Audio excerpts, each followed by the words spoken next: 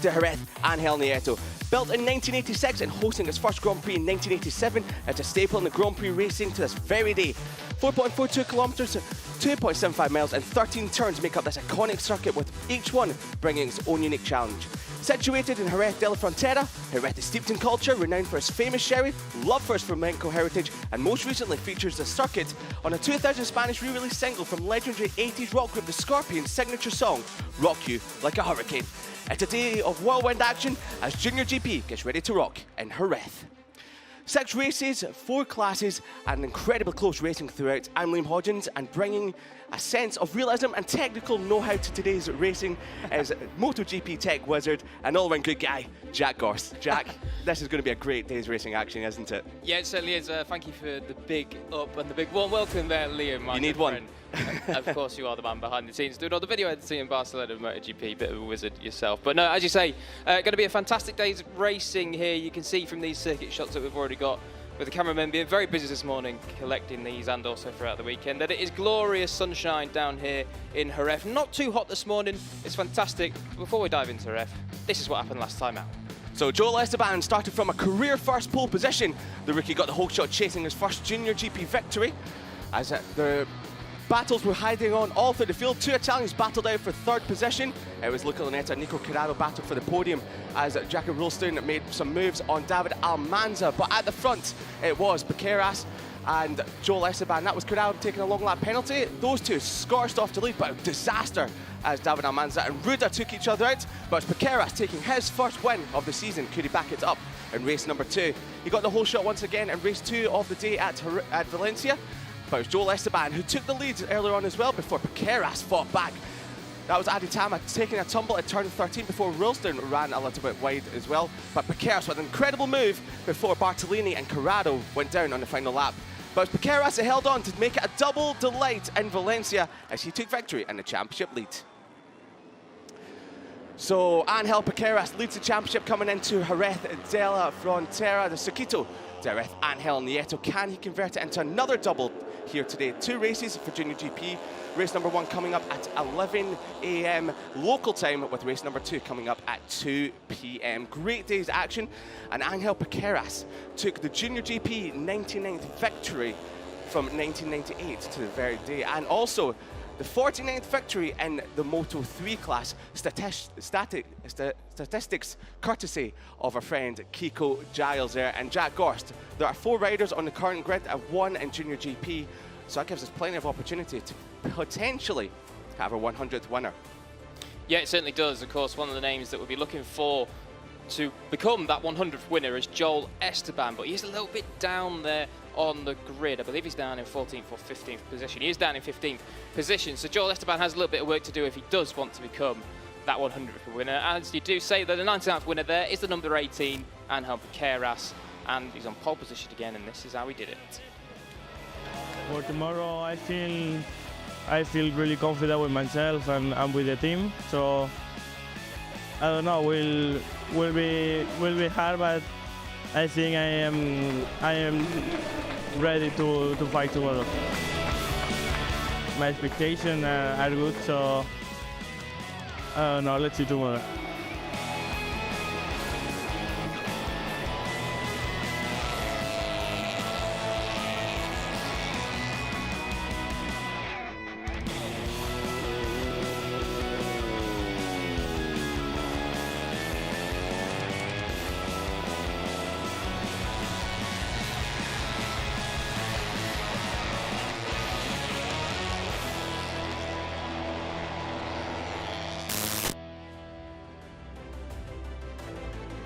Ángel Piqueras, your pole sitter here today for both JuniorGP races. Bless him, very, very humble there in his post-race interview. Yeah. Of course, he wasn't he, there? And as the fans are in their droves here today, we were talking about this a little bit earlier on. There was a lot of fans in the pit lane for the pit lane walk just before JuniorGP got in action. The sun is shining here in Jerez. There's 28 degrees predicted here today with that's air temperature. You can imagine track temperature will get a lot warmer as the day progresses. Yeah, it's definitely going to be quite a scorching hot day. There you do see Ángel Piqueras really starting to come of age now. The 17-year-old certainly doing a very good job indeed, as you see there. Double win last time out in Valencia. And really, we have to talk about that move, that double move. It was incredible, wasn't it? On the final lap. I mean, that really was a no-holds-barred move. Like, just dived up the inside and barged his way through. Ruthless, and he's also translating that into Red Bull rookies as well, because he's won 5 out of the 6 races. Yeah, 70 points from a possible 75 in Red Bull rookies. He's absolutely dominating that championship there. Now, hopefully, we want to do a complete rerun of 2022 with Jose Antonio Rueda, who took the championship here in Junior GP last year and also the Red Bull Rookies title. So he'll be hoping to make a double in both series as well. Now here's the man that's in second, Xabi Zuratuza. A very, very good qualifying from him. 6th in the standings at the moment on 25 points. Best result of 5th last time out in Valencia. Now he's someone who's really starting to come on form now. Yeah, definitely, of course, second season here in the Junior GP category. And last year was certainly just a bit of a learning year. We know that he came up with some real good pedigree from the European Talent Cup the year before. And last year had a solid year, you would say. Not doing anything spectacular, got a handful of top 10s. And really now has taken that step forward and just looks like he's going to be one of these guys that you see in the Moto3 World Championship in a couple of years' time. Yeah, it was a rider that had a bit of a rough patch at the end of 2022. Hadn't scored any points since this very circuit, but as we saw on the screen earlier on, he scored 3 on the bounce. Cormac Buchanan, the number 14 rider, another rider from the AGR team that's really starting to find his form. As you can see there, a bit of a problem, as we would say, in Valencia race number 2 there, but a 7th place in race number 1 and on the front row of the grid. Now, Cormac Buchanan really finding some form as well. Yeah, definitely. First front row that he's had in the Junior GP category. Of course, a Kiwi as well, as he's come from all the way on the other side of the world to come and race here. And you can't underestimate... You're part of the world as well, basically. Yeah, you can't underestimate just how big that challenge and also change is. You know, he's come here, doesn't know the language, all this sort of stuff, and working with a lot of Spanish people in the paddock. So certainly seems to be finding his feet now and doing very, very well indeed.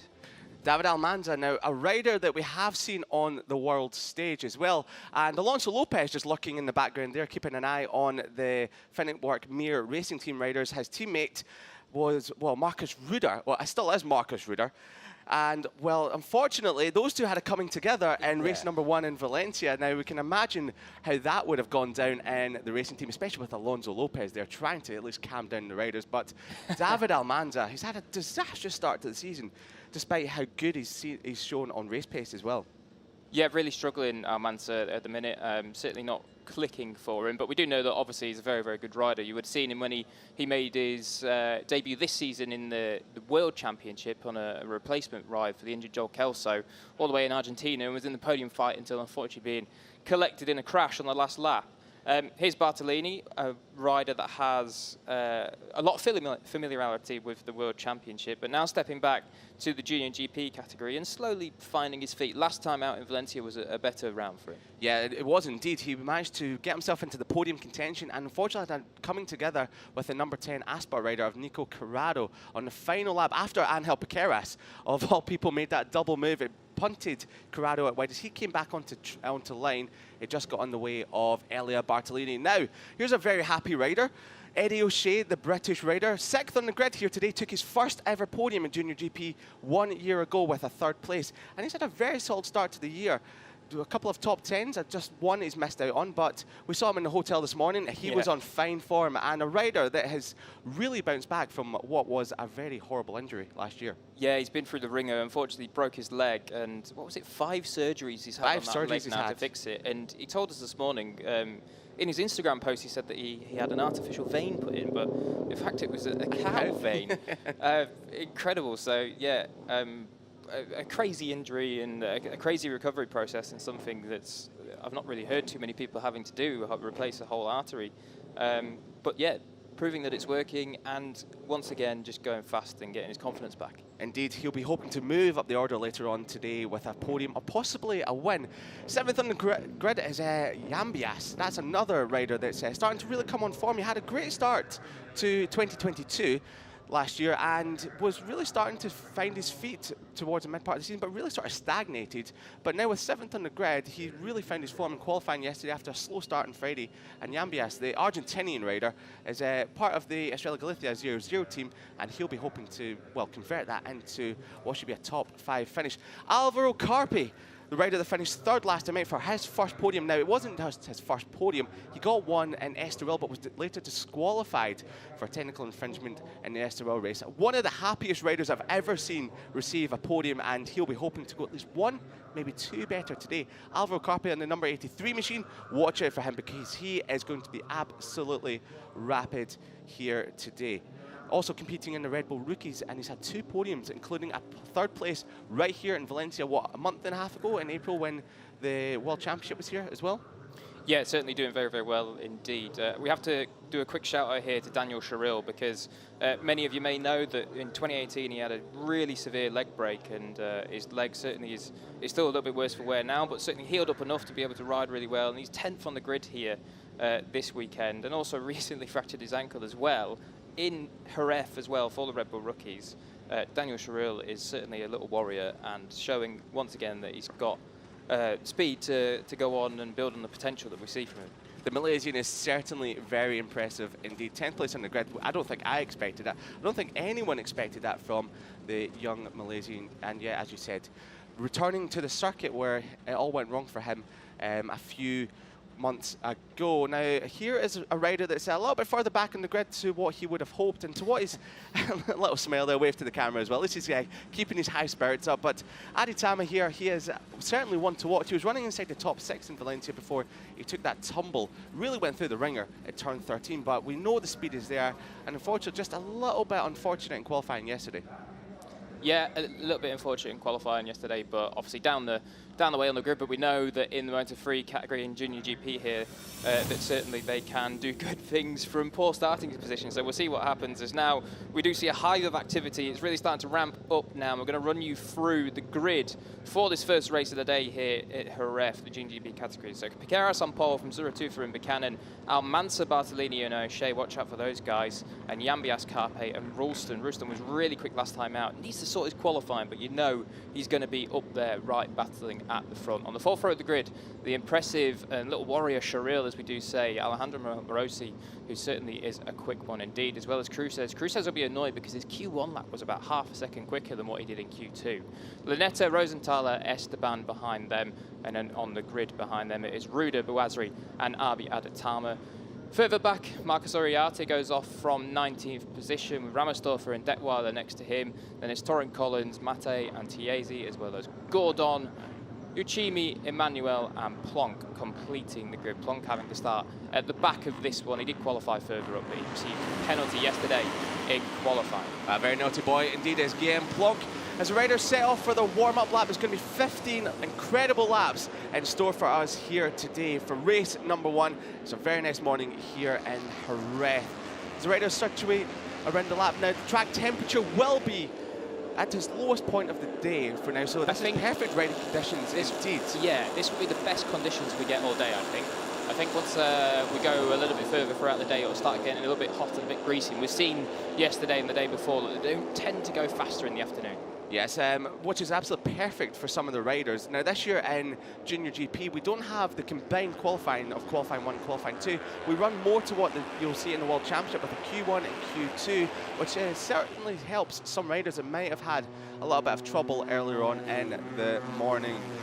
The riders power down the back straight on the warm-up lap. There is, look at Luneta further back down the field as well. Look at Luneta, who was in pole position at round number 1. He'll be hoping to power his way through the field. He's a little bit further down, which is a shame for the number 58 rider. In 13th place, he's shown good form in Estoril, he's shown good form in Valencia as well. Can we see him power his way through to the front as well? The number 7 of Joel Esteban, he's one of the riders that we did mention could potentially take the 100th Junior GP victory, stretching all the way back to Fonzie Nieto in 1998. And an incredible stat that is there by our very own Kiko Giles coming up with that one as well. So who will be the 100th winner in Junior GP? Will it be today? Will it be, well, a little bit later on, David Almanza, Ángel Piqueras, Nico Carraro and Tachikon Bouaji are the riders in the class that have already won. I think Nico Carraro might have a good chance, although Piqueras has been extremely quick. Yesterday there was only 2 riders into the 46s,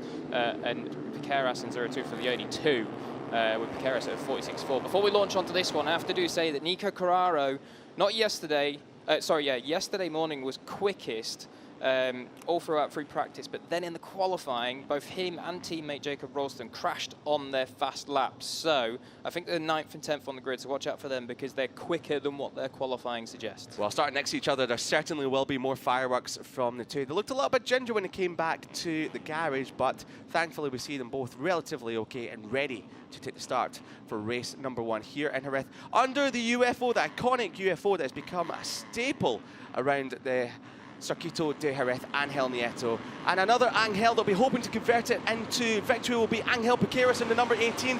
As the red lights are on, they go in, and it's a great start there from the number 14 of Cormac Buchanan. Elliot Bartolini goes off the line well, but almost side-by-side contact between the top 2, but as Piqueras leads into turn number 1 cleanly, we hope, for turn number 1 so far, and it is indeed. But Piqueras leads the way from Zurutuza, and Bartolini up the inside of the Kiwi there, the number 14 of Buchanan, just shuffles them out wide to P4, but we've got a change for leads. Yes, we do. Turn number 4. That was brilliant by Zurutuza up the inside of his championship leader. Piqueras tries to run a little bit wide. He has on. Here comes Bartolini up the inside, and here comes Buchanan. Takes 3 of them. Incredible there, Gort, from Cormac Buchanan.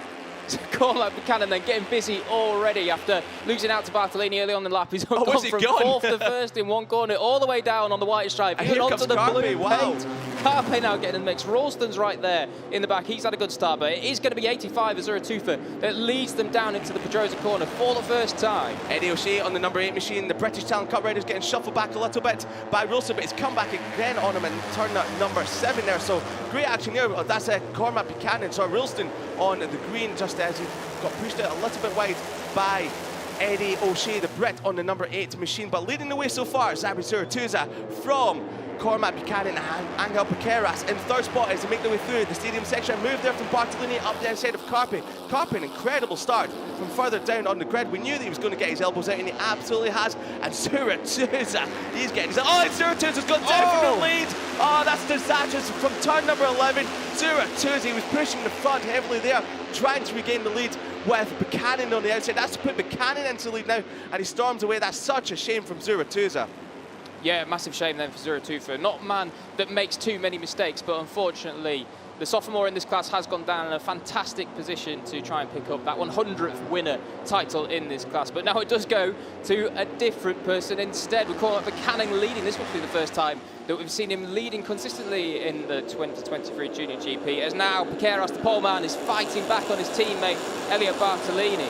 So this one is certainly starting to get spicy on lap 2. Yeah, we've noticed that all season long from Piqueras so far. As soon as he gets overtaken from 2nd spot, he doesn't mind not leading, but he just wants to be sitting there just behind the leader. And every time he gets shuffled back a little bit, you'll find him retaking it as quick as he possibly can. Alvaro Carpe in this leading group, David Almanza as well.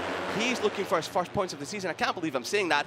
3 races so far, 3 DNFs, but we know he's fast. And his teammate Buchanan, it's Ruda, I must say, it's just a little bit further back as Bartolini up the side of Pedrosa corner. Buchanan stuffs them both. He's back at them. The Australian Cliffy boys running a little bit wide. Buchanan says, thank you very much. Leave the door open. I'll take that. Carpe up the side of Almanza to turn 7 as well.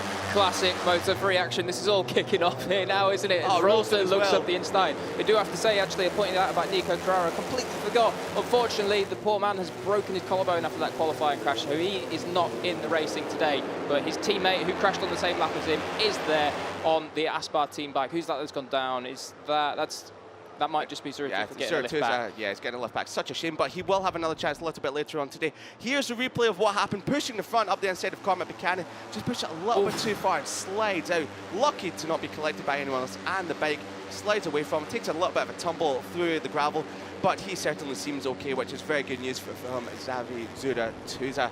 Back at the front, it's still Cormac Buchanan that leads from Ángel Piqueras as he click off another lap onto lap number 3. Alvaro Carpe's in there as well. Bartolini's in 3rd, but who's going to make a move? No, he's just sitting there. Ángel Piqueras is very happy to sit there in 2nd for the moment. Cormac Buchanan extremely good on the brakes there down into turn 1 here in Jerez. This is not what we expected at all. We thought that Piqueras had the pace to pull away from all of them. Maybe Suratufa could go with him. But of course, Suratufa is out of this one, and Piqueras right now did not expect the Kiwi Cormac Buchanan to be just this fast. And look at this group now as well. It seems that it goes all the way back to, is that Morosi at the back? Morosi, yes, on the number 19 machine now. We just saw one of the riders, that was Ruda, who's just set the fastest lap of the race, running the green there. Now, if they do that too often, 3 times in fact, they will get a warning. And there's Eddie O'Shea making a move up the inside of that. It looks like it's Bartolini. Oh, that Piqueras nearly tags the back of Cormac Buchanan's all action down at turn number 6. Pedrosa corner. Eddie O'Shea's now into 3rd spot, chasing that 2nd podium. We must remind you, he got his 1st podium here 1 year ago. So quickly come back to track limits. If you run onto the green 3 times, you'll get a warning, and then if you do it once more, you will be given a long lap penalty. So we must keep an eye on that. Ruda is already on the green once the number 69 machine, but it's all like, Keras nearly ran into the back of Eddie O'Shea on the number 18 machine there. There's going to be some tense faces down in the Finetwork Mir Racing Team garage. All 3 of their bikes are together. Oh, no, and we know what happened with 2 of them in Valencia race 1. So hopefully we don't see a repeat of that. Keep it all safe, fellas. Let's keep it going now. Down into the final corner.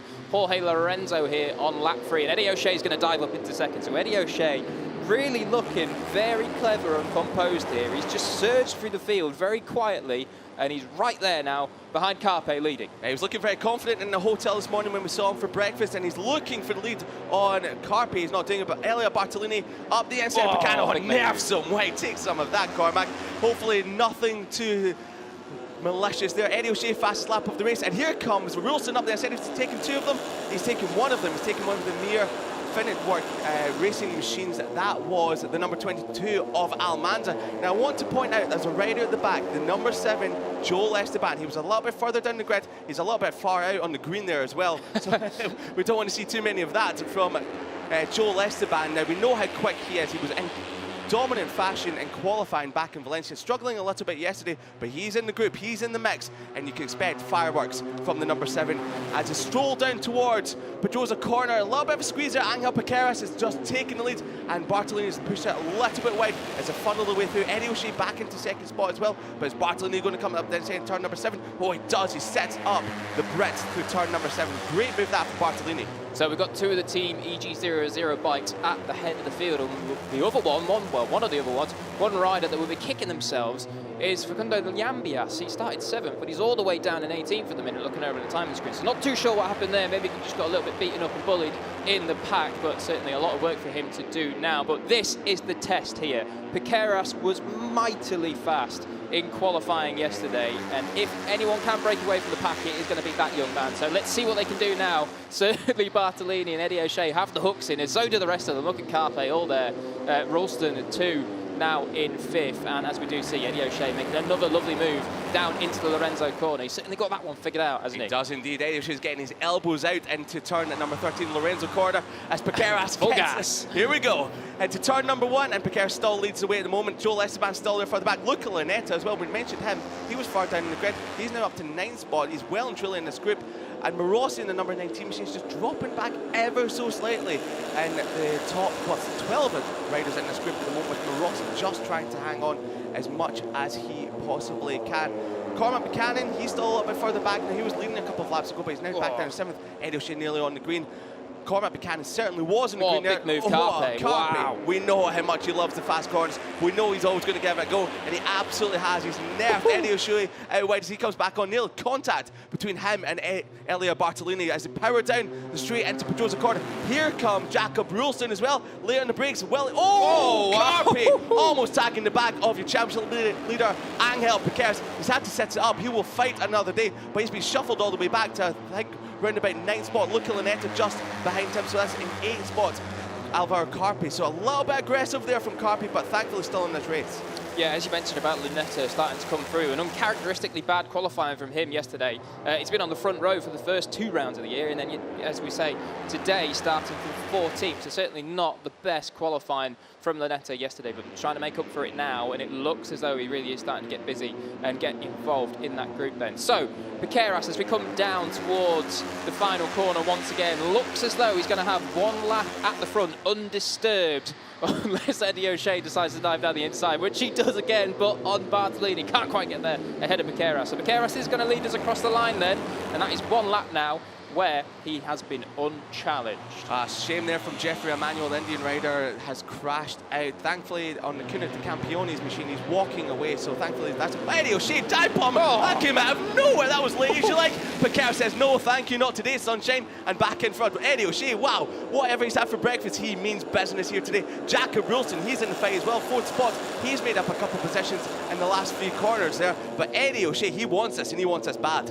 Yeah, Jacob Wilson's got the best seat in the house at the minute, watching these three go at it. Hammer and tongs everywhere, handbags at dawn. It's now actually, it looks like he wants to get involved. He's going to do 2 of them into turn 5. Wow. Great move into turn 5. We've seen some big moves. Carpe in the last lap did the same.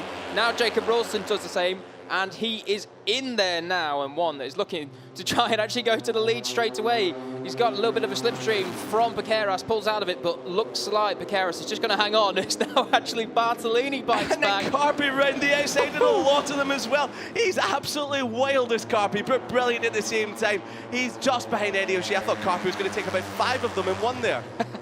Yeah, speaking of 5 in 1, here we go. Jacob Wilson once again up the inside through turn 8. Big move that. As now, does it give? Is that Almansa in 4th? I believe it is. That number 22, Almansa, a man that's got some world championship. Oh, Ralston through to the lead, Ralston. So Ralston then really starting to show his hand here with 10 laps to go. Oh, he's incredible, Jacob Ralston. He's really found his form on the Asper Junior Team machine in 2023. He's now just calculated himself to work his way to the front.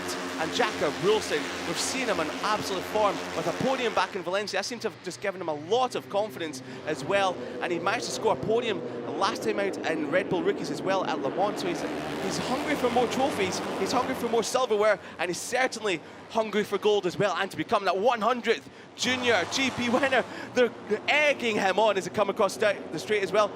Piqueras slots him behind, runs a little bit wide. Almanza now into 2nd. Carpe, he's back into 4th after his moment down at Petrosa Corner a few moments ago. But Jacob Wilson still is Almanza a little bit later in the brakes. Carpe almost takes it back of Piqueras. Bartolini and Carpe are getting a little bit close for comfort through turn number 3 into 4. And Bartolini round the outside of Carpe.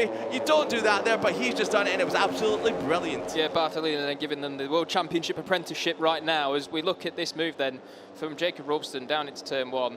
Superb stuff at the minute. A rider that's really taken a massive step up this year and proving why that Aspar team did sign him on last year for the Junior GP campaign. Didn't even get a top 10 last year, and here he is fighting at the front in Jerez. Cormac Buchanan there, still just in the background. Lost a couple of spots, but certainly firmly still in this group. Eddie O'Shea, once again, he's confident on that front end on that Honda, and looks as though actually he's going to have a little bit of trouble getting past Alvaro Carpe. We know that Alvaro Carpe rides a wide bike, and that is the widest Husqvarna I've ever seen in my life. It really is indeed, and it's a very narrow track around here in Jerez, so you don't really need to be too worried. And setting up, they're getting so close for comfort here.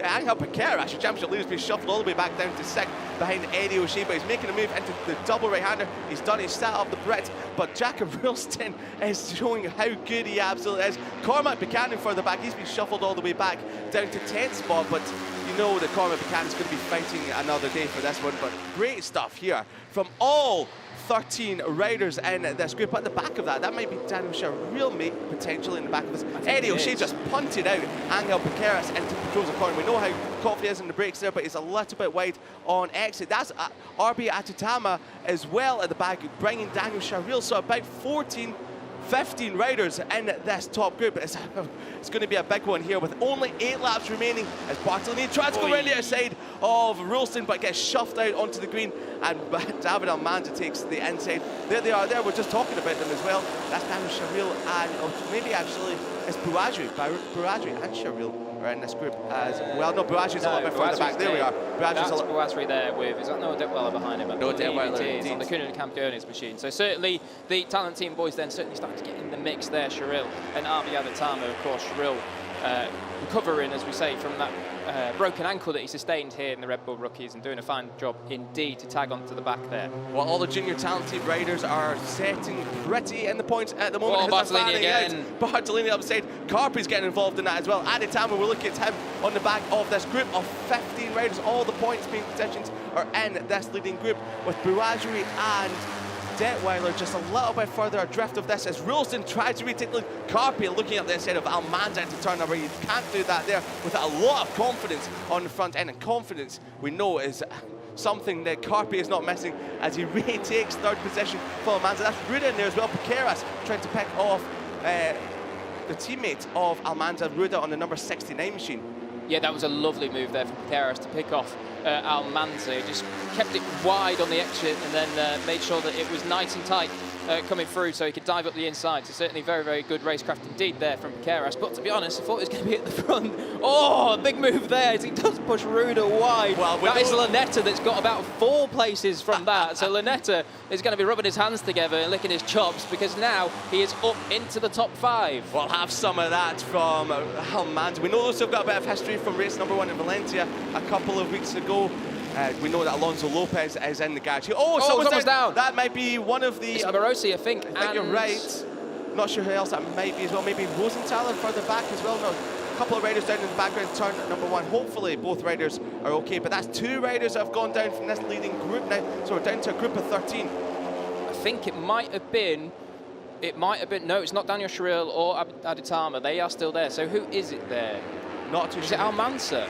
Might be Almanza. We'll keep it. It might be Morosi and Almanza. The number 19, number 22. We'll check now. We can see 2 purple bikes in this front group, but we can't see a third one, so it could well be. It is Almanza and Morosi that have gone down and turned at number 1. So Almanza then, who really needed a solid result to pick up some points. Looks like he's not going to get anything here this morning in Jerez. Such a shame for Almanza. Another DNF for the 22 machine. We know how quick he is, and unfortunately there it looks a little bit shaken up from that accident there, but we know how fast Almanza is, so thankfully he does have another chance at it, another race later on here today, but that's disastrous for the number 22 machine, and also Rossi as well, who was in the leading group looking fairly confident, fairly decent as well on the number 19 machine, as we have Cormac Buchanan running out in the green as well, gets shuffled back ever so slightly. That is the number 78 of Rosenthaler coming past Cormac Buchanan further back as well.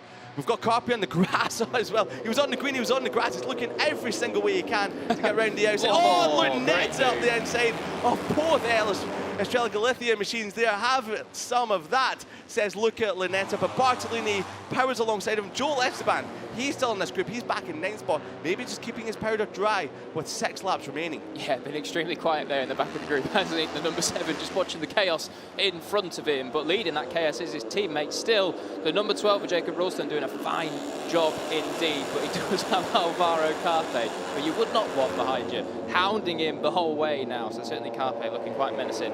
But as we do say, Piqueras, that man that we thought was going to run away with it in this race, is still lurking there behind these top 3. I just went right outside of Eddie O'Shea. Wow. Whoa. Yeah. That was amazing there by Angel Piqueras. Very confident on the front end, and Val Carpe all over the back, glued to the rear wheel of Ralston as well. If he had wing mirrors, he'd be absolutely terrified with Carpe right behind him. And you've got Eddie O'Shea up the inside of Piqueras. He's just holding firm for now, but further back, chopping and changing. A little bit of bumping and boring as well. That's Joel Esteban, Ruda, Rosenthaler, Buchanan, RB Aditama, and Sharil on the back of this group as well. Sharil returning from injury at this very circuit a month and a half ago in the Red Bull Rookies. Looks like he was making a little bit of a move in the background on his teammate. I think that Piqueras was maybe trying to line up. He might do the same that he did to Almanza a few laps before. Looking tight here on the exit. Does he go to the inside of his teammate? He does. Beautiful move. Again then for Piqueras. He picks off Bartolini and now up into 3rd place with 1st place and his championship, his closest championship rival, Jacob Ralston, in his sights. Jacob Rose, a long lap penalty there. That's for Cormac Buchanan. That's such a shame. That'll be for track limits. Cormac Buchanan, we've seen him run in the green quite a few times yet. And also number 7, you're not going to believe that's track limits warning for Joel Esteban. So he is on a strike, and his teammate is having some of that with Angel Piqueras elbow to elbow. There's the number 7 blasting past the screen, and the number 14. It's such a shame. Cormac Buchanan was looking very, very good in this race. Yeah, it was. Big shame for Cormac there. Of course, that long lap penalty is going to cost him about 2.5, 3 seconds, so it will drop him right behind this front group. So big shame there. With 5 laps to go, there's not going to be much time to recover that one. You'll see him dive into the long lap lane shortly, but it is Carpe then who has hit the front now. And Ralston is back to 3rd. He is back to 3rd. There's a distraught David Almanza. He'll be very, very disappointed with that. He's just had some bad luck this year. He really has done. It's such a shame. We know how fast he is, but thankfully he will be composing himself, he'll recharge and he'll be ready to fight once more in race number 2 at 2 o'clock local time here today. But Piqueras powers down the straight. He's up the inside of Carpe, and Carpe has nowhere to go but to go around the outside. He's going to try it. We've seen him try and do it a few times as well. Jacob Ralston slots back into second behind Piqueras, but here we go. Championship leader. We've seen this so many times from the number 18 on the Team Australia Galicia machine. When he gets to the front, he tries to stay there, but Ralston's having absolutely none of it. A track limits warning there from the number 69, that's Ruda on the Finetwork Mir racing machine as well, so he's also on a track limits warning. That's him and Joel Esteban. Joel that's a big Esteban out of move. nowhere. Well, he's on a track limits warning. He wants to get to the front just in case anything does happen to him. But Eddie O'Shea there on the number 8 machine had to sit right up. The number 11 of Cruces has shuffled his way to the front. We just saw Angel Piqueras there shaking something off his bike. Not quite sure what that was. Was that tear off? Maybe it's got wrapped around his arm or something. Oh, because he caught Buchanan there. He's sticking his leg out, letting them know that he's going to be diving into on that penalty lane. Good man, doing that very sensibly. Don't go on the green. Cormac, otherwise he'll have to do it again. We saw that with the particular world champion. He nearly did it, and he almost lost the front when he did it as well. So yeah, thankfully Cormac Buchanan, we're pretty sure got through there nice and safely. And yeah, Fabio Quartararo, as you just mentioned there, we saw him in the MotoGP race a few months ago doing the exact same thing. Massively on the inside again, but I think he's going to be toughed out there by Jacob Ralston. So Ralston certainly not one to be bothered by anyone diving up his inside. As now we do see the third Finetwork bike in this race. Of course, there's only 2 remaining there. Cruces, we did say the Cruces was pretty quick. His qualifying lap in Q2 was nowhere near as good as his Q1 lap.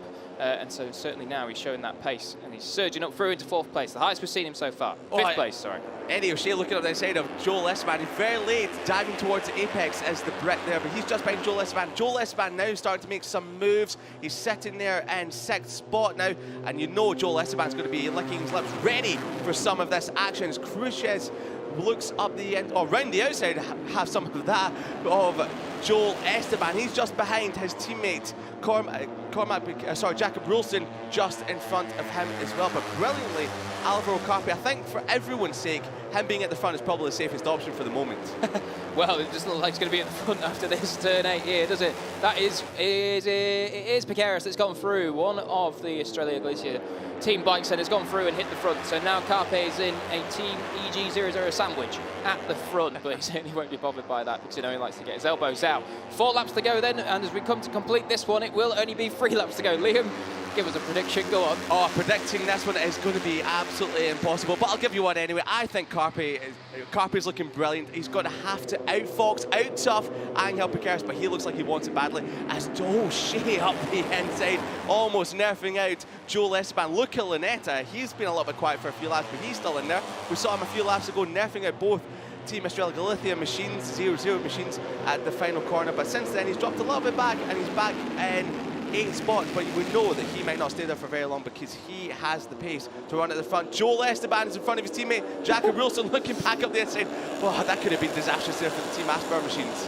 Yeah, Ralston's definitely brave, isn't he? He loves having a look down the inside on the brakes. Certainly got a lot of confidence in the front end of that gas. Now, incidentally, of course, Carpe has won already this season, but the 2 behind him, well, pretty much everyone behind him has not won yet. So if anyone other than Carpe wins this, we are going to see that 100th winner in the Junior GP /Moto3/125 category. There's been a lot of it. Here in the Junior, FIM Junior GP. There's so much going on. Piqueras heads the front again at Daddy Pedrosa corner. Carpe into second, but there he is, the number 7 of Joel Esteban. Joel Esteban, he's been keeping his powder dry with 2.5 laps remaining. He's in the fight for the win. Elio Bartolini up the side. Carpe up the inside of Piqueras, and Piqueras has a fight on his hands, but he's very used to this. He knows what this championship's all about. He gets the same in the Red Bull Rookies as well. Joel Esteban out of nowhere. Wow, that's a great move on the brakes into the stadium section. Piqueras back up the inside. We saw these 2 battle out for the win in Valencia just a couple of weeks ago. Aditama as well on the 93 machine. He's just behind Cruces.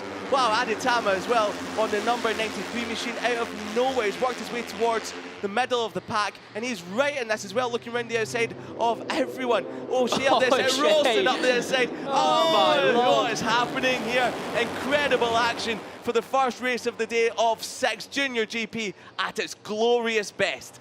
Taking off another lap, Alvaro Carpi leads the way on the 83 machine. Joel Esteban looking up the side of Piqueras, he's done it, and big move again. wow, incredible. Up the side of Bartolini, O'Shea, we know he means business here today, and I don't think Bartolini was very happy with that as well. Throwing his hand up there, and he's lost another couple of places to Cruces and potentially Lunetta as well. So we've got about 22 corners remaining then. 22 corners of action-packed Junior GP stuff, and Carpe does lead it from Esteban with now O'Shea on the green. in fourth, looking to go up the inside of both of them or one of them. He's trying to go up the inside of Piqueras. Piqueras is trying to go around the outside of Esteban in front of him. No wonder they're all looking tense in the carriage, because behind Alvaro Carpe, it's chaos as now the number 11 of Cruces dives towards the inside down into turn 6. Is he going to do them all on the brakes? I think he's going to do 2 of them at least. O'Shea not letting any of that happen. Joel Esteban a little bit wide. There's Luca Lunetta as well, ready outside of Bartolini, and you've got Piqueras trying to find a way to slot back in, and Bartolini's up the inside of his teammate as well. Piqueras on the green on the outside of turn at number 7, and this is just allowing Carpe potentially. Looked like he might have had just a little. Someone's gone straight on. Who could that be? We're not too sure. Hopefully it's still running. That is it looks like Aditama. Might be Aditama, might be Sharil potentially as well. We'll keep an eye on that, see which one flashes past our screen. And you're right, that might have been, yeah, that was Aditama. Aditama was looking brilliant in this group. Yeah, very huge shame. He looked like he was potentially on the top 10 results. But with a lap and a bit to go, they come towards turn number 13. And look at that lead. Alvaro Carpi. Oh, Bartolini and Joel Esteban. Who's coming up on the side? Piqueras. O'Shea takes it. No, he's gone down. He was looking so good at the side of Luca Lunetta into turn number 13. Maybe just squeezed the brake a little bit too hard, and down the brake goes. That's such a shame. Final lap of the race. Carpi leads it from Piqueras. Bartolini, Cruces up the side of Bartolini, but Carpi has a 4/10 advantage over the line over Piqueras. So here we go then, he's got about 11.5 corners remaining, and trust me, it doesn't look like a lot of room, but that is breathing room in the Moto3 class here in Junior GP. But Piqueras, we know he's been incredibly quick. If there's any time for a qualifying lap, it is right now. Piqueras needs to close up about 4.5 tenths. He comes through the first split, and he's already taken a 10th out of him. So Piqueras is on the way. He's not going to let Carpe have this at all. He doesn't want the 100th winner. He wants the 99th to be winning it again, and he's right there. He's in the slipstream now, coming down into turn 6. They're on the white line all the way down. Is he going to dive to the inside? No, he doesn't. He's sensible here for now. He knows he's got a couple more things. Oh, there's a big problem there for Joel Esteban. Not sure what happened, if he missed a gear coming down into turn 6, but he's gone straight on. And now we do see big moment there from Piqueras. Lost the rear coming through into turn 7. That's not a place where you want to lose the rear. In the background, I think 2 of the Finetwork Mir Racing Team bikes were battling away as he is on the inside of him. Watch this line. Is he going to go wide and cut it in tight on the exit? He's done it twice before.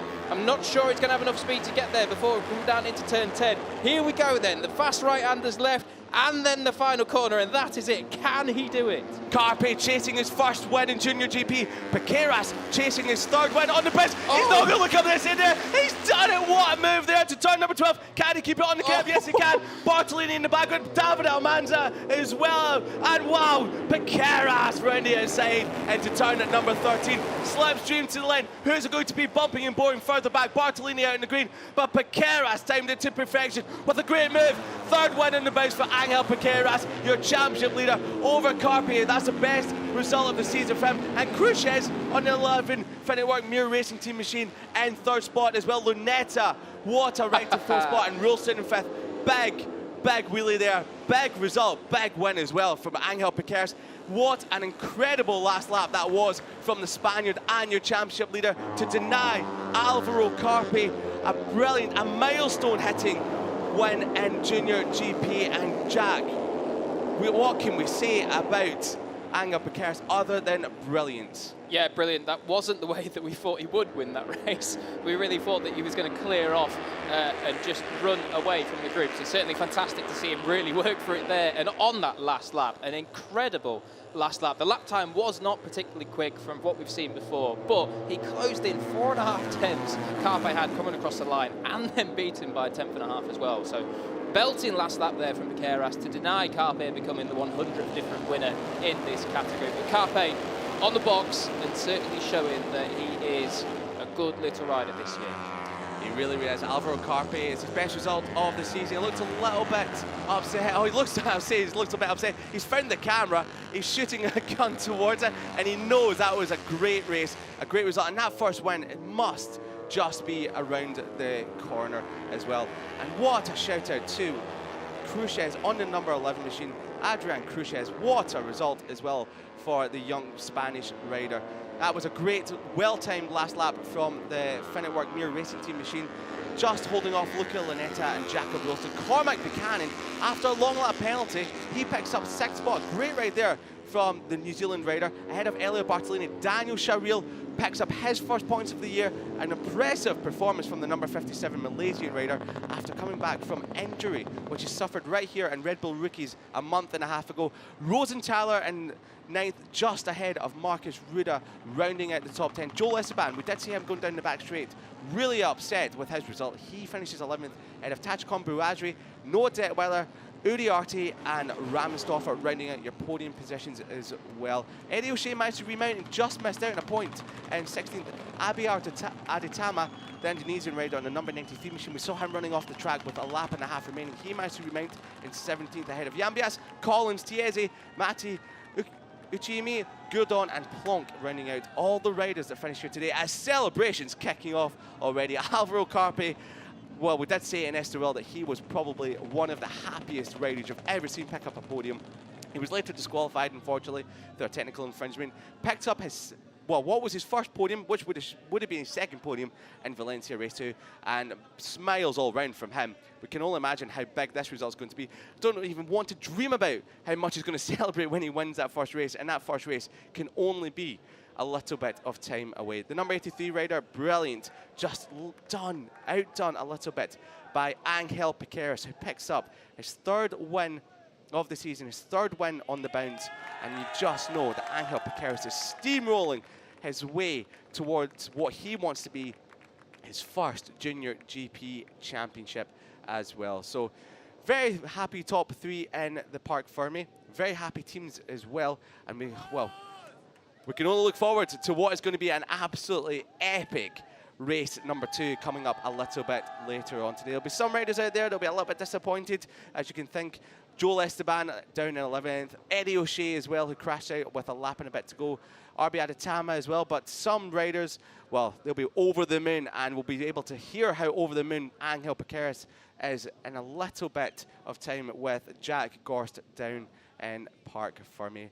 Definitely after the photo celebrations, you can just see on the right there our champion from last year, Jose Antonio Rueda, and this is how he did it on the second to last lap, up there instead of both riders. Eddie O'Shea just losing the front, such a shame with the Brit going down, taking out Luca Lanetta, who recovered to a brilliant 4th spot. But this move, this was absolutely brilliant. Angel Piqueras up there instead of turn number 12. You don't really see that from anyone. You've got to have lots of confidence and lots of belief in your front end to be able to do that. And he comes across the lane. He knew that was a big win. That was a well-calculated win. And, well, they'll have to work on their high fives a little bit, well, Carpe and Piqueras, but they won't care about that one jot after what was an incredible, incredible race by the two. Well, we've seen how good his win was. We've seen how good his celebrations can potentially be, but we're going to hear from the man himself very, very soon with Jack Gorst. Jack, over to you down in Park Fermi with your race winner. Yeah, I'm here with race 1 winner in Junior GP, Angel. A fantastic victory, and now 3 victories in a row as well, but just talk to us about that final lap. I don't know, the final lap was difficult because Carpe was like half a second far, so I don't know. I'm very happy because the ride was heavy, no, because all the riders were too aggressive. But I don't know. I have to thank all my team and all my sponsors. But now I have to be focused for the next race, and let's see how I can do. And just in Spanish as well for us, please. Bueno, la verdad que la última vuelta ha sido difícil porque el Carpe estaba como a medio segundo de mí y le he tenido que recortar. Pero bueno, la carrera ha sido muy complicada porque los pilotos eran muy agresivos. Entonces, bueno, estoy muy contento y tengo que agradecer a toda la gente que me está apoyando. Entonces, ahora concentrado para la siguiente carrera, que es ahora a las 2, entonces a ver qué tal. Congratulations, good luck for race 2. Well, this is how he did it. Race number 1 here for Junior GP at Jerez. He got the whole shot from pole position. It was Cormac Buchanan who took the early whole shot as well, just behind Xabi Surtuza. He slid out of first spot on lap number 1. Disastrous there from the Spanish rider, but it was all action throughout the entire field, with chopping and changing to turn at number 5 before the back straight. And as it headed down towards Pedrosa corner, Cormac Buchanan on the number 14 machine led the way brilliantly. Alvaro Carpellerio on the brakes, ready aside of the Kiwi rider, and you saw Elio Bartolini running a little bit wide, as we would see that he was in the action all the way through the race as well. Eddie O'Shea on the number 8 machine, he was in the mix leading the race as well, and well within the hunt for his first podium of the season. Jakob Rulson, he found his form a little bit later on, coming through the pack and making some incredible moves into turn number 8 and then into the stadium section as well, setting up your championship leader. Running on the green, running on the blue were some of the riders there, and one of them that would get outdone would be Cormac Buchanan, as he would get a long lap penalty. You had Almanza and Morosi crashing out at turn number 1 with only a handful of laps remaining. Disastrous for those 2 riders, but it was all action down towards Pedrosa corner. Look at Lanetta up the inside of both Team Australia Lithium machines. He made that his own into turn number 13. Now we see lots of action in this corner towards the last couple of laps as well, as Alvaro Carpi made his way to the front. He wouldn't stay there for long as Rulstein made his signature move into turn number 8. But Carpi up the inside would take the lead, as we saw Cormac Buchanan take his long lap penalty, but he would recover to a brilliant 6th at the flag. Further in the lap, we had lots of chopping and changing as Alvaro Carpi would take the front, but it was disaster there for Eddie O'Shea, the British rider, crashing out from the lead group. Joel Esteban in the final lap, that's what happened to him. He ran a little bit wide, but this move by Piqueras up the inside of Carpi sealed the win for him as he came across the line to record a 3rd straight win for the championship leader on the number 18 machine, ahead of Carpi, who took his best results in Junior GP, and Cruces rounding out the podium places. A big wheelie for your race winning, your championship leader. He'll be hoping to do the same again in race number 2. So a fantastic display then from the Junior GP category in race 1. What a way to kick off the day. And now we are going to hear the podium presentations for them. So first out on the podium, of course, it will be, well, a representative from Team Australia Galicia 0-0, but then it will be Adrian Cruces. Fantastic comeback ride, you've got to say. Really, really good job to come back and get that podium. Alvaro Carpe so close to becoming the 100th different winner in the Junior GP category, but he was denied by the 99th. That man there, Ángel Piqueras, all that he can do at the minute is win. He is incredible in 2023. As indeed, as he will receive a trophy, one that he will definitely put on his mantelpiece back at home in Spain. The team representatives, Team Australia Galicia, they're making an absolute habit of these wins, with Jose Antonio Rueda last year, now with Ángel Piqueras in 2023. Adrian Cruces, he picks up his podium, his first of the season, a well-deserved 3rd spot. You can only imagine the time was about to come, and it has come here in race number 1 at Jerez. Second place then. Director of the Circuito de Jerez, Ángel Nieto, not Ángel Piqueras. Well, if we get any more victories like this, he becomes a legend. Maybe become Ángel Piqueras Circuit. But yes, but that's Alvaro Carpi. A little bit subdued what we've seen from him. But here we are, the big one. Jose Antonio Rueda, Junior GP World Champion from last year, hands over the winner's trophy to the person that may succeed him. That is Ángel Piqueras. He lifts that 3 wins in a row as we hear the Spanish national anthem. Es tiempo ahora también para que nuestra guapísima azafata de Finetwork haga entrega del premio de ese cheque de 1 año de fibra y móvil Finetwork al vencedor Ángel Piqueras. Fuerte el aplauso para él, que lo muestra, que luce orgulloso ese cheque. A year of free Wi-Fi and mobile, that's not bad. I'd quite like that. Escuchamos el himno nacional de España.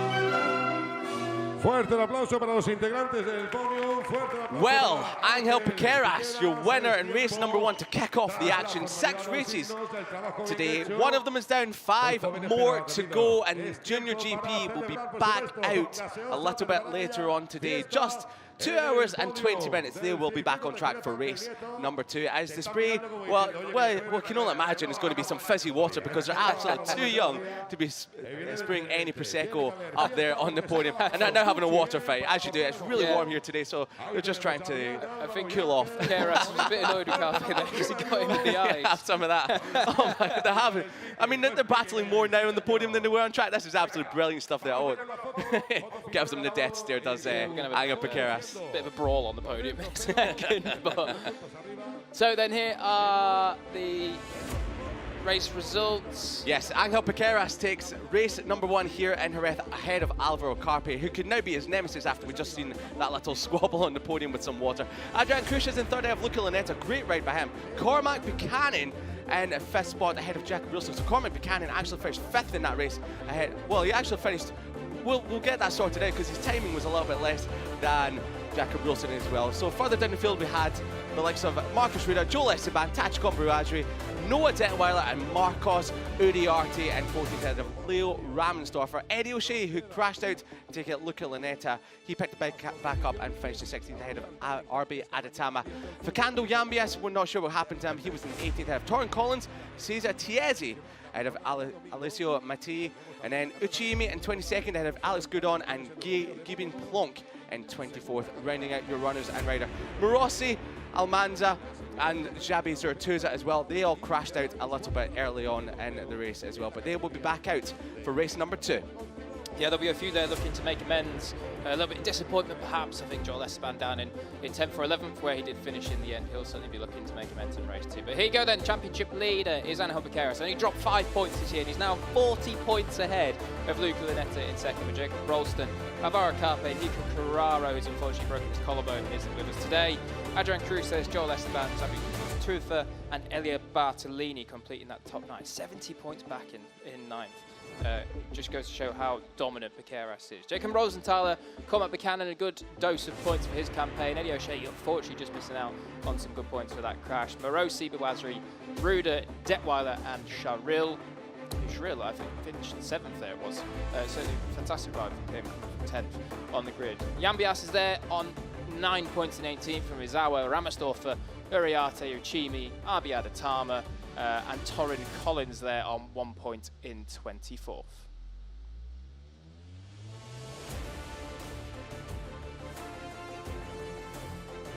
Well, race number 1 done and dusted for Junior GP at Circuito de Jerez.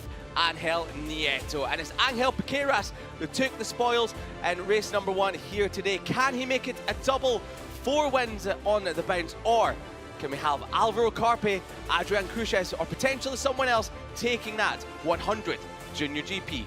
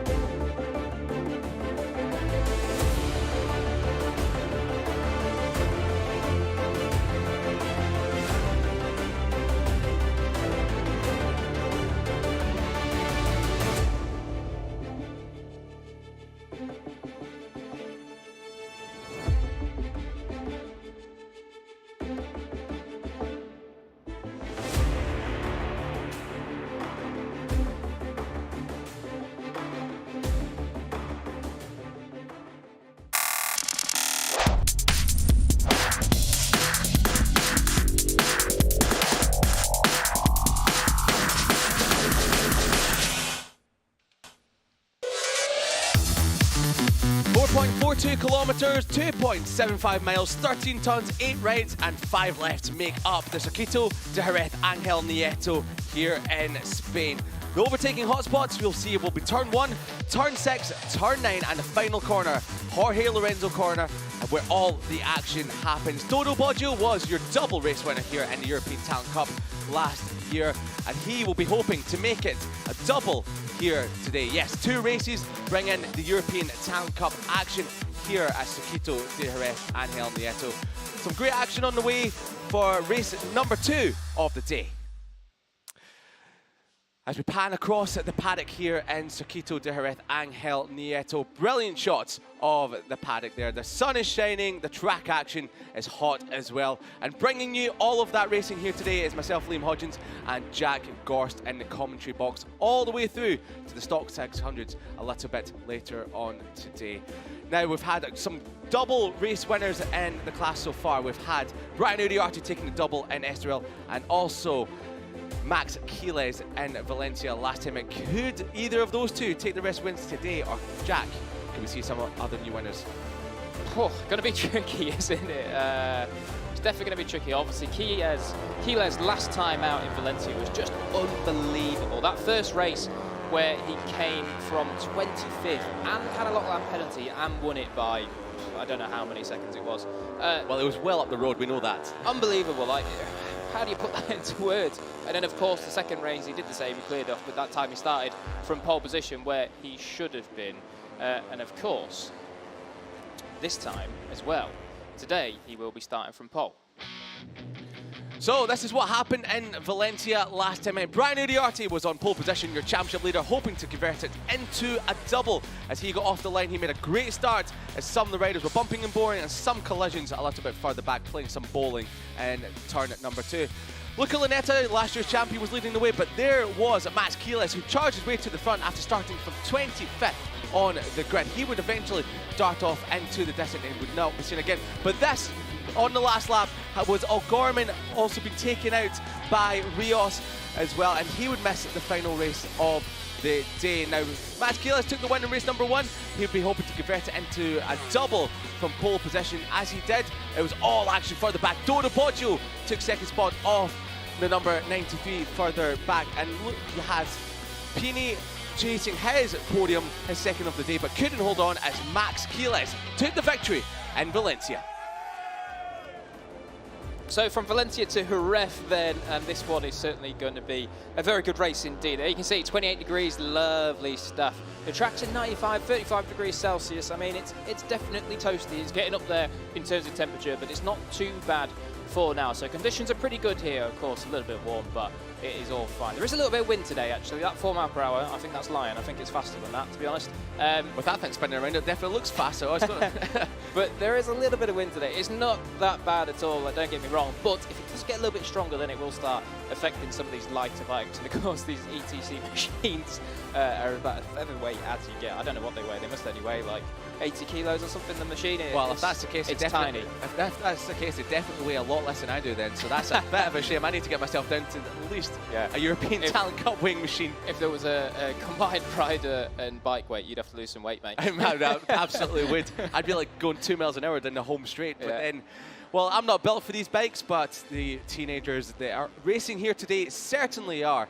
And, well, we've got some talents that are coming through this as well. Yeah, we do, and there, 2 of them right there. Yeah, you have Ferrandez and Quiles, your championship leader, Quiles, on the number 28 machine. Now, remember, he was champion back in 2021, won that at the final race in Valencia that year as well. Had a bit of a troublesome 2022, he had a triple DNF to start off the season, including 2 big high sides at Estoril. He won in Valencia, race at number 2 after Joel Esteban was unfortunately disqualified. He picked up race victory. He was in championship contention, but didn't quite look on the form that he was in 2021. He's come out this year and he's been well and truly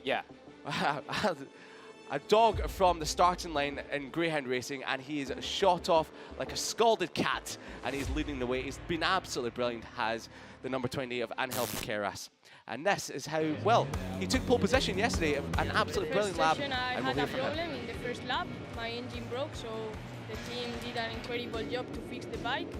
And they were all the teammates, all the mechanics putting the bike and changing the engine, and yeah. Then in the last lap, in the last 4 minutes, I exit. I had time to do only one lap, and I did the time. So yeah, the first qualifying I was first, and then Brian take it for 4 decimals of a second, so it was very close. But yeah, then in the next one I had quite a lot of confidence, because in the other one I only did one lap. So yeah, I could do 47.4. Yeah, I'm very happy. I want to thank my team. I would like to win the 2, so I will try, and yeah, it's my career.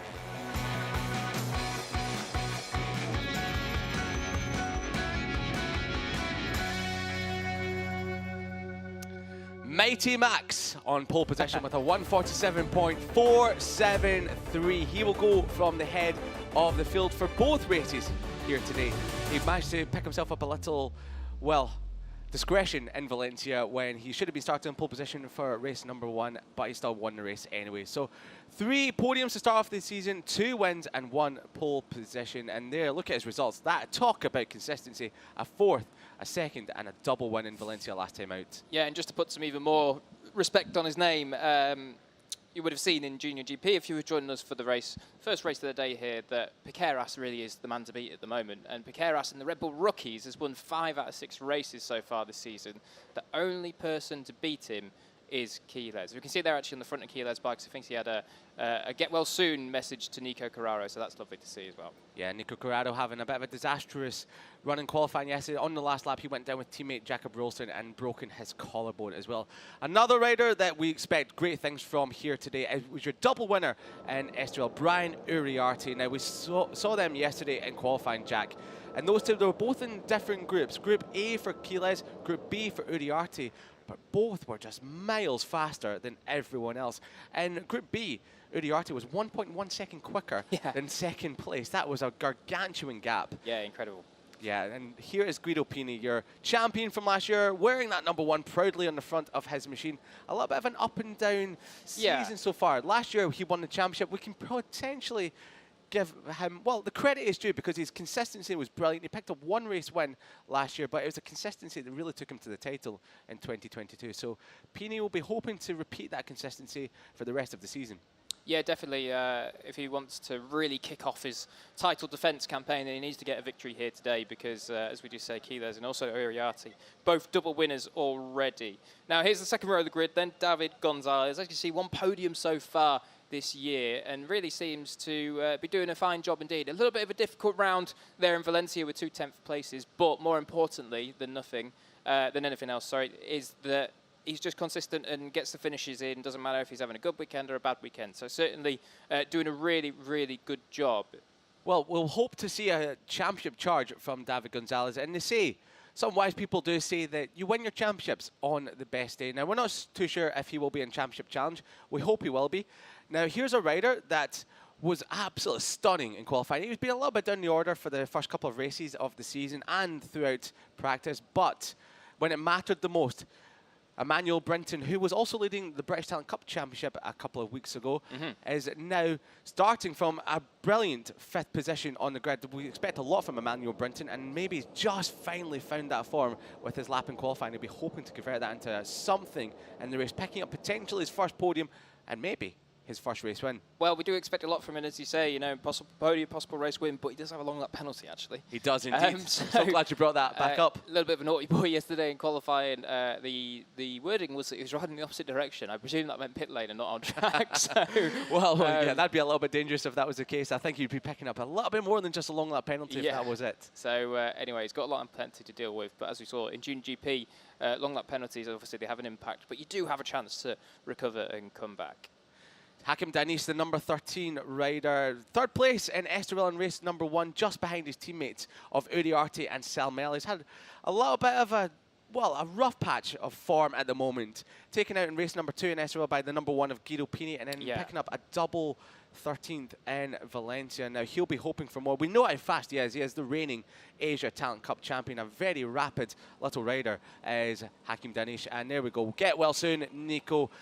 That's a brilliant little message from all of the Aspar junior team riders. And Dodo Boggio, well, talk about consistency. Look at that 4th. Well, yeah, three fourth places on the bounce, and including an 11th, but we'll forget about that one. And he's a rider that done a double here in European Talent Cup at Jerez.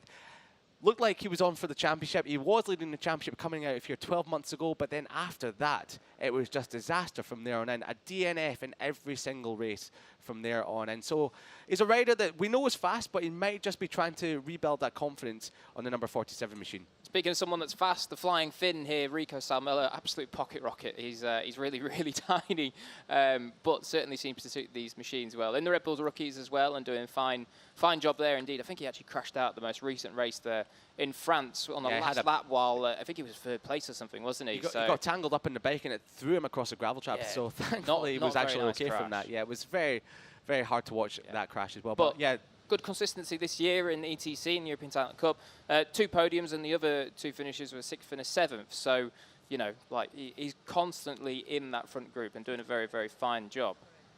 Alberto Ferrandez, the 15-year-old from Spain. Now, he's a rider that's had a bit of an up and down bit of form, but we know that he has bad luck. That's had some bad luck, indeed, has the number 93 machine. Taken out at the final corner in Valencia, race number 1.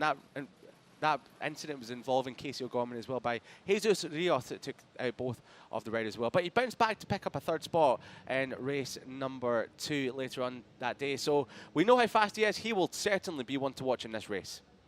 Yeah, he definitely will be. Ferrandez, extremely exciting rider to watch, and also I love how aggressive he looks through the visor of the helmet when he sat there on Parc Fermé, of course, on pit lane, sorry.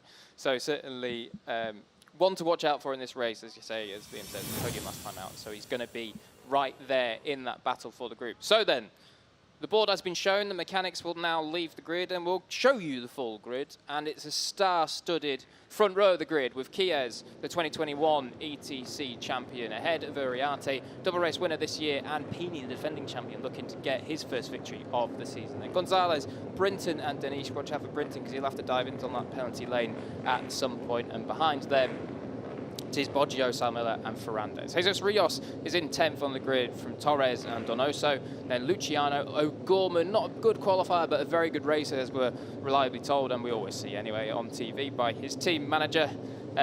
Team manager, he runs the show down there, Macaulay Webb. Then in 19th on the grid, it's Peroni with Liguri and Zani. Behind them it's Van Tritt, Bertola, and Berlon. Berlon actually on the AGR team bike this weekend, I believe. First weekend on that. Then Wojciechowski, Serpa, Agostinelli, Nicolis, Pugliese, and Ferrandez, the 3 that came through. Sorry, Ferrandez didn't come through. Oh, Danish has been pulled off the grid now. Oh, no. That's a disaster for Danish, just as the riders get set for the warm-up lap. So hopefully they can get that bike started. He might have to start from pit lane if they can't in time, but hopefully we'll get to start from the back of the grid at the very least. So that is disastrous there for the number 13 Malaysian Hakim Danish, who is one of the riders we knew would be fighting at the very front of this race. Now, we've got 14 laps in store for European Talent Cup race number 1 here today at a very fine, a very sunny Circuito de Jerez. Ángel Nieto. The Finetwork FIM JuniorGP World Championship is here this weekend, and well, chopping in front of his teammate was Max Chiles into turn number 5. I'm sure we'll see plenty of that action as long as he stays safe and sound throughout the entire race. Track temperature has been rising, but we know with these light machines that, well, tyre wear doesn't really come into it until maybe the last few laps of the race. Yeah, obviously these machines, not too much horsepower. I think they've only got around about kind of 45 horsepower or something like that, so certainly not a big deal, but it does mean they still go quite fast down the straight and also through the corners because they carry so much corner speed. So maybe not tyre wear that will be the issue, but just hanging on to the grip on the edge of the tyre could still be tricky, as we do see them now come around to get plenty of heat into those tyres. Won't have to work too hard to do that because it is pretty warm out there. Really, but yes. Heat into the tyres, heat into the brakes, and just make sure everything's good to go on that bike before they launch off down to turn 1 at full pound. Yeah, incredible starting power from these little Honda 250 machines. There's their championship standings. Chiles leads it by 5 points over Brian Uriarte. You have the feeling that those are the 2 that will be contesting this year's championship in the European Talent Cup. They both have won 2 races apiece. They're both chasing the 3rd and 4th later on today. So it's going to be great action between the number 51 of Uriarte and the number 28 of Quiles. And you just saw in the background there, that was Emmanuel Brinton practicing his long lap penalty lap. We know he's got to serve that within the first few laps of the race. Yeah, very sensible idea. May as well give it a quick practice. Got to go do it in the race anyway, so yeah, good one to practice. We were having a little bit of a practice out there on track in the scooters last night, and well, it's actually a very nice long lap penalty loop. It doesn't take up too much of the time. It's not bumpy. It's very nice and smooth out there. Well, so I'm going to out you now because I know that you almost had a front end moment and took the front on the scooters. I did, yeah. I managed to save it. Not in my elbow, but yeah, I managed to do a Marc Marquez and save it brilliantly. So I'll pick myself up on that one. So we've got the riders in line, and do we have Hakim Danish? I do not see him at the back of the grid. No, there he is. You can see him right at the back on the yes, I was far just right. looking over the left. So on the right of camera, the number 13 machine, he has been able to get out on track. Not sure what happened to his bike there, but at least he's in this race and ready to go. So red lights, come on. Who is it going to be for European Talent Cup? Who's going to get the whole shot? On your right, it's Quiles. He's got some great launch off line. Pini already darts just behind Brian Uriarte on the number 1 machine. The top 3 are long and gone into turn number 1. Boggio 4th, and lots of chopping and changing. That's Ferrandez. And the number 23 just got a bit of a moment there, mid-pack as well. But Uriarte is in the lead, not for long. Quiles retakes it into turn number 2. Pini's there. Boggio, your double race winner from Jerez last year in the European Talent Cup, is in second, is in 4th. And in 3rd, that looks like it might be Emmanuel Brinton as well, who's got to serve a long lap penalty as they come through turn number 4. The top 5 are long and gone, with the number 12 of Donoso in the number 12 machine. He is in the Team Honda Leclerc's squad colours, and he's right there as well, as it's all chopping and changing to come down the back straight. So it's Quiles from Uriarte, Pini, Boggio and Brinton. Yeah, actually a cracking start from Donoso. He was 12th on the grid and he's already through up into 6th. The complete opposite for David Gonzalez. He went back from the 2nd row of the grid, 4th, I believe, all the way down to 12th now.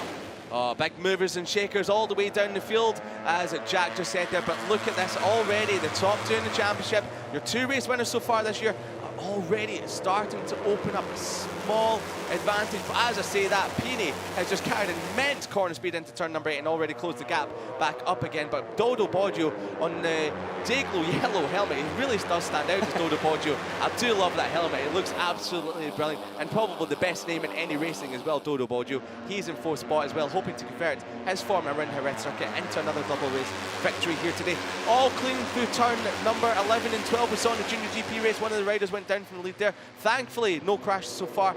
And this one just behind top 6, we have Jesus Rios of the number 54 machine on the MRE Talent machine. He got involved in a collision with Casey O'Gorman and Ferrandez at Valencia race number 1. He's in 6th spot, and we've just had a flash up on the screen, no jump start. So everyone, as you see it, is in the lead, and all well and truly okay. Hakim Danish, he came over the line that time round a little bit further back after starting from the back of the grid. He made up how many positions? 15 positions. He's already in 15th spot. Is Hakim Danish. Wow, that was incredible. He got a monstrous launch off the line, did Hakim Danish. So it had just popped up on our timing screens then. Number 43 and number 41, Yvonne Serpa, can now take their long lap penalties. They've been instructed by race direction that they can, in fact, do that. As we have a change for the lead then. So Brian Uriarte is not having this one. He's picked through on Quiles, and he's tore up the script, and he's letting Quiles know that he's not going to be able to chase away with this one, but now down into turn 6. Down into the chosen corner, it's going to be 3 abreast. Then it looks like Pini might dive under Uriarte. Yes, he does. He's going to go through on Quiles as well. Quiles goes wide. So Pini, the reigning champion, hits the front. Well, the 2 reigning champions from the season, Pini last year, Quiles 2 years ago, they're at the front of this group, and Pini, he is out for business here today. Great stuff there from your defending champion. We saw in Estoril, we saw in Valencia, he just loves to dive for the apex of the corner, but Quiles having a little sniff up the inside. Not this time round, we'll just be having a little look. It's all action here in European Talent Cup Jerez. It's only lap number 2, but we absolutely love it. Further back, we spoke about him earlier on, Casey O'Gorman. He's rubbish in qualifying, as his team manager said, but he's absolutely brilliant in the race. And Casey O'Gorman is in 8th from 14th on the grid, and he's already making another move. That's up there to Ferrandez. Bobbles on the brakes as he made 2. That's Ferrandez and Rios. These are in between. We know those 2 had it coming together in Valencia, and Pini's out wide, side by side with Boggio. Quiles back in the lead. Uriarte in 2nd. It's all action here as we start lap number 3 into turn number 1. And Brinton as well. He's going for a move. He's got to serve a long lap penalty, but he's there anyway. And Danish, no, he's gone down. down. He was looking so good. Hakim Danish from the back of the grid. He was 15th after lap number 1. He was making moves and he's gone down. That's such a shame. Danish was up into about 13 for the back of the grid in a lap and a half. Unbelievable. But unfortunately, it all comes to no reward at all. He's crashed out of this one. He may well rejoin, but it is going to be it's pretty much pointless at this point because he's going to be so far behind the points-paying positions. Anyway, back up to the top on the real points-paying positions. Gilles is the one leading this. Somehow he got back to the front after being beaten up a little bit. Into this corner it was, turn 6, and it might well happen again. Brian Uriarte pulls out the slipstream, but he goes to the outside, and look at that. Once again, it's a repeat of the lap. No, it's not. Wow. Uriarte hangs it around the outside, and he isn't having any of it this time. They're trying to get that bike started again for Danish. They have done that, and he's now going to be out and away, but he's going to be some way behind the rider in front of him out there on track. Well, you never know what can happen in European Talent Cup. Anything can happen here, so maybe there'll be incidents throughout the field. Maybe some points will open up if he just stays in the race. But the top 4 have now broken away from the chasing pack. It's still led by Emmanuel Brinton. No, it's not. It's now been led by Jesus Rios on the number 54 machine. And no, it's not. It's been led by Ferrandez, all chopping and changes as everyone is finding every piece of tarmac they can. But the top 4 is Gilles, Uriarte, Pini and Boggio. These are the big 4 in the classes. Ferrandez is running on the green. Is Emmanuel Brinton going to serve his long lap penalty? Yeah, it looks like he is. It looks like yes, so that's good from Emmanuel Brinton on number 43. There he goes. Looks like he'll rejoin. Yeah, very close there, running onto the curb, and well, we'll see where he rejoins, but we think he should be just around the fringes of the points. Boggio looking up the side of his fellow countryman, Guido Pino, and yeah, Emmanuel Brinton still in the points in the 14th spot. We know he's got the pace, so we might see him fight his way towards the front of the second group, which is currently being led by Ferrandez with O'Gorman just behind. Yes, it's certainly all action at the minute then.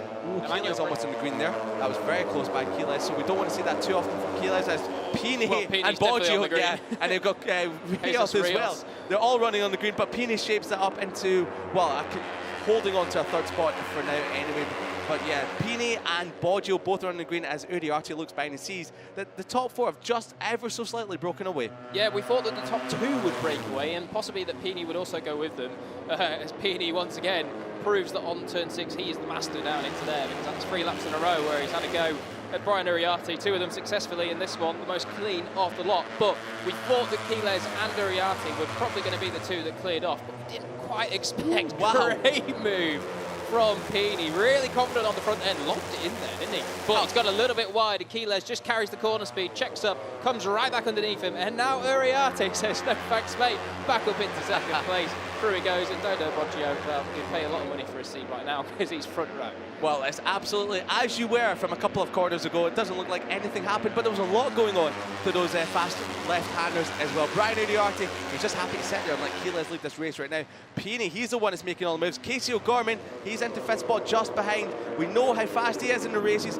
He's chasing his first podium of the year. He's had a lot of bad luck in the last few rounds. He's had a broken wrist, he's had a broken foot as well. So he's ready, and he's been involved in some incidents where not his fault. But Casey O'Gorman is looking for some solid points here today as Guido Pini looks up the inside of Uriarte, and not just yet, just a little bit of a sniff. We know he's going to be trying to shape up something into turn number 6.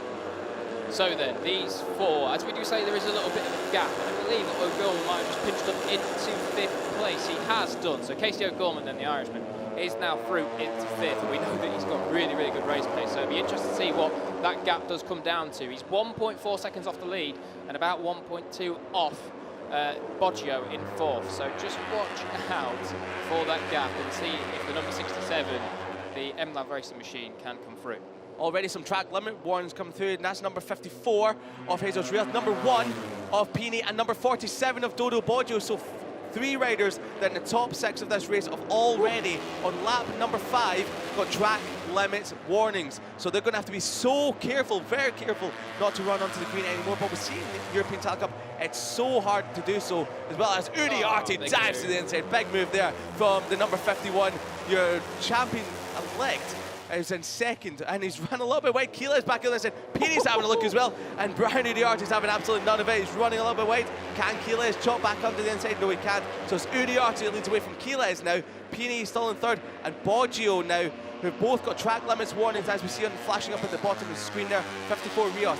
Number 1 Pini and number 47 track limits warning. I thought that Pini was going to have a dive up the inside through turn 11 there on Quiles, but no, he opted not to go for it in the end. So all liners turn down into Lorenzo with 10 laps to go. We're going to cross the line this time, and none of Uriarte needs to be careful. Yeah. There are already a few of them at the front who've got some track limits warnings, but now Uriarte is soon going to be joining the watchful eye of the stewards. So 9 to go then. As you can see, I'm just checking the gap now back to O'Gorman. Oh, someone's off in the background. 2 of them have gone down. Someone's managed to find himself back on the feet. Not sure that was. We'll keep an eye on the timing monitor, but could have been potentially Ferrandis and Luciano. Looked like a red bike, didn't it? So yeah, it could have been Art box potential of Luciano that could have gone down. We'll see as they come through the first split and they drop down our timing screen. Donoso and Luciano starting to drop down, so that's such a shame. Donoso and Luciano looking very comfortable in that second group. And there they are walking away, and glad to see they're both okay. Luciano really upset with that one there, so maybe he was a rider that was on the receiving end of something there. Both riders okay, thankfully, and well, very impressive there from Donoso, who managed to land back on his feet. Yeah. Luciano saying, I want to go, I want to go. Unfortunately for Luciano, it's the third race in a row that he will not see the checkered flag. So you can understand why he was pretty keen to get back on and finish regardless. Now, fastest lap last time round was that Jesus Torres in 9th. It was indeed. So it's very possible now that that second group, if Jesus Torres can get through, he might just be able to set a couple of quick laps and drag some of those guys at the head of that group all the way through to the back of the top 4 here. But to be honest, on this lap alone, those top 4 really stretched this out now. They're already a few tenths quicker, and it looks like Uriarte is just decided now to start pulling the pin a little bit and upping the pace. Yeah, he really has. Pini's looking up the inside. He's late on the brakes. We know Pini loves a move like that, but not Uriarte loves a move as well, but round the outside. Both of them, wow, that was absolutely incredible. Pini's tucked into the slipstream as they come across the line, ticking off another lap. Will he have a little look into turn at number 1? No, he doesn't. We know he loves turn number 6. We know he loves Lorenzo Corda, so 2 former greats of motorcycle racing, Pedrosa and Lorenzo. He loves to show them how good he is on the brakes into turn number 6. You can hear and 13. You can hear the tyres on Uriarte's bike screaming for this as it was squiggling around on the side of the tyre, losing traction 3 times, I think it was, through that final corner. So certainly Uriarte, full commitment, full bravery, and full send all the way around the outside. Well, full but now send is coming Pini from again. Pini. Whoa, he does love a little tight line on the way into the corner, doesn't he? But it might leave him exposed now to a run from Kies. Here we go. We're going to have a look at this replay down into turn 1. You watch them pop out the bubble here. Bang, bang, bang, bang. All of them pop out on the bubble. Uriarte on the curb on the outside, tipping it in. Fantastic stuff. Poetry in motion. They really are impressive, these little riders. They are indeed. We know these are going to be some big names for the future. Uriarte, Pini, Quiles and Dodo Boggio. Keep a listen out for those names in the future. The gap back to O'Gorman in 5th, who's got Salmela, Ferrandis, Rio, Torres and Plonk on his tail, has opened up to a gargantuan gap now. It's now 2 seconds back to Casey O'Gorman. So Uriarte, as you said, Jack, when he hit the front, he's really been stretching the gap. He's dropped the lap times to a low 1 minute 48. They were mid 1:48 when Quiles was at the front a couple of laps ago. They're now in the low 1 minute 48. And Brian Uriarte, through this section of track, is brilliant. He really opens up the gap back to Pini, but we know Pini gets a great run through turn number 12, looks up the inside into 13. Talk about a screaming rear end on Uriarte's screaming front end as Guido Pini is late and leery on the brakes as you like. So these 3, as they come across the line now, we'll check the gap back to Casey O'Gorman. 1, 2, 3, 4, come across the line, 1:48.5. Wow, so they're still a little bit quicker than the battling group behind us. Ferrandis comes to the head of that group. Last time round, Ferrandis was one of the fastest riders on track. 2 tenths quicker was Uriarte over Gorman, but Ferrandis was in the 1 minute 48.5s as well. Jesus Torres there making a little bit of a move up into turn 2. He also saw Guillaume Plonk in 24, not the last bike in this group, but the penultimate one, going wide there onto the green at the exit of turn 1. This will be a good ride for Plonk. He had a top 10 earlier in the season, and it looks as though he might just do that again. If he does get anything better than 10th, that'll be his best result ever in the European Talent Cup. So good job from Plonk. Yeah, a rider that's really starting to come on strong is Guillaume Plonk. Find himself in the mix towards the front as well. Pini up the inside. Oh, a little bit leery on the brakes there, just holding the door shut from Quiles, but also looking up the inside and menacing Brian Uriarte as well. A little bit further back, we've got to talk about Gonzalez, who's in the Cunha de Campione's machine. He's in the 11th spot with Emmanuel Brinton just behind him as well. Unfortunately, Brinton, who served that long lap penalty for, well, something he shouldn't have done yesterday in qualifying, riding the wrong way.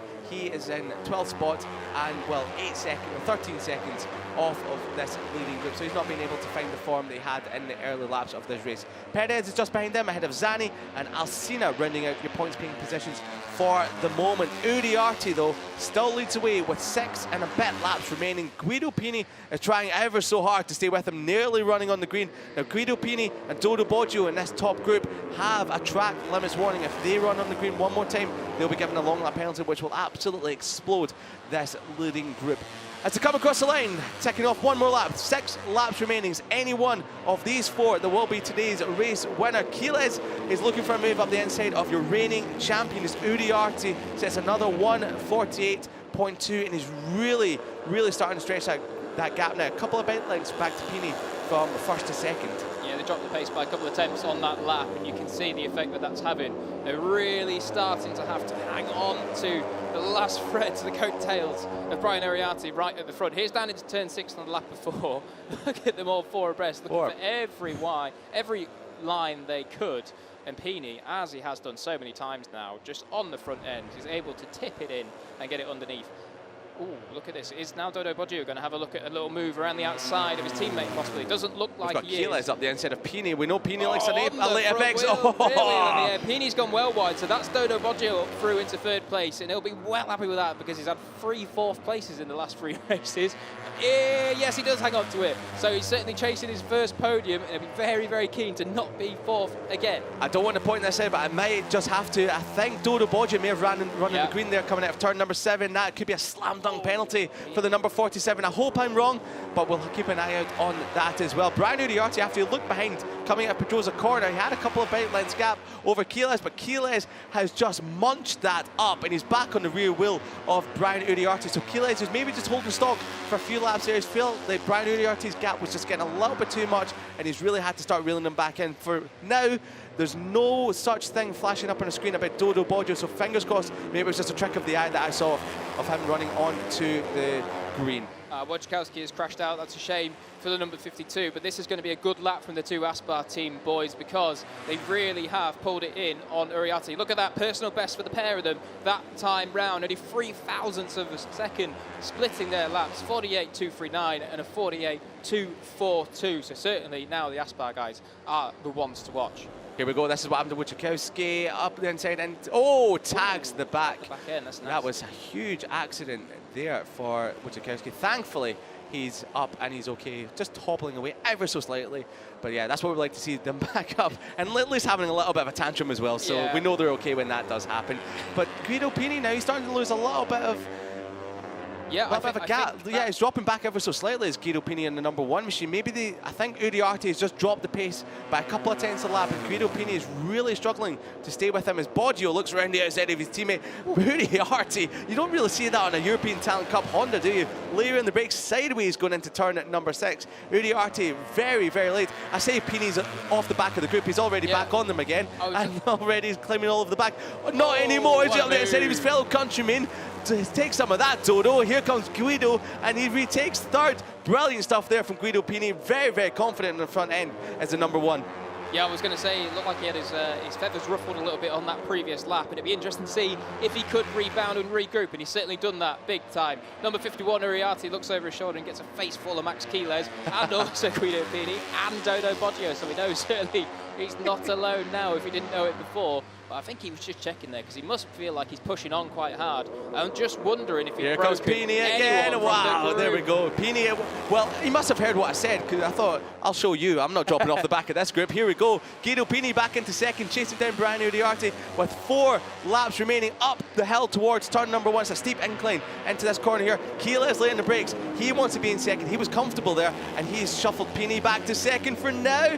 No, he hasn't, because Pini's back up there and said this is great for Brian Uriarte. And whoa, Keyless looking over his shoulder to see where Boggio was, and Boggio was just in his outside, but looked like Uriarte was a little bit wide on exit there from turn number 2, and Pini is back almost, very slightly, onto the coattails of the 51. Yeah, so one lap ago when I said that the Aspar boys look like the ones to watch, well, Pini has single-handedly duffed them up, but now Keyless has decided to duff him up instead. So Keyless is waking up a little bit, shall we say, after Pini coming through on him on the previous lap, and now back up into second. But all the time now, Uriarte is just getting more and more comfortable at the front. However, he's not for here we now. go, he's not at the front anymore. Keyless comes through, so he definitely did wake up from Pini coming through him on that last lap. And now Keyless hits the front for the first time in a few laps. Yeah, Keyless mightily impressive on the brakes into turn number 6, as they will be mightily impressed as well. Smiles all round, not for now. No. Smiles all round in a few laps potentially with, well, potentially Brian Uriarte.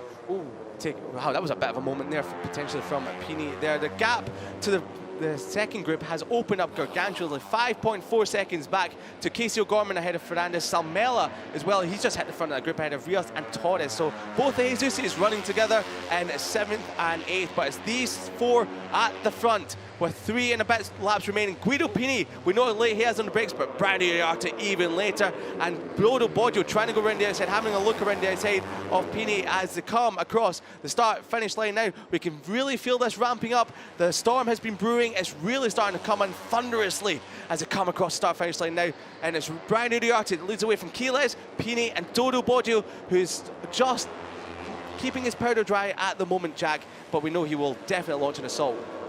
Yeah, definitely. This, to me, at the minute, looks like Uriarte is the one that is more keen to lead this race. And Keyless is fairly happy to, every now and then, if he needs to overtake him, he's going to go for it. But Keyless looks more than happy just sat there in second watching until this final lap. Boggio was on the green there. He was on the green there. He certainly was. It looks like Pini is actually going to come through on Keyless then. So once again, the order has changed and the plan has gone out the window and it needs to be rewritten once more. Oh, that would look like Pini went over the curve there and dropped it on to the green possibly, but look at him. Keyless, you can't go around the there. outside there. There's no gap. I think he realised that eventually. But Boggio around the outside of Keyless. Sorry to jump over you there, Jack. That's a mental move from Dodo Boggio as Uriarte looks over his shoulder. Yeah, big look over the shoulder once again. I think Keyless actually had to roll out of it there because Boggio just managed to overtake him very, very easily, and he once again overtakes another rider very, very easily as he dives under Pini. Doesn't give him any room to cut back underneath, so Boggio then, for the first time in quite some time, is not at the back of this group. He's right now on the heels of the leader, Uriarte. But you've got to wonder what Uriarte's plan of attack here is, because they're all looking at him and learning everything about him, where he's fast, where he's not so fast. They know exactly where they can pounce on Brian Uriarte, but he doesn't know the same about them. Yes, they'll be learning every single corner for Brian Uriarte, but is Boggio going for a move here? No, Pini's going for both of them potentially, and we have a long lap penalty for the rider that's just been shuffled back to third, Dodo Boggio. Whoa, I'll have some of that. Brian Uriarte, Dodo Boggio side by side, elbow to elbow. Here comes Mats Keyless up the inside of both of them. He's got 2 for 1, he's got 3 for 1 potentially. No, Pini leads it. Uriarte shuffles Boggio away. It doesn't matter, Boggio's not in this group anymore because he has a track limits infringement and he will have to do a long lap penalty between now and the end of the race. Now, if he doesn't serve that long lap penalty, he potentially will be, if he crosses the line, just be given a time penalty for that as well. So Dodo Boggio, he's in the group, but he's not really there. Yeah, so it looks like the rider that's been 4th in the last 3 races is going to have another fourth again. 4th in the last 4 races. So disaster then for Dodo Boggio. He'll be sick of that position, obviously the worst position in racing. No one wants to be 4th. They all want to be on the podium, but now it is going to be a straight dogfight between those top 3, and Keyless, as I say, he looked pretty comfortable just sitting there in second. He's now been forced into a position where they are all looking at him. He is the man that they're going to be studying from now, as we do see there. They've got the board out to tell Dodo Boggio about his on that penalty, as he'll come through and see that as he fires onto the last lap. Yeah, well, he could still win this race, could Dodo Boggio, because you never know what can happen with the top 3 here of Keyless, Pini and Uriarte. Now, we thought this was going to be one of these races that might just brew a little bit, but it's been hectic from get-go. Hammer and tong all the way through as we see the AC racing. Yeah, they can't watch, can they, down there with 1.5 laps remaining. Guido Pini, he's chasing his 2nd ever victory in the European Talent Cup. He took his first one at Aragon in race number 1 last year. That was really what cemented him at the championship and the European Talent Cup. Up the inside, the Pedrosa corner, what for the penultimate time.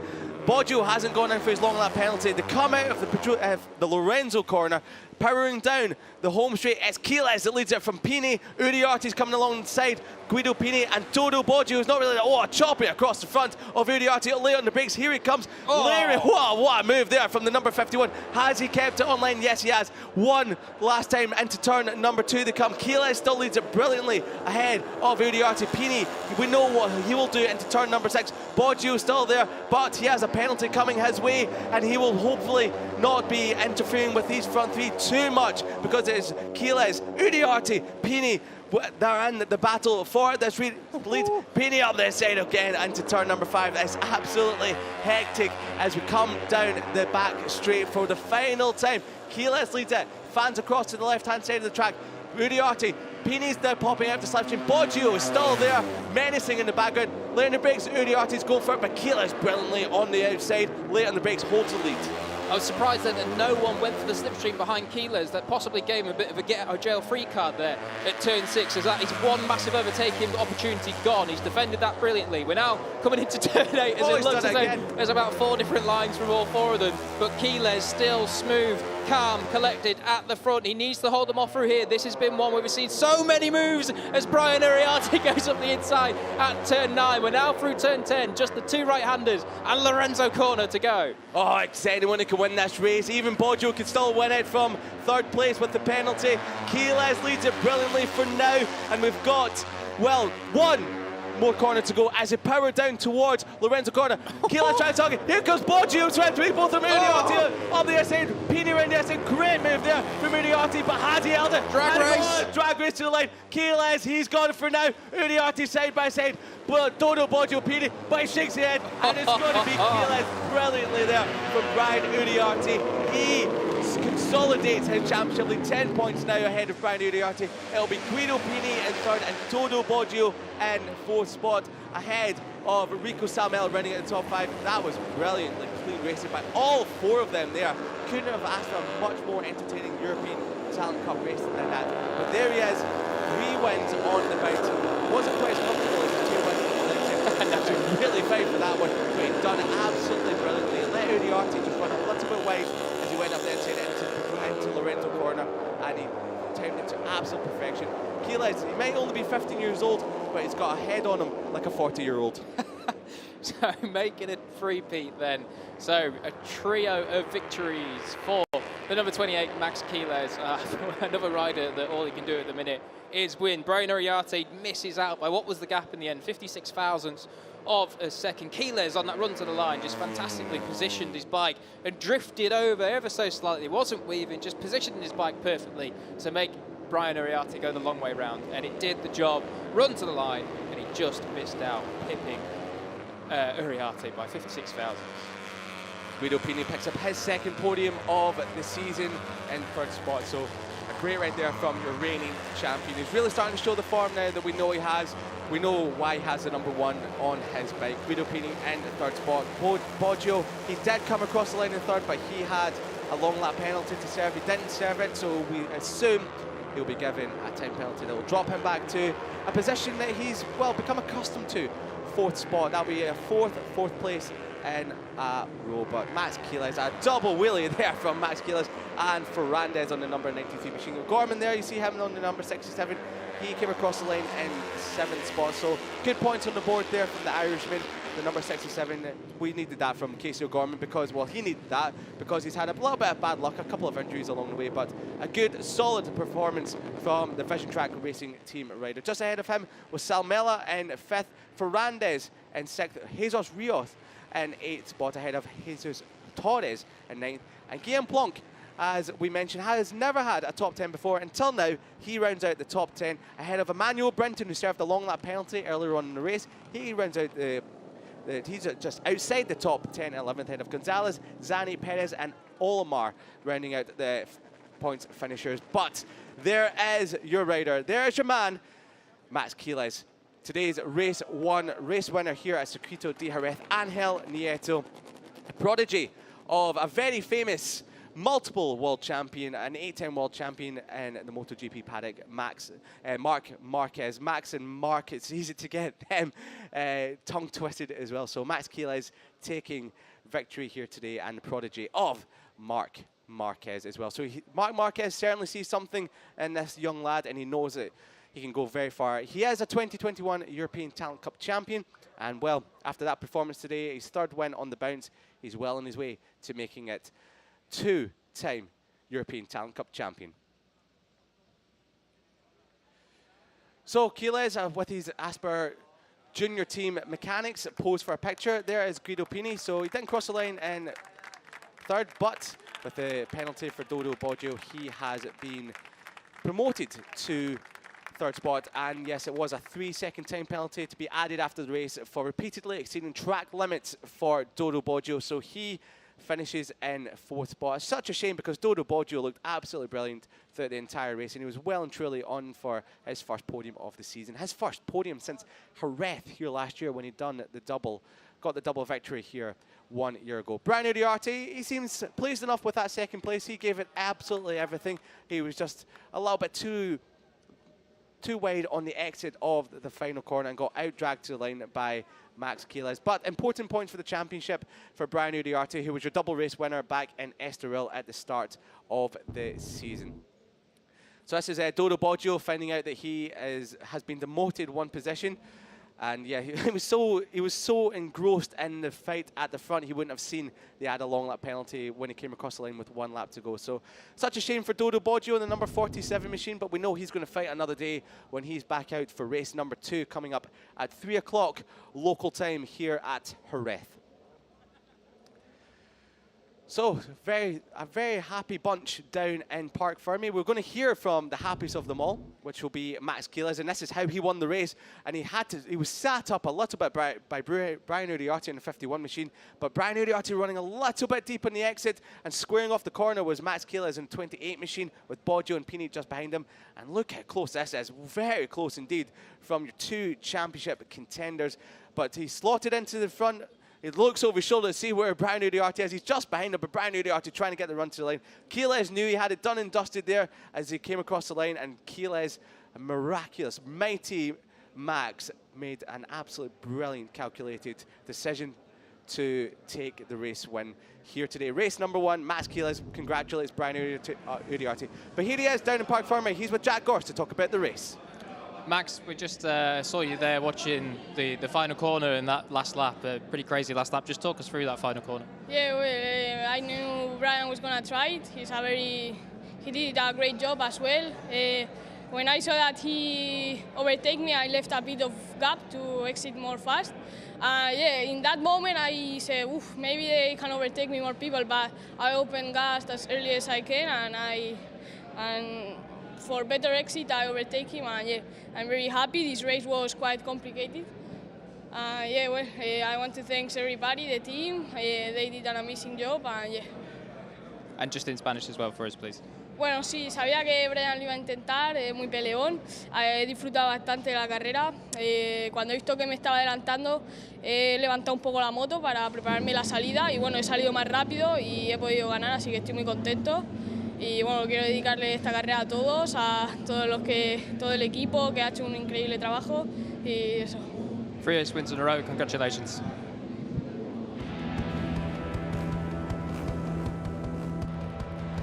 Well, this is how Max Quiles took victory in race number 1 here at Jerez. He got the launch off the line ahead of Uriarte and Guido Pini into turn number 1. He led brilliantly from the off, but it was Uriarte, Pini and Boggio that were your early contenders early on as well. Emmanuel Brinton was also there, but he had to serve a long lap penalties. Pini done the double at the inside of Pedrosa corner, taking Quiles and Uriarte, and it would be Pini that was shuffled a little bit wide as Uriarte and Quiles retook the lead. There was a big group of 15 riders early on, but it would eventually become a big group of 4 later in the race. Emmanuel Brinton, as I said, he was there early on. Hakim Danish from the back of the grid after a disastrous start. He worked his way up to 13th before falling out of the contention at turn number 13. The top 4 broke away. It was Quiles, Pini, Uriarte and Dodo Boggio, with O'Gorman in the background fighting off Fernandez, Riot and Torres for 5th spot as well. Topping and changing at the front, Uriarte back up the inside for second over Pini, but eventually it would be Boggio as well that would eventually find his way to the front of that.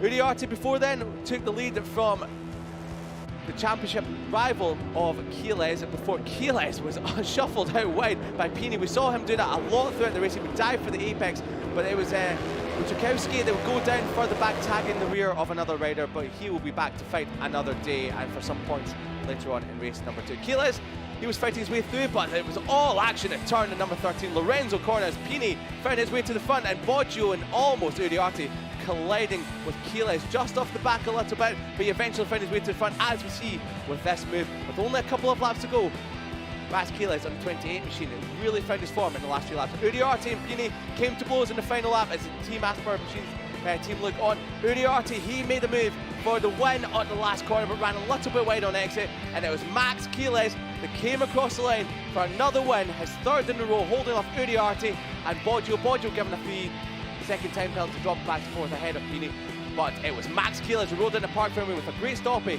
and consolidating his championship lead.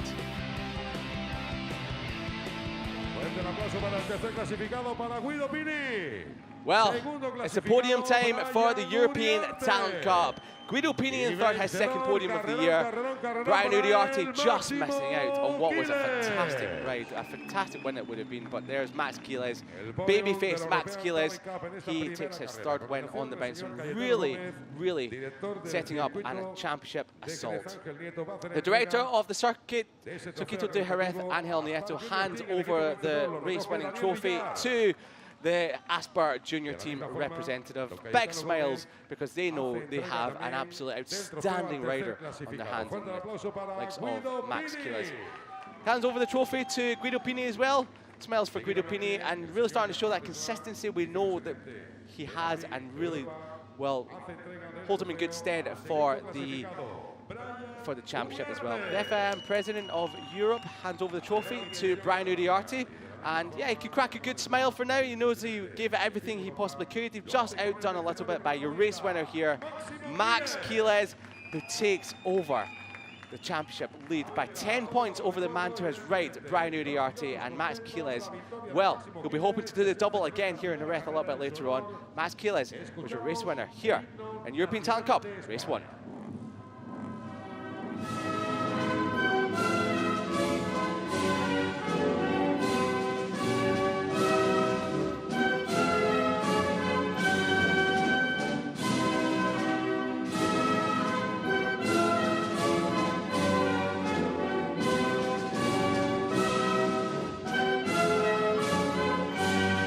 Fuerte el aplauso para los integrantes del...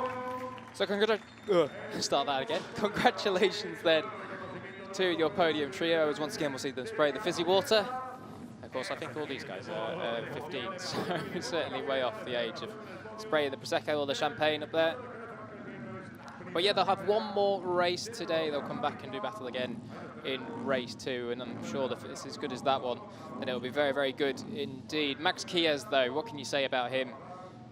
3 wins on the bounce now, and all of them in very different fashion. In Valencia race 1, coming through the pack and doing it with a long lap as well. Valencia race 2, heading off from pole position and doing it and clearing off as well. And then this one, where they did manage to go with him from pole position, but he still managed to fight through and just pip them to the post in the end. 56,000ths of a second. So yeah, certainly very good. I think that was a little dance there from Guido Pini, who obviously happy with the third place, but a little bit of muted celebration there. He's still searching for that first win to kick off his championship defence. But there is then Max Jerez.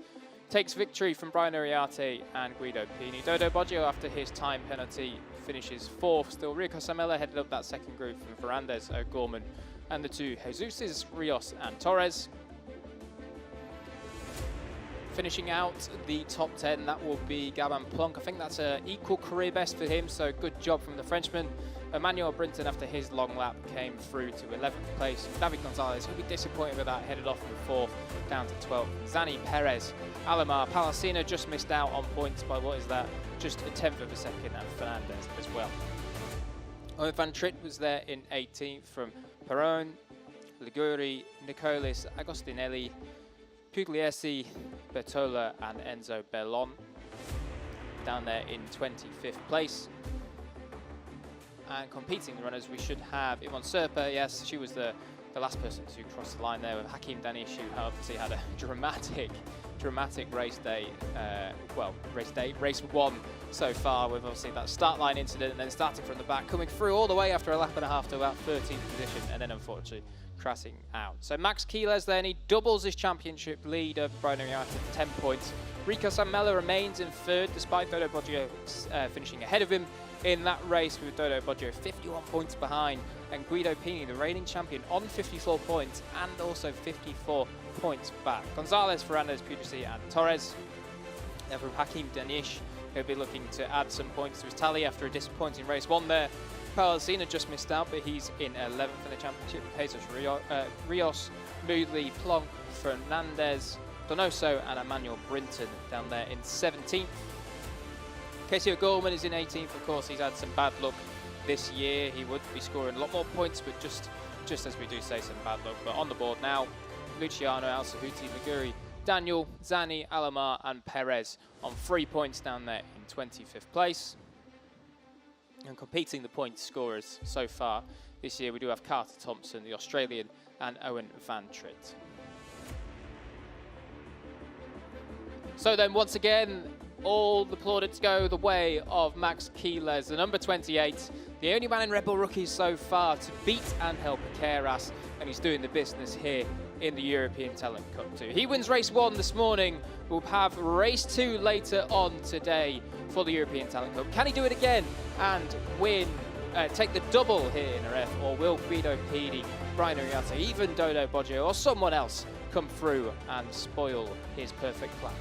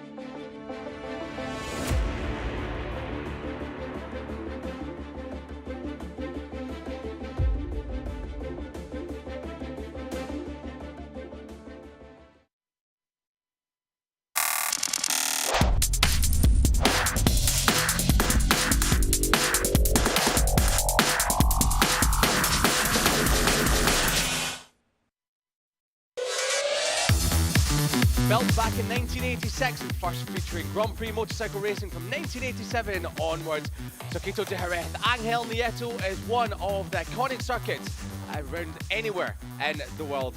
The 4.42 kilometre circuit, 13 turns, 8 right, 5 left. The hot spots for overtaking turn 1, turn 6, turn 9 and turn 13 make up this iconic circuit. It's Moto2 time now, and Alex Screech won the race here last year.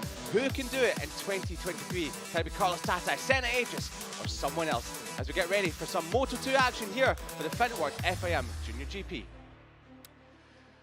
Lots of great action so far in the Finetwork FIM JuniorGP World Championship. We had JuniorGP Race 1, we've just had European Talent Cup Race 1, and we've now got Moto2 on the horizon with myself, Liam Hodgins, and Jack Gorst to bring you all of the action here today. So race number 3 of the day, there's 6 in total, as we have a panoramic view of this iconic circuit here, and one that has been an absolute brilliant racetrack for many, many decades, and one that Jack is still giving us lots of great racing.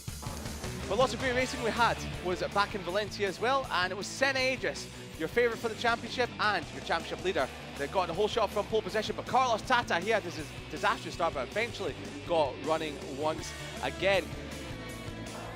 Long lap penalty for Harrison Voigt, and that dropped him all the way back down the grid as well. But they had Rato making moves into second spot as Carlos Tata fought his way back through the field as well. Making moves was Carlos Tata up the inside of the number 31 rider of Garcia for the fringes of the podium places.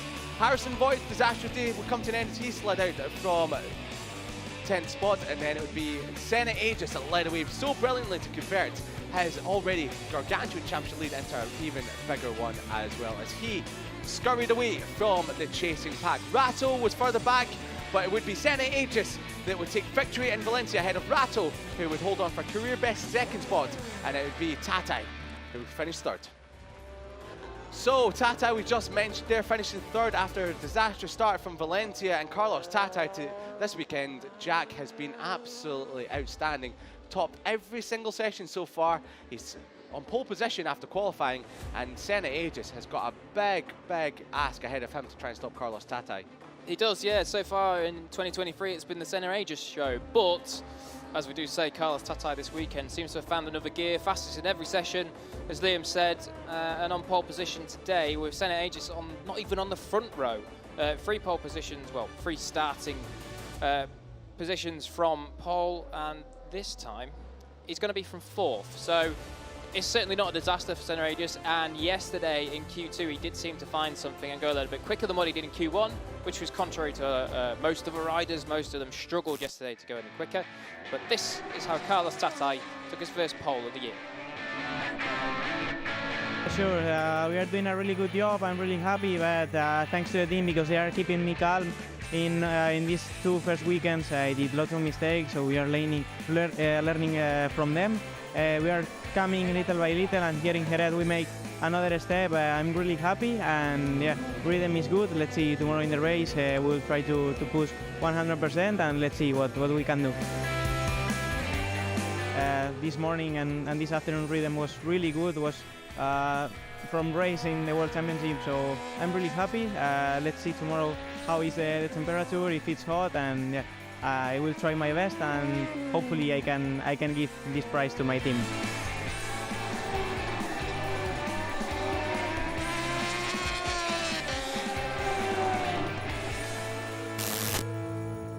.141.862. Pole position for Carlos Tata, the first time in his career, and the prize is right.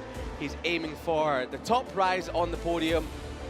After a pole position, he'll be going for victory number 1 of the season. Carlos Tata, the rookie in the class, came over from the Moto3 World Championship, and also a glittering junior career as well. We all know how good Carlos Tata is. He's had 2 podiums so far this year, a 2nd in Estoril, a 3rd last time out, and there he is on pole position for the first time, sitting 3rd in the championship. And well, the only blot in his copybook so far is race number 2 in Estoril, when he had an entanglement with Harrison Voigt at turn number 3 in race 2. Both went down, both no points scored, but Jack, Carlos Tata, he's a very difficult man to beat this weekend because, well, he's been absolutely on fire, and not even Senna Aegis can keep up with him. Yeah, as you saw from those shots there in the little qualifying review, video. He just looks on rails this weekend. Looks like he's made a step. Of course, this is only his third event on a Moto2 bike. He's been in the Moto3 World Championship for a long time now. And coming over to the Moto2 bike, it's a little bit like the story of Alonso Lopez. Of course, Alonso unfortunately lost his ride in the Moto3 World Championship, came over here to the Moto2 European Championship and has really capitalised fantastically, and is now doing a brilliant job in Moto2 World Championship up the front and winning races. Yes, indeed. And we just saw there the number 72 of Yari Ruiz, who has a lot of, well, knowledge around this circuit at Jerez. He done a Moto E race here last year in the World Championship, and, well, when it was called the World Cup back then, so he knows a lot about the circuit, and, well, he's going for his first podium as Yari Ruiz from second on the grid. Someone that knows this circuit very well is the 27-year-old, I can't believe I'm saying that now, 27 years old for Nicolo Antonelli. A podium back in Estoril. He sits fifth in the championship. He's spent most of his life in the Moto3 World Championship, and in 2019 he took his final ever race victory in the Moto3 class right here at Jerez. So we know he's got good form around the circuit. Yeah, I think that was a 1-2 for. He was on the 658 team back then, wasn't he, when he won that race? So certainly Antonelli knows his way around here, and proven again that he does know his ways around here, because he's on the front row once again. And from the sounds of it, at least, he's just slowly building confidence and getting used to how to ride this Moto2 bike to the way it needs to be ridden. Now, here's a man that knows exactly how to ride a Moto2 bike to the way it needs to be ridden. 17-year-old Australian Senna Aegis. Of course, there'll be lots of teams looking to get his signature for the Moto2 World Championship next year, I am sure. We've seen him have plenty of rides already in the Moto2 World Championship as fill-in riders and wildcards. But here he's been doing the business so far, but he does have a task on, as we do say here today. Heading from fourth, definitely not bad qualifying, but he looks like he's just missing that trick compared to Tata. He does. He's missing a tenth or two here and there. And to be fair, fourth on the grid isn't too bad for Senna Aegis, as Marco Tapia gives us a wave to the camera. Hello, Marco.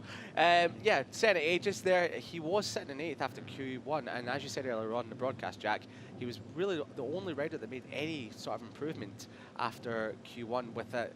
Hotter track temperatures, a greasier track in Q2. We never really see anyone improve later on in the day, but Senna just did. And, well, we know he'll be right in the mix. Marco Tapia there, well, he was giving us a big wave to the camera. He goes from fifth on the grid.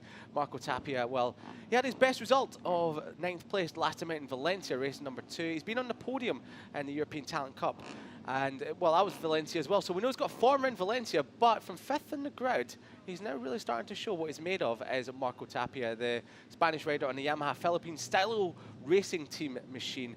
And Rodriguez as well, a rider that has been consistent inside the top 10 throughout the season. 2 9th places, a 7th, 8th in the championship. And Rodriguez is a rider that we did expect a lot from last year when he came into the class. He was right up there for many races, finding himself in podium battles. Still chasing that first podium though, so he's just a little bit off the top three or four in terms of race pace, but you never know what can happen in Moto2, so you can find Rodriguez right in the scrap for the podium, or at least the top 10 here today. Yeah, he looked very happy there, didn't he? Just quite relaxed and calm. Here's Unai Aradre, a name that if you're familiar with the Superbike World Championship, particularly 300s, you'll know who Unai Aradre is. Coming into his first year over here in Moto2 European Championship and doing a pretty good job, you have to say. He's had a personal best of 12th, which certainly is no mean feat over here, but he'll be looking to go a little bit better, I am sure. I believe this is one of his better grid positions as well. So certainly Unai Aradre, it is, yeah. His best grid position was last time out 8th, but then here he's 7th. So certainly making progress and going in the right direction. Yeah, progress means prizes at the end of the day, and we can certainly expect some of that from Aradre someday. And someone that has lots of prizes in this class is Cardalus, the Andorran rider, 4th in the championship. He's 2nd place in Estoril. He was a rider that's had plenty of success here in the Moto2 European Championship, still chasing that first victory, which when I had to double check my notes on that, I was a little bit taken aback because he's been riding for such a long time and he's a great rider as Cardalus. So, but a little bit down in the grid at the moment in 8th spot. So not where you expect to see Cardalus starting from a Moto2 European Championship race, but we know he will be, he's a good starter as Cardalus, so we expect him to be fighting inside the top 5 right from the get-go. Yeah, definitely. He's had a podium already this year, so he's looking like he's still got that speed that he's had in previous years to take him up to the podium. Here's Piotr Biszczykowski. Good to see him back in the Moto2 European Championship. Of course, over the last few seasons, he's done all sorts of fill-in rides, mainly for the Pertamina Mandalika SAG team in the World Championship, and I think he's got a handful of decent positions there. So certainly Piotr Bishikurski's got quite a lot of experience now. He really has done. And is a name fairly familiar to a lot of people. Yeah, Bishikurski has been a little bit unfortunate at the start of this year. He picked up an injury back in Estoril, so missed the racing there and in Valencia as well. But thankfully, he's here in Jerez and starting from 9th in the grid. He's been chasing his first points, a good haul of points. And Mattia Ratto, well, the person we spoke at the top of the broadcast, picked up his first podium of the season with a second place, a stunning second place in the number 13 machine. 10th in the grid, as you see there. A brace of top fives, 5th, 4th, 2nd, but 10th in the grid. His qualifying did not go the way he wanted. Yeah, definitely not. Obviously, he's got some good speed this year, and we've seen like this. He's been in the Moto2 European Championship for a few seasons now. I think this is his 4th season, and every year he's kind of taken a step forward. And obviously, that podium last time out does signify that real good step forward. So certainly, Mattia Ratto will be looking at his grid position a little bit in a disapproving way, but I'm sure that throughout the race he's going to be elbows out and charging through. Yeah, I'll be like, I'm not used to be starting so far back here. A very impressive thing about Ratto, though, he does compete in the Italian International Supermoto Championship in the S4 class, so he's got a lot of talent, does Ratto, and we expect lots of great things from him there. The last person you just saw there was a number 55 rider of Alex Toledo on the Easy Race team. So Alex Toledo, 4th in Moto2 last year, and he, well, picked up a few podiums in 2022, so he's not really found that form again in 2023, but we've still got plenty of racing here today, and there's your man that is on pole position, Carlos Tatai, aiming for his first win of the year. So then we're going to be clearing the grid right now, and we'll also show you the grid right now throughout who we've got here throughout the start. There's all 7 rows. Tatai then is on pole position, his first pole of the year. Ruiz, good qualifying for him for 2nd, and also Antonelli on the front row too. He just has a little bit of work to do, not too much, but he's definitely up against it. Tapia, Rodriguez, Radre, Cardalus, and Bishikurski complete your front 3 rows of the grid. Then Ratto, Toledo, Surra, a man that last year had so much bad luck with injuries, coming over to the Moto2 European Championship and doing a decent job indeed. From Garcia, Wilford, Harry Voigt as well, he'll be looking to make amends for a couple of bad luck and crashes throughout the season so far. Then Mongiardo and Toff, the two that fought it out for, I think it was the Aprilia RS 660 trophy last year. Those two, I think they even like were co-champions as well. There's a bit of a crazy story with that. We'll have to mention it throughout the race. Ryu, Volpi, and Rihak and Inter completing the grid. Some solid stats there, Gorst. Yeah, I didn't even know about that, but that's one you've had to go digging for. Before we, well, yeah, it was. I was on the Instagrams of both Max Toff and Francesco Mongiardo, and they were in the Aprilia RS 660 Trofeo Cup thing in CIV in Italy last year, and there was a weird fit. I don't know what it was. I didn't keep up with myself throughout the season, but going back now and finding out about it, I think that there was something where Max Toff thought he'd won the championship, and then 15 minutes later, after celebrating it all, he was told that no, he hadn't won the championship. And then there's another twist in their tail where I think they were co-champions or something. I don't know, it's crazy. Not so sure, but they're right next to each other on the grid. So hopefully those two are all okay with each other and they're not like, I'm the real champion. You never know. They'll be turning, looking at each other, giving each other the eye, psyching each other out of position. So yeah, that's a rivalry that could have some fireworks. So let's hope in a year or two they're fighting at the front of the Moto2 Championship, and I'm sure we definitely won't get any ties or co-champions here, because we always find a way to crown at least one champion and count backs, fastest laps, whatever you like. So Moto2 European Championship race action about to get underway. 16 laps of this incredible Jerez circuit there as the riders peel into the Ángel Nieto corner before the stadium section. The Martinez corner, the Jorge Martinez corner, then into the Ángel Nieto corner. There is Senna Aegis, your championship leader, has won all 3 races so far. He has a 31-point lead over Ratto, but it's Carlos Tatai he's going to be keeping an eye out on from pole position on the grid. And Carlos Tatai, he is a rookie. It's his first year riding these big 600cc or 675cc machines. 765. 765. Cheers, Gorst. That's why you are the technical wizard keeping me right as well. So yeah, Senna Aegis, he is pulling around to the grid. 3 wins, 75 points, but Carlos Tatai who has been mightily impressive, has Carlos Tatai on the number 99 machine. There he is on the Pertamina Mandalika SAG Racing Team machine. He rolls up to pole position with Senna Aegis menacingly just behind him in shot there. So you know Senna Aegis is going to have his eyes glued to the back of him as the lights go out. Jari Ruiz, the last person to roll up to his grid slot in second, the number 72 machine on the FAL 55T racing machine. And Niccolo Antonelli on the left-hand side of the screen on the outside of the front row. He's chasing his second podium of this season. So the revs are rising. The red lights will come on as the person in the background comes off the grid, and it's a great start there from Aegis. Aegis got a great launch from fourth in the grid. He's already going for the lead. Aegis round the outside of all of them. Who's going to be Leo on the brakes? Aegis from fourth in the grid. Wow, he's already got a couple of bike lines into turn number one. It's Carlos Tata about bumping aboard further back. Carlos Tata has been shuffled down to second, but Ruiz up the outside. He's having absolutely none of it from St. Aegis, the 72 rider. He's punted the championship leader out wide, and he's got and for company now Carlos Tata with Niccolo Antonelli, who's finally got off the line well in 2023. He's in fourth spot, but what a launch off the line that was from St. Aegis. Here comes Tata up the inside into Cito Pont's corner. Have some of that, says Carlos Tata. And what's happened there? Whoa, on the curbs.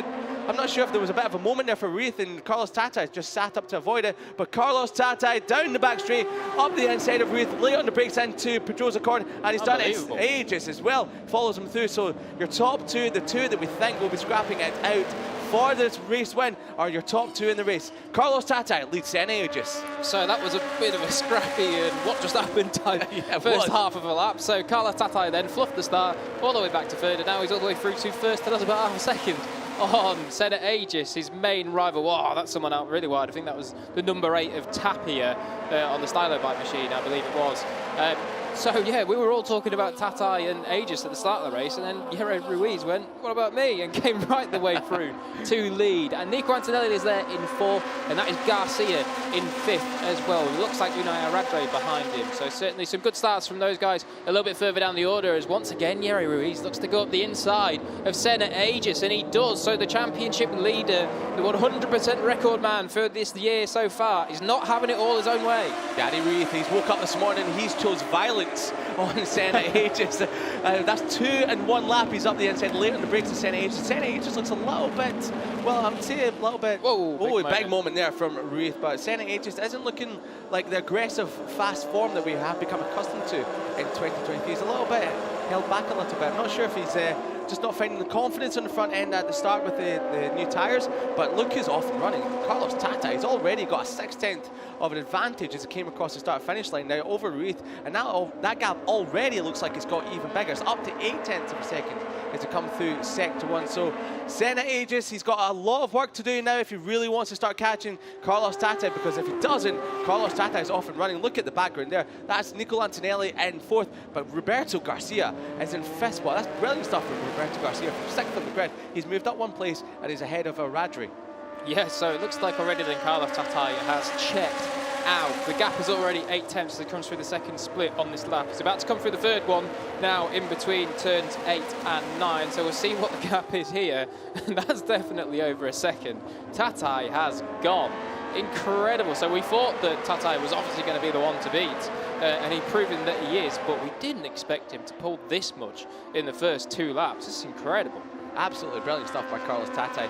Rookie, you must remember, only in his 4th Moto2 race, his 3rd round as a Moto2 rider. And look at this, it looks like he's been riding it for years. Absolutely brilliant stuff there from the rider on the Pertamina Mandalika SAG Racing Team machine. And Senna Aegis doesn't really have an answer for Jere Ruiz at the moment, so Jere Ruiz is doing an absolutely incredible job on the number 72 machine. Just by them, Niccolo Antonelli, Garcia, Aradre, Xavi Cardeluz, who we did say that he usually gets a good launch off the line. He came from 8th in the grid. He's in 7th at the moment. Piotr Bishakurski on the 74 machine. He's had a cracking start. He's in 8th as Carlos Tata sets the fastest lap of the race. We didn't really need a confirmation of that. We could already see it on screen. But Jere Ruiz in the background, he's starting to find his form as well. Look at that gap. He's already opened up over Aegis, both in the green as they come through turn at number 4. So Senna Aegis here in Jerez really doesn't have the pace that we know and have become accustomed to in Moto2 European Championship in 2023.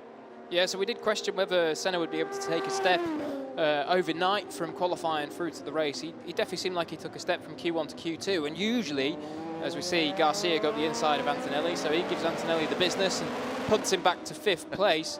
But Senna, yeah, we did wonder if there would be another step coming, and well, we thought from the start that maybe there was, but now we're just seeing that quite possibly he's still just lacking that little bit. Of course, we know that Tatai has been clearing away better. Here's the start then from Yeri Ruiz. Lovely little launch that. I think he was pretty quick off the line compared to Antonelli there in 3rd place, but it was Senna Aegis that got a brilliant launch. Tapia there in the background was a little bit crossed up and sideways and off balance on the blue styler bike. Cardaluz came storming up the inside of Unai Aradre. And then it got very close there between, I think it was Tapia and Cardaluz on the entrance to turn 1.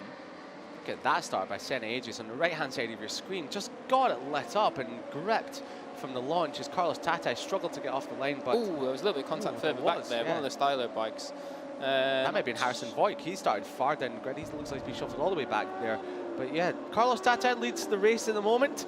42.437. That was only a couple of tenths faster than your man in second, Yari Reid, on the 72 machine there. So even though he's still eking out the gap ever so slightly, it's not as big as it was a couple of laps ago. The gap he's eking out is not as big. But there again, Yari Reid running on the green, and we've seen that in the decide, basically the podium for the European Talent Cup race. We won't give away the result, but that did have a big impact on the European Talent Cup race that we've just had when one of the riders ran on the green 3 times, and then he was given a warning. He did it again, so he was given a penalty. So that, if Yari Reid doesn't start reining it in ever so slightly through turn number 4, he could be on the receiving end of a penalty. As we've got a rider down in the background. Who could that be? That might have been Cardaluz, potentially. Not sure if it was Cardaluz. Bishakursky returning from an injury at the start of the season. Bishakursky running in 8th spot. He's gone down, and that's such a shame for the Polish rider. He was looking absolutely brilliant at the start of this race. Yeah, so he's joined just behind then Filip Rehacek, I believe. So at least he's been all okay. What did he do? He was wide, really wide, and just lost the front on the dirty part of the track there. So that's unfortunate then for Piotr Bishakursky on the number 74 machine, but he'll be right at the back now, and any hope of points are fairly slim at the minute. Speaking of the points, I think the last points playing position at the minute is Gerard Riou in 15th, and he's got Sam Wilford about a second up the road ahead of him in 14th. Yeah, such a shame for Sam Wilford. He's not really gelled with the track this weekend, down in 14th spot. Still sort of recovering from an injury picked up last year. We have to go into that, don't we? Because obviously Sam Wilford, I'm sure that the guys earlier on in the season would have told you, but Sam Wilford had a horrendous crash in Estoril last year, really beat himself up, broke a lot of bones and had some real severe injuries to get over, and he still is recovering from. So certainly working his way in. It's such a shame as well for Wilford, because at the start of last season he looked like he'd made a real step forward, and now just still trying to recover that speed that he looked like he had gained. Yeah, it's a big shame for Sam Wilford. We hope to see him back to his brilliant best in the future and continue that recovery as well. There's a number 18 of Xavi Cardaluz. He's worked his way through to 5th now, so we knew he was a bit out in position when he was starting from 8th in the grid. He's just ahead of Nicola Antonelli, so Antonelli's lost a couple of positions in the last couple of laps to Garcia, as we saw into turn number 6, Pedrosa corner a couple of laps ago. He's also lost out to Xavi Cardaluz, and he's got Radri and Sura. Sura picked up a 4th place at the start of the season, and he's all over the back of his fellow countryman and also fellow Moto3 World Championship rider from last year, Nicolo Antonelli. Now Radri, he's climbing all over the back, making himself known to Nicolo Antonelli that he's there as well. The gap between Ruiz and Senna Aegis has come down ever so slightly. The last lap, Aegis was a 1/10 of a second quicker, and it was his best lap of the race, so he's now starting to find his form. He was still 3/10 of a second off this man on screen, the number 99 of Carlos Tatai, backing it beautifully into Lorenzo corner to click off another lap as it come across the line. Oh, that's Harrison Voigt. He was in the 11th spot after a horrible start, so he's crashed out. Not sure what turn that might be. That might be the back of behind the pits at turn 11, 12 area. So if he's gone down there, that was a very fast crash, and he's very lucky to walk away from that. Okay, but after a positive start to the season in 3rd in race 1 at Estoril, he's had nothing but misfortune. Yeah, taken out in race number 2 at Estoril by Tatai when he was in 2nd. Crashed out after a long lap penalty in Valencia, and he's now crashed out here as well. So we know Harrison Voigt has got the potential, he's got the speed, so and we know he'll be back fighting once again for the top spots next time out in Portimao. Yeah, definitely just a bit of a shame there for Harrison Foyt. Here's Roberto Garcia then. He's in that 4th position. He's got a train of riders all behind him. He's got the, well, should we call him the veteran? He is the veteran. He is the veteran, yeah. He's the old man of the class. Of course, he's been around for a long time, did a full season in World Championship as well with the Aspar team, I think in 2019. Yeah, and he's got a whole bunch of riders lining up behind him. At the back of that group is Alberto Soro. It looks like he's just struggling to cling onto the back of it. Of course, the same with Tatai. Alberto Soro, this is only his 3rd event on a Moto2 bike. You've got to say as well, for Soro, that's just a rider that is needing to build confidence slowly after a pretty horrendous 2022 season with injuries. I think he injured his right hand. He broke his right hand at the Americas GP. Then he went and broke his foot in Mugello, and then he went and broke that right hand again in Aragon. I mean, poor guy, like really been through the ringer in 2022. And 2023, so far, it has looked a little bit better. He's running now in 9th place and definitely getting better as Cardelus snaking into the final corner. Garcia's having none of that. No. Oh, the boat sliding coming out in the final corner. Xavi Cardelus shakes his head. I don't know if it's at himself or the way Garcia just lit up the rear end coming out of the final corner. It was like, wow, buddy, that was impressive. So yeah, number 35, Sam Welford, we mentioned him earlier on. He's now down in the 13th spot after that crash from Harrison Foyt. But this is getting a little bit tasty now. Ooh, Cardelus looks up the inside at turn number 2. I think one of them went wide there. There might have been Rato went a little bit wide, but I'm not too sure. As we look back to Wilford, he's up into 13th. He must have picked off Monchiado at some point, and now he's on the back of Marco Tapia. Yeah, such a shame for Marco Tapia. He looked really good in qualifying, yes. He looked very good at the start of this race as well. Had a bit of a horrible start to the race, and he's not really recovered from that. So he's just ahead of Sam Welford. Sam Welford, on that last lap, was in the 1:43s. So Sam Welford's actually starting to pick up his pace a little bit. It's Rato on the number 13, late on the brakes, looks up the inside of Nico Antonelli. Nico Antonelli just didn't expect that, and he just left him the biggest door of all time to come through. So Nico Antonelli's been shuffled down another spot now. He's now down into 7th. Rato, who was a little bit out of position, starting 10th in the grid, picked up a podium last time out in Valencia. He's now really starting to find his form. He's just behind Cardelus. Cardelus looking up the inside of Roberto Garcia, who's also started to find his form once again after what we saw from last year. Was a rider that really started to come into his own in the middle part to the last half of 2022. So number 31 is holding off the number 18 and the number 13. Look at that, as close as you like coming through turns 11 and 12. Just ahead of them is Senna Aegis, who looked like he was right on the back. Ooh, who's going to be on this? No way can Carlos Tatai, can Xavi Cardelus go around the outside of Roberto Garcia. He doesn't. So last lap they had a bit of a moment into that corner. This time it was all nice and clean, as squeaky as you like. Yeah, this big group that are all battling out for 4-4. As we look at Cardelus, has gone up the inside into turn 1. Yeah, just pointing across the timing screen. It's actually the first lap where Carlos Tatai was slower than the 2 riders behind him. He did a 42.9. Yerry Ruiz was at a 42.7, and Senna Aegis set his personal best as well at 42.6. So I wonder if it's just Tatai's clicked off into preservation mode, just got the rhythm going and running a decent enough pace, or whether now we are seeing a bit of a turn of the tide. Yeah, well, he's a rookie in the class. Maybe he's still just trying to learn that little bit about tyre conservation. I mean, we saw in Valencia last time out that even when we've had a rider go down, Yari Ruiz, just it was all changing. It was a split moment on our timing monitor there. Yari Ruiz went out off it for a split second. Senna Aegis, he's into second, but in the background there, it looked like Yari Ruiz got back up the inside of Senna Aegis. So yeah, it's starting to now heat up between these two for second and third. Last time round, as Jack said, they were the fastest riders on track. Someone got right down.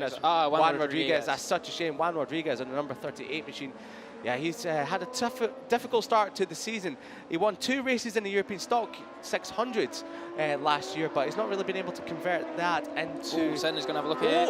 Ooh, he thought about it down into turn 11. That would have been a brave one through there. One of the, well, I think the corner where you need the most courage. Yeah, 100%. It's the correct way to put it, as he looks down now again in the inside, down to Lorenzo. But Yerry Ruiz just doing enough on the brakes to be able to withstand the pressure from the Australian for now. Yeah, Senna Aegis started to get the feeling he's maybe getting held up a little bit by Yari Ruiz on this lap. That time round, they must have been scrapping a lot, because that time round they were almost a second slower than your race leader, Carlos Tata. That gap is now up to 3 seconds now. So Yari Ruiz, I think when he has Senna Aegis come past him, he sees red, and he snaps back immediately. So Senna Aegis has to make that move. If he tries to make that move, has to make it, but he also has to make it stick and not give Ruiz any chance of coming back underneath him. So it's really held them up in that lap. Senna Aegis, your championship leader there on the number 81. Liqui Moly, Husqvarna Intact GP racing team, or junior team, as his team look on. So powering down the back straight. Can he look up the inside? He doesn't seem close enough on this lap. He sets up ever so slightly. So Senna Aegis, you have a feeling that he will shape up a move pretty soon, but he's just shaping up where is the best for Ruiz. Senna Aegis ran a little bit deep into Pedrosa corner there, but Carlos Tata, there's nothing we can say that's not been, that will give him gleaming praise, because he has been absolutely perfection so far this weekend and in this race as well. So he's on charge for his first win in the European Moto2 Championship. And as you mentioned earlier on, Jack, this is a class we've really seen a lot of riders that have sort of become stagnated in Moto3 have come over to this class and really rebuilt their career. So Alonso Lopez has been one. We've had Fermin Aldeguer being another as well. We've had, well, Lucas Tulovic, last year's champion. He's moved back into the Moto2 World Championship and doing fairly well, always consistently in the points. And you can guess that Carlos Tata will be hoping to do the same. Yeah, definitely. I mean, there's another parallel to be drawn as well, particularly from Carlos Tata to Alonso Lopez, because Alonso Lopez, in that year where he was in Moto2 European Championship, it was really dominated by Fermin Aldeguer, his younger teammate. And it wasn't until here in Jerez when Alonso Lopez finally got his first race win of the season and beat Aldeguer. And now we're seeing this again with Carlos Tata and Senna Aegis, where Senna Aegis has been dominating the series so far. Of course, we're quite early in the series still, but Tata now at round 3, wow, Senna has a big moment all the way out to the curb. Gets a little bit unsettled as the rear wheel grips up. But now we're seeing that Tata is able to take it to Aegis, and also, as we see, Yuri Ruiz, who's fighting for his first podium in the class. Yeah, it's great stuff from Yuri Ruiz, holding off your championship leader, the dominant force that has been Senna Aegis.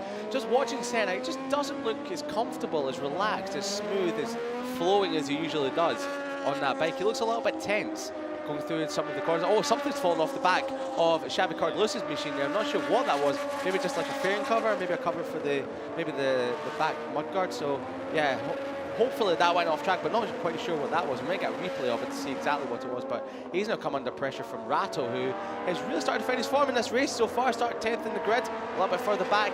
He's chasing what will be another top 4 for Rato, his 4th of the season, and Cardless almost running out in the green there.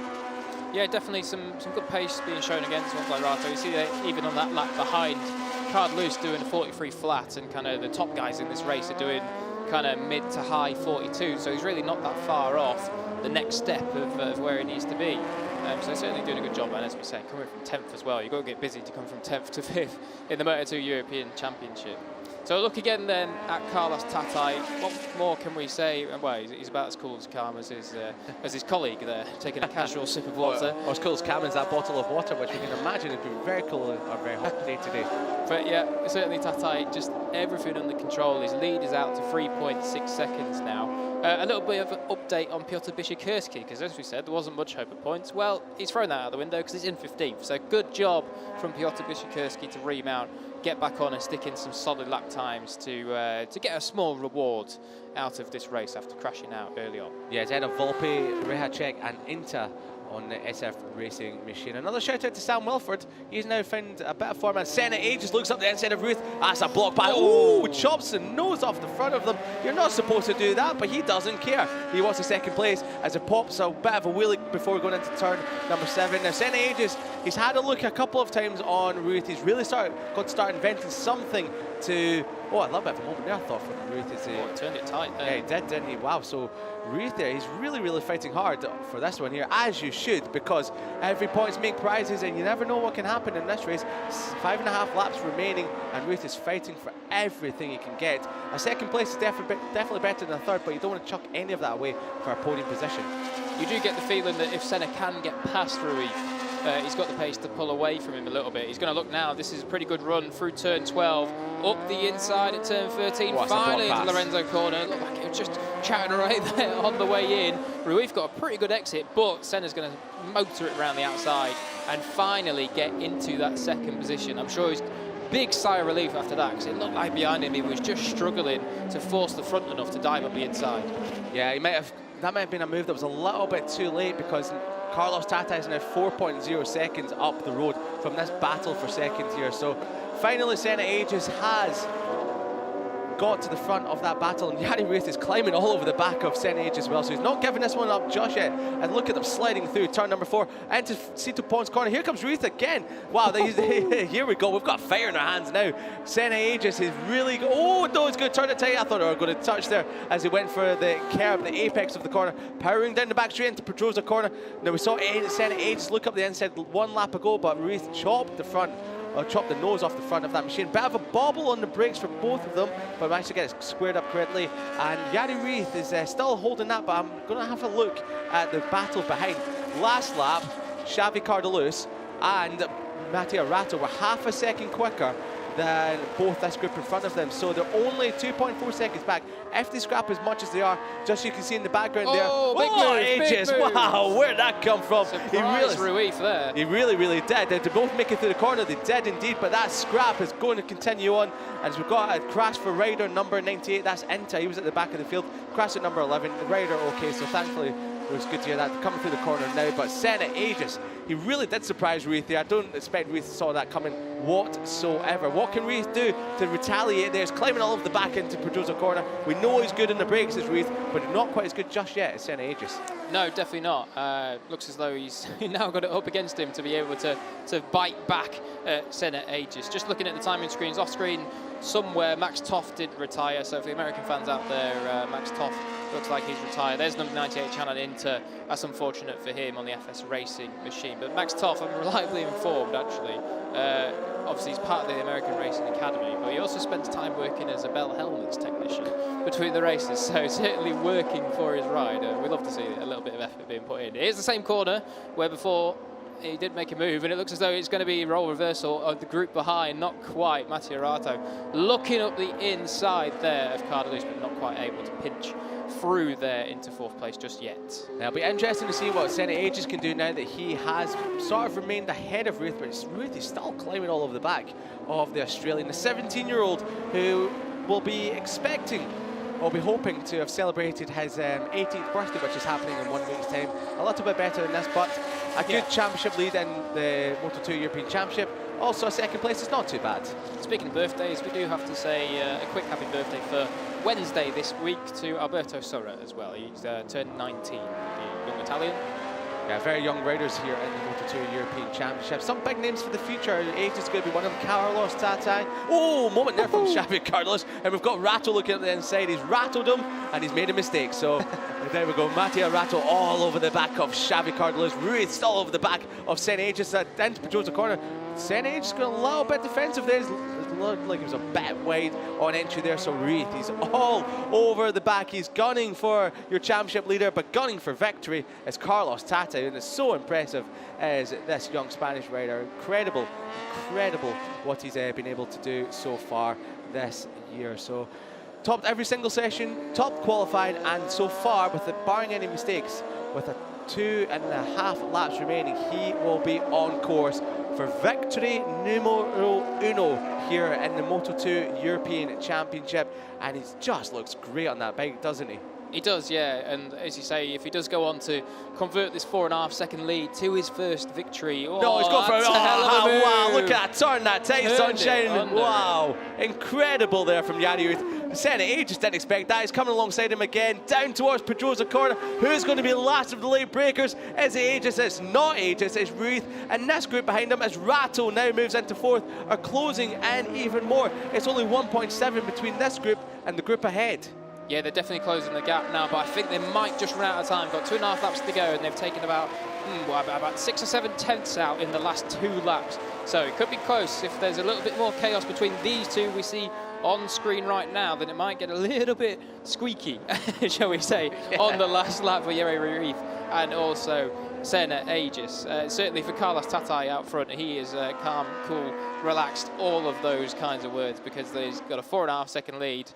As we do look across the Jari Ruiz's team, They're not looking too worried just yet, but they might be now with Senna just looking at the inside down into turn 13, the final corner, Lorenzo corner. But no, once again, Yari Ruiz just seems to have a slight edge on the brakes compared to Senna. He's been really impressive this weekend, has Ruiz, on the brakes, especially on the brakes, especially into some of the corners you don't expect. The Cito Pons corner, he's just turned it underneath Senna Aegis on a couple of occasions. Aegis really, well, he's sort of shown his hand already, surprising him into the Ángel Nieto corner a few laps ago. So Ruiz is going to be expecting that now. So he's going to have to try and surprise him somewhere else. We've never seen him move into turn number 4 or into turn number 3. He may be trying to invent something there as well. But further back, yeah, 1.6 seconds with a lap and a bit to go and a lap and a half to go. Oh, Aegis out in the green there as well. So he's really motoring on as Senna Aegis, trying everything he can. He looks a little bit uncomfortable compared to Ruiz. Ruiz looks a lot smoother, a lot more calm in that number 72 machine compared to Senna Aegis. I mean, we've seen Senna now run nice little bit of slipstream there down into turn 6, but not going to be close enough. We've seen him now a few times through turn 5. He runs out onto the curb there. Is Mattia Rato going to go wide? No, he pulls it down to late apex, lovely stuff. But Senna's been going wide a couple of times, and also we saw in the lap previous where Ruiz just turned it under him at turn 5. It looks as though Ruiz is much better through the middle of the corner at least than Senna, and you can see that now that he's pulling a bit of a gap on him. I think possibly late on in this race, maybe Senna's just struggling a little bit more with his tyres. Yeah, it looks like he might be coming into some tyre difficulties, does it? Senna Aegis. Still very good on the brakes. It closes up a lot when Ruiz does initially hit the brake, but Ruiz, as we said, has been absolutely magnificent so far here today. The battle for 4th isn't done and dusted just yet. Rato has got Cardelus all over the back of him. What an impressive ride it has been from Mattia Rato, to be honest. From 10th in the grid, he looked nowhere all weekend, all at sea, and he's managed to climb his way back up into 4th. 1 lap to go for someone that's not all at sea, unless you, well, unless you think that he's all off on his own. It starts the last lap, the number 99 of the Pertamina Mandalika SAG Racing Team machine. He's on course for race victory number 1 on only his 4th race here in the Moto2 European Championship. Carlos Tata has been absolutely outstanding. Barring a mistake, he's just powering through turn number 4. Absolutely brilliant to watch that is. Further back, it looks like Ruiz has a couple of bike lengths advantage over Senna Aegis as we watch Carlos Tata come through turn number 5 and then power down the straight into Pedrosa corner. Half a lap to go for the number 99 as he's on course for victory number 1. Yeah, obviously this will be a huge release of kind of weight on his shoulders for Carlos Tata. He hasn't won a race since he was in the Moto3 Junior World Championship, as it was called back then. This very same paddock back in 2019, and also when he won the Red Bull Rookies Cup in 2019 too. So certainly Carlos Tata, it's been a long time between first place podium drinks. Wow. Hang on, Ruiz.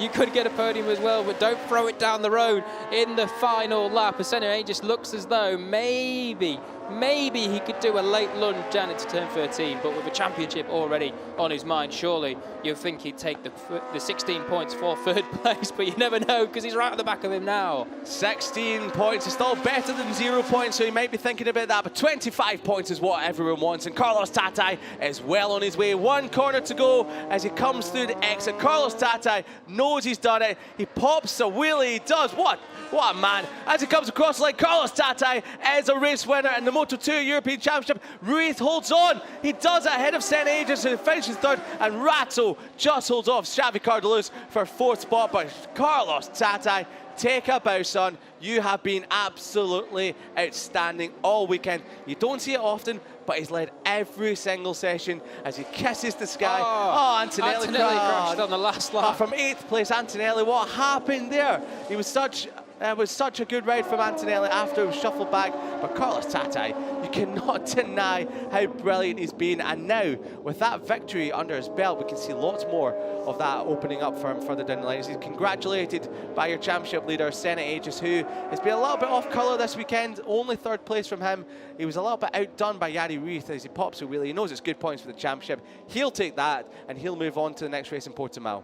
Yeah, I think we can see that big release of pressure from Carlos Tatai there. He celebrated on and is celebrating on the cool-down lap. It's been a long, long time since he's been on the top step of a podium, so I'm sure there's going to be a big celebration down in Parc Ferme when we go down there in a second. So congratulations to Carlos Tatai. Tip of the hat there for Mattia Rato as well.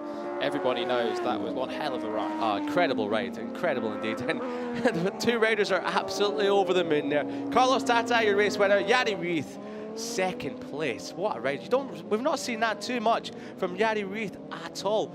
And his best result was a 4th place before then. And it was just went and grabbed himself a first ever podium. And what a way to do it. Not just doing it by being a little bit lucky. He's done it with having the great pace, having a brilliant ride, and also under intense pressure from this man on screen. Senna Aegis, your championship leader, doesn't get more intensified, more pressurified than that as well. So Senna Aegis, 3rd place here today. So his 100% winning streak has come to an end, but he'll take that. A very Valentino Rossi-esque stick out the leg wheelie from Senna Aegis. Became a custom celebration of Valentino Rossi throughout his career, and Senna Aegis has adopted it. And well, if you're leading championships as brilliantly as Senna Aegis is and winning races, then by all means, I'm sure Valentino Rossi would be more than happy to lend off that signature wheelie to Senna Aegis.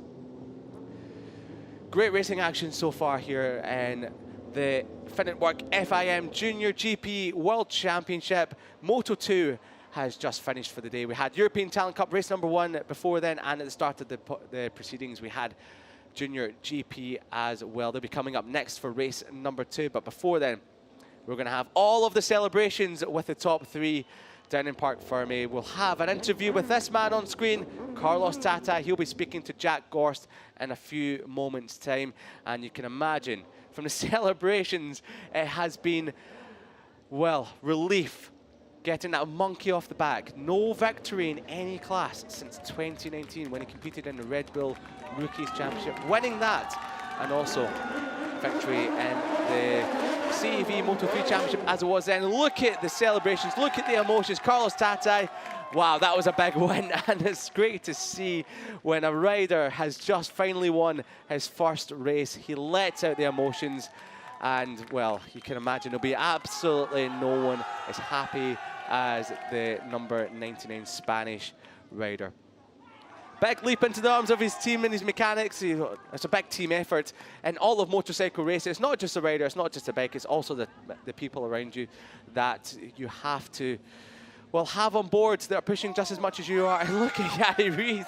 Yeah, he's broken the back of that one. He's broken the duck off the back with not being able to finally crack the podium. He's done it now, and you can imagine that's going to open the floodgates for Jari Ruiz and plenty of podiums down the line, and for the FAL 55 T Racing team as well.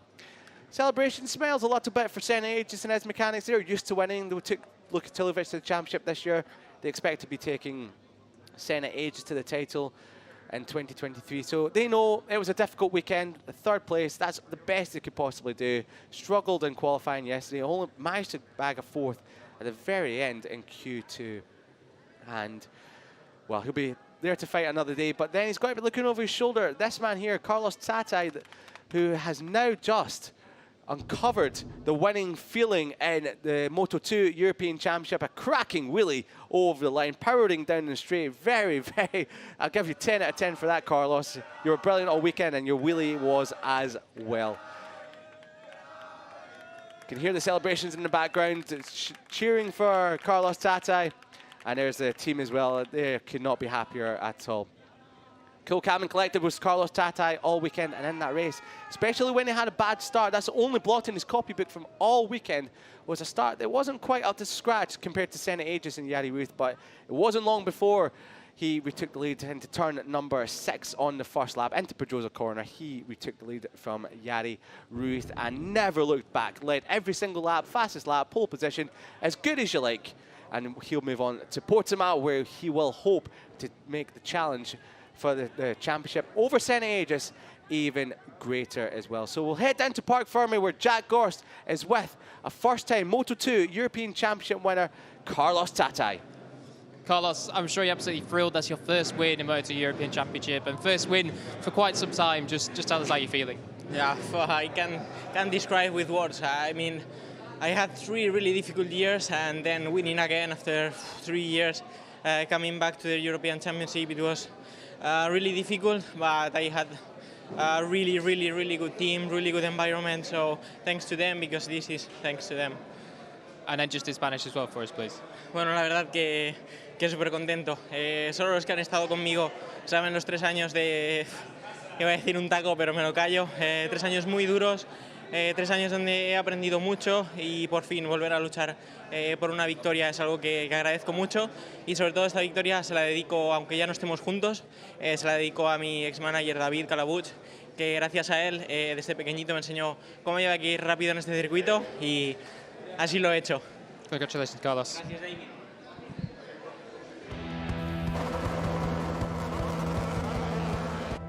Big smiles all round for Carlos Tata as he becomes a race winner in Moto2 European Championship, and this is how he did it. Got a turbo launch off the line, Senna Aegis hooked it all up and took the lead into turn number 1 ahead of Reith, but Reith wasn't having any of it. Into turn number 2, he took over at the front before a cracking move on Senna Aegis from Carlos Tata took him into second spot before a corner later he found himself in the lead of the race.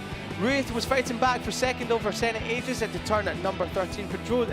Lorenzo corner on lap number 1 as Carlos Tata darted off into the lead. Piotr Mishukowski, he came to the end of his race before he remounted, actually before he got back on the bike at turn at number 6. But further back you had Garcia, Sura, Cardalus all battling over 4th place before Rato got in the mix in the number 13 machine as well. So great scraps going on all the way through down the field, but Carlos Tata was off and running. A bit of debris fell off the back of Xavi Cardalus in the number 18 machine as the marshals run on track to pick it up before anyone else comes through. The number 98 went down, that was Inta on the back of the grid. Not looking happy, there was a moment there for Xavi Cardalus with only a few laps to go. That gave Rato the momentum to chase after the Andorran rider. Senna just surprised Yari Reith into Ángel Nieto, but it wasn't long before Yari Reith pulled this incredible move, turning it tight up the inside at Sito Pond on Senna Aegis, and that consolidated his second place. But no one could lay a glove on Carlos Tata, the number 99 machine rider. Popped to wheelie as he came across the line to record his first ever victory in the Moto2 European Championship. Reith with a best result of second place held off Senna Aegis, your championship leader. Then it was Rato and Cardalus running in the top 5 as celebrations kicked off in the Pertamina Mandalika SAG racing team as Carlos Tata rode the emotions of his first win in the class.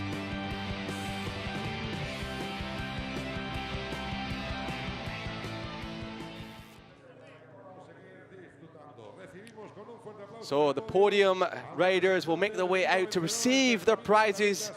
And what a day of racing it has been for the Moto2 European Championship. We saw plenty of this man on the pit wall, being all cool, calm, collected, a little bit emotional, but all happy. Senna Aegis is rolling on to the next one, not looking too happy, does the young 17-year-old. He'll be turning 18 in a couple of weeks' time. Contrast that with Yari Reith, who is absolutely overjoyed, and especially Carlos Tata. 2 men in the podium that can't believe their luck and are absolutely overjoyed. Senna Aegis a little bit subdued there, gives a handshake to Carlos Tata as we have the director of Circuito de Jerez, Ángel Nieto, handing over the winner's trophy to the team, the Pertamina Mandalika SAG racing team. That is their first win of the season, and you can imagine there's going to be plenty more. Senna Aegis picks up a trophy that he's never actually received, the Moto2 European Championship. 3rd place for him. Every single race he's finished before then was either a 1st or 2nd place, so he's going to be putting that one on the mantelpiece.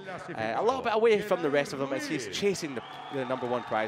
Yari Reith, look at the smile from Yari Reith, the number 72 rider, points to the sky, and yes, he is 2nd place, and you can imagine with that confidence he'll be chasing victories later on, but no one could chase this rider for victory. Carlos Tata is your race winner. He only his 4th race in the class, and he's already a race winner, and plenty more to come from Carlos Tata.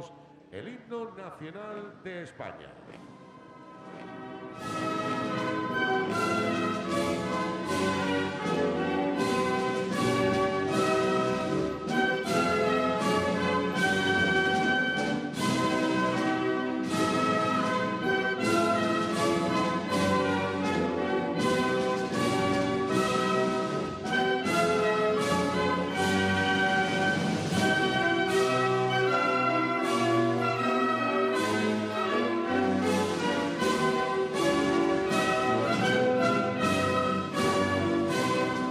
Fuerte el aplauso para Carlos Tatay. Well, it's all getting a little bit emotional in here, isn't it? Of course, Carlos Tatay there, absolutely overcome with emotion, and rightly so. His first win since the final race of his 2019 FIM CV, as it was back then, Moto3 Junior World Championship campaign, where he finished second in the championship that year as well. So it's been a long, long time coming for Carlos Tatay to stand back on top of the box again, and as you can see, rightly so, incredibly emotional. He's a rider, of course, that back then in 2019 came with so much talent and promise and hype. He won the Red Bull Rookies Cup that year, finished second, as I do say, in the Junior World Championship in the Moto3 class, now Junior GP, and came into the Moto3 World Championship with a lot of expectation. He did a couple of wild cards that year in 2019 as well, and from memory, I think he scored points on both occasions. And then just in Moto3 and throughout his career in the last 3 years, it just hasn't quite clicked. He picked up one podium in Indonesia, of course, where now, as we do see, he has the Indonesian flag wrapped around him with a Pertamina Mandalika SAG team. So Carlos Tatay, you have to say, a huge congratulations and well done to that man, because he really has worked hard. And now the pundits are paying off for him. So there you go then, Carlos Tatay takes his first win in the Moto2 European Championship ahead of Yeri Ruiz, who takes his first podium, and he was equally as overcome with emotion. Sen Ages certainly a bit more subdued in third from Rato. Cardaluz, Garcia, Surab, 7th, great ride from him. That's one of his best of the season. Unai Radre and Alex Toledo. Francesco Mongiardo, that's probably his best of the season, I do believe. From Marco Tapia, Sam Wilford recovered through to 12th in the end for Gerard Riu, and Piotr Bishikurski picked up 2 points after crashing early on at turn 6. From Matteo Volpi, the last points paying position, and the last across a line, Filip Riecek, with Antonelli unfortunately crashing out on the very last lap from 8th place, I do believe. So how does that affect the championship then? Well, it's still quite a big lead for Senna Aegis. He's certainly not got anything to worry about just yet. 30 points is the gap to Carlos Tatay, or Matteo Rato there, just 4 further back. Yeri Ruiz is now in 4th as well, with Cardaluz, Antonelli, Toledo, Surra and Garcia, your top 9, with Garcia down there on 23 points. 68 back from the 91 of Senna Aegis. Juan Rodriguez, he unfortunately crashed out of this one as well. He's in 10th for the championship, with Sam Wilf picking up more points to add to his tally. Marco Tapia, Harrison Voigt, who really now needs a good result next time out after 3 non-scores in a row. Unai Radre, Mongiardo, Volpi and Ryu. And Carl Paz, I'll try that one again, sorry, Vugnarek, and Piotr Bishikurski and Chanon Inter. So total elation then for Carlos Tatay. Brilliant scenes as he stands atop of his Moto2 machine, and he now is a Moto2 European Championship winner. Of course, only one race for him today. He'll be a little bit disappointed with that, as he is on fine form here this weekend. But next time out, I'm sure that he'll be back on form with a renewed confidence now after his first win in almost 4 years. Incredible. And you could just see what that meant to him as the tears flowed atop the podium here in Jerez. Carlos Tatay is your winner. Congratulations.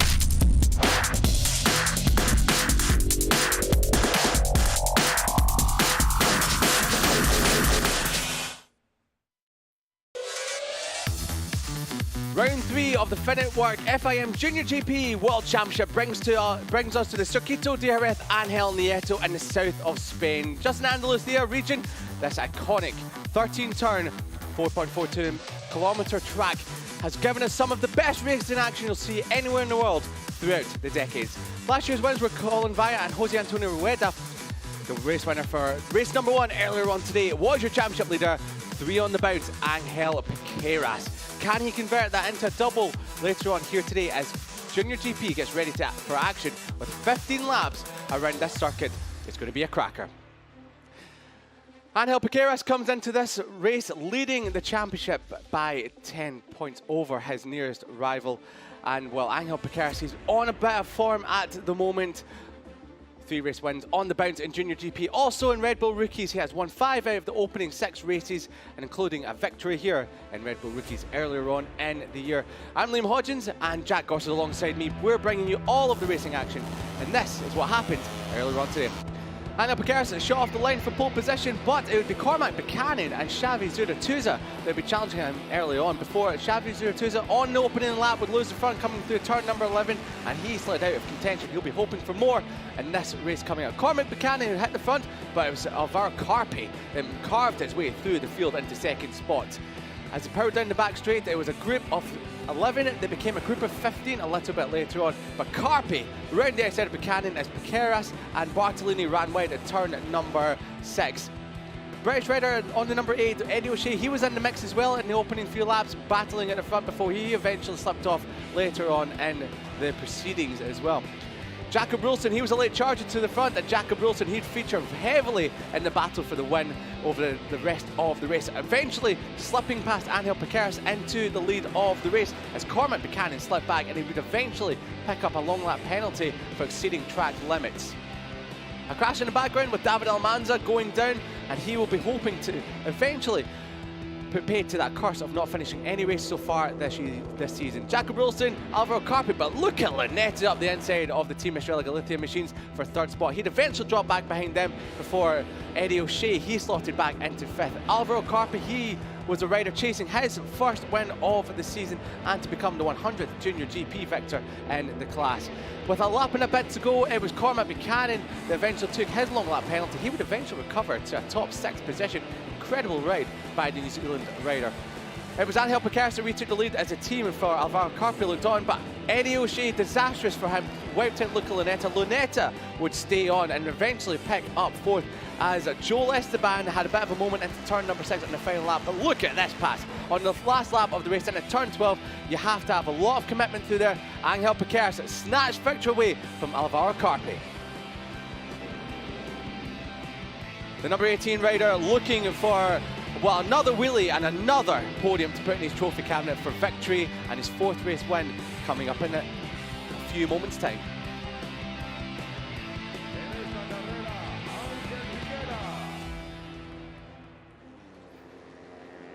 4.42 kilometers of this incredible Circuito de Jerez Ángel Nieto circuit. Track temperature 41 degrees, air temperature 30 degrees. I was just outside there a moment ago, Gorsett, and it's really, really warm out there.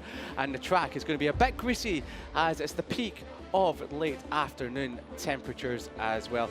As we just saw, Jose Antonio Rueda gave Ángel Piqueras his trophy for winning the race, and he also won the race here last year before eventually going on to become the 2022 Finetwork FIM JuniorGP World Champion. He's now racing in the Moto3 World Championship.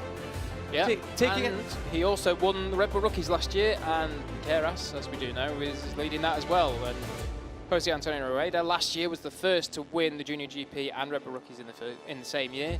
It looks like we won't have to wait too long for another contender to do that. Yeah, the question is today, will we get the 100th different JuniorGP victor? So it's JuniorGP, Moto3, and also going back to the 125cc era with Fonzie Nieto becoming the first ever race winner, and will we get the 50th of the Moto3 category. So when they went from 125s in 2011 to Moto3s back in 2012. And Jack, can you guess who won that first ever race? In 2012. So rider we know is on the world stage now, racing in the World Superbike class. Oh, I think I've got an idea. Ertl? It was Philip Ertl right here at Jerez 11 years ago. Cracking statistician, Gorsh. You knew that one even before I asked you it as well. So Only because you told me the other day. I was hoping you would have forgotten. So yeah, I was hoping you would get that one for your pub quiz later on. Here's Xavier Zuritu's crash earlier on in the race from the lead of the race, which was such a great shame for a rider that has been showing some great potential this weekend. Yeah, he says roll on to this one, and he will be rolling on, hopefully not rolling through the gravel trap like he did at turn number 11 earlier on today. So he'll be chasing his first podium of the year, 5th place in Valencia last time out, and, well, you know he was going to be in the podium battle before that unfortunate tumble at turn number 11. Yeah, he was looking pretty good in those early couple of laps. Of course, we didn't last very long in the race, but still, we expect to see him right up there at the front. And a man that was at the front was this rider, Cormac Buchanan. The Kiwi was doing very, very well. Of course, had that long lap penalty and then still came back to finish 5th, quite incredibly. So, yeah, a really strong ride. His best of the season by far. And overall, this weekend it has been the best we've seen from him. Yeah, Cormac Buchanan is really starting to find his form. The young Kiwi. He's really starting to come into his own as the fans look on. It's been a great turnout for the fans here this weekend. They really have come in here in their droves and enjoying the sunshine and once again enjoying some incredible junior GP action. That kid there looks a little bit tired for the moment, but I'm sure as soon as the racing starts, she'll perk up again and enjoy the racing just as we have. Now here is David Almanza, the number 22. He looked like he was a little bit inconsolable after race number 1, going down an unfortunate incident at turn number 1, but there you can see 0 points, 31st in the championship. We know he's much better than that. He has a race winner here in the class, taking victory last year towards the end of the season, and he's featured in the Moto3 World Championship where he almost, back in Argentina, got a podium before coming together, unfortunately, with one of the riders. It was Scott Ogden. It was Scott Ogden, indeed, that he came together with. So David Almanza, ever since then, it's just been one tough spot after another. So can he go role reversal in this race? We hope so, because David Almanza is really one of those riders that should be fighting at the front week in, week out. Is Elliot Bartolini? I think he'll be a little bit disappointed with his 8th place in the first race today. As you can see there, he's pretty consistent. 7th, 8th, unfortunate DNF.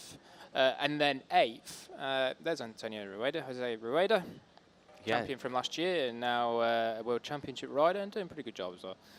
But yeah, I think Bartolini will be a little bit disappointed because he was right up there, battling away in the top 3-4 positions, and then yeah, just in the last handful of laps, got a little bit bullied and beaten up, and barged back into the pack. Eddie O'Shea, the number 8, starting from 6th on the grid. He was well and truly in the mix for the victory earlier on here today. His first podium came last year at this very circuit. He would have potentially been in that podium battle on the very last lap, but for an unfortunate crash that was involving him and Luca Lunetta at turn at number 13, the Lorenzo corner, but he'll be hoping to, well, rectify that with another podium charge. He looked fantastic, and as we mentioned earlier on, Jack, he's a rider that's come from an injury, 5 surgeries on his leg, and he's had to be, well, given a cow vein.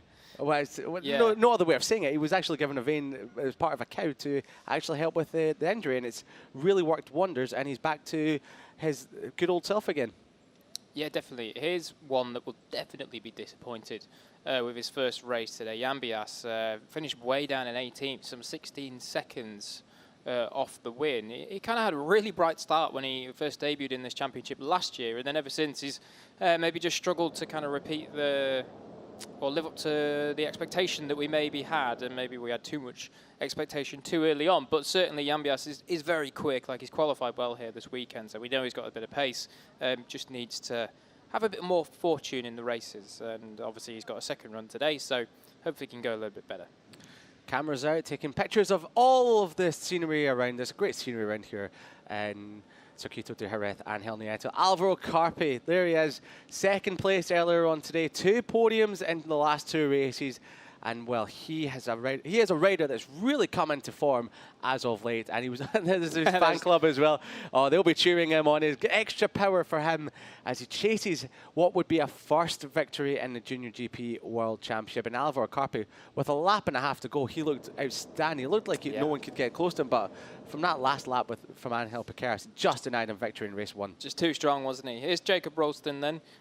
Was right up in the mix in the first race, and then unfortunately slipped back a little bit, but still certainly 6th place, not a bad run out for the first race this morning. And we know that he was pretty ambitious on the brakes and was doing a lot of them down into turn 6 and also the final corner, turn 13 as well. So you can expect to see Jacob Ralston once again making some big moves and taking names. And hopefully, at least for himself, he'll be hoping to be able to stand on the podium at the end of this one. Impressive. Daniel Charil, he was mightily impressive in race at number 1 here today, finished inside the top 10.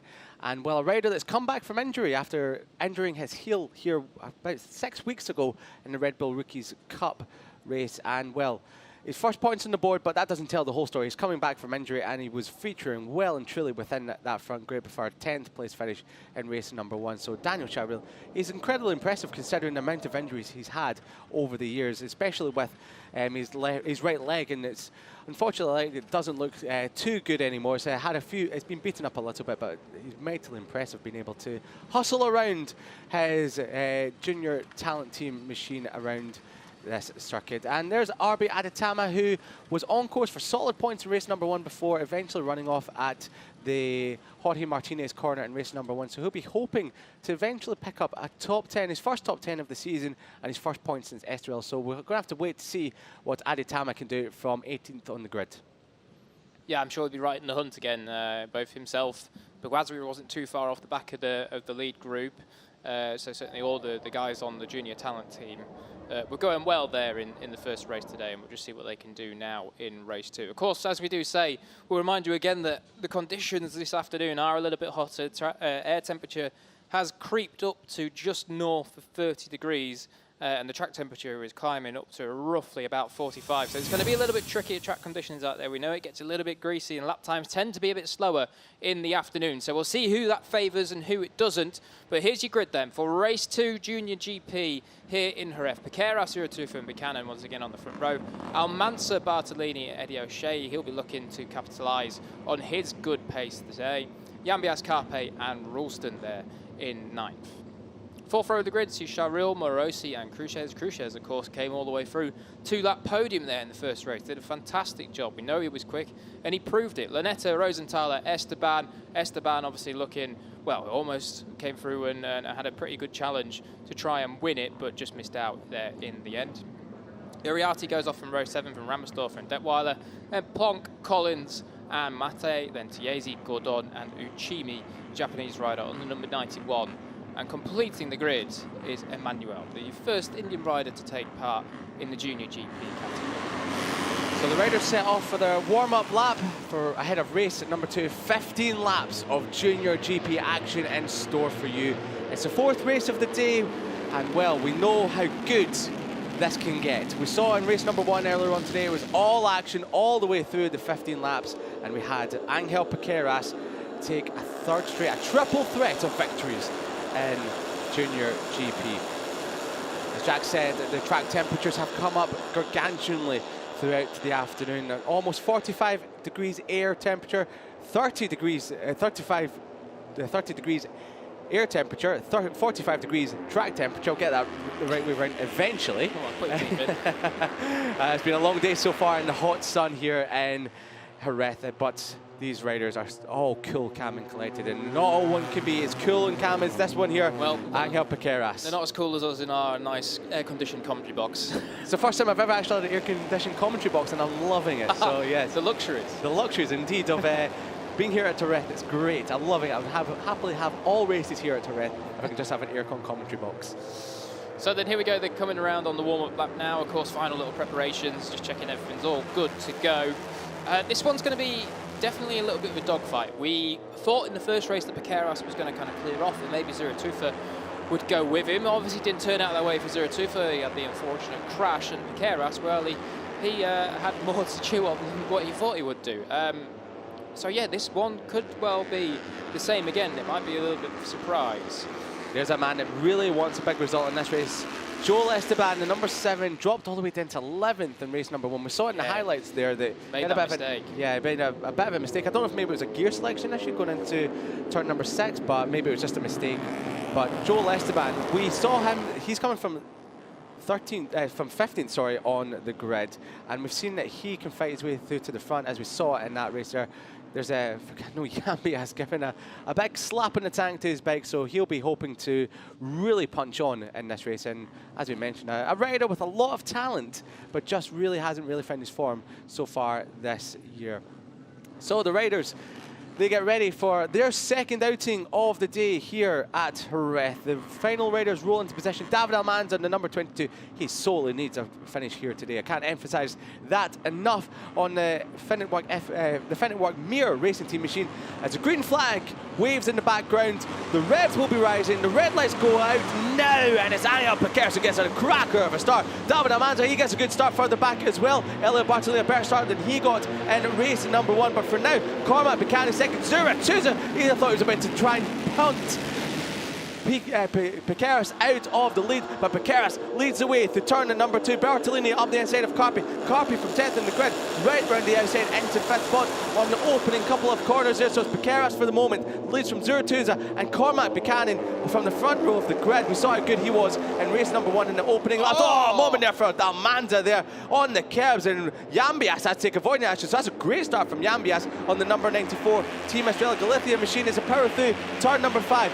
Down the back straight for the first time, and further back there you've got the junior talent team riders in position as well. We're looking at number 89, that is of Uriarte, and round the inside, but up the inside, Zuratuza leads the way as he did in race number 1, and hopefully he can hold it for now as Ángel Piqueras looks over his shoulder. I don't know why he's doing that in lap number 1. He's going to know that everyone is there already. So Zuratuza then, he leads on lap 1, so the perfect start for him, but he does have the man of the moment, Ángel Piqueras, right there behind him. Elliot Bartolini, a bright start once again.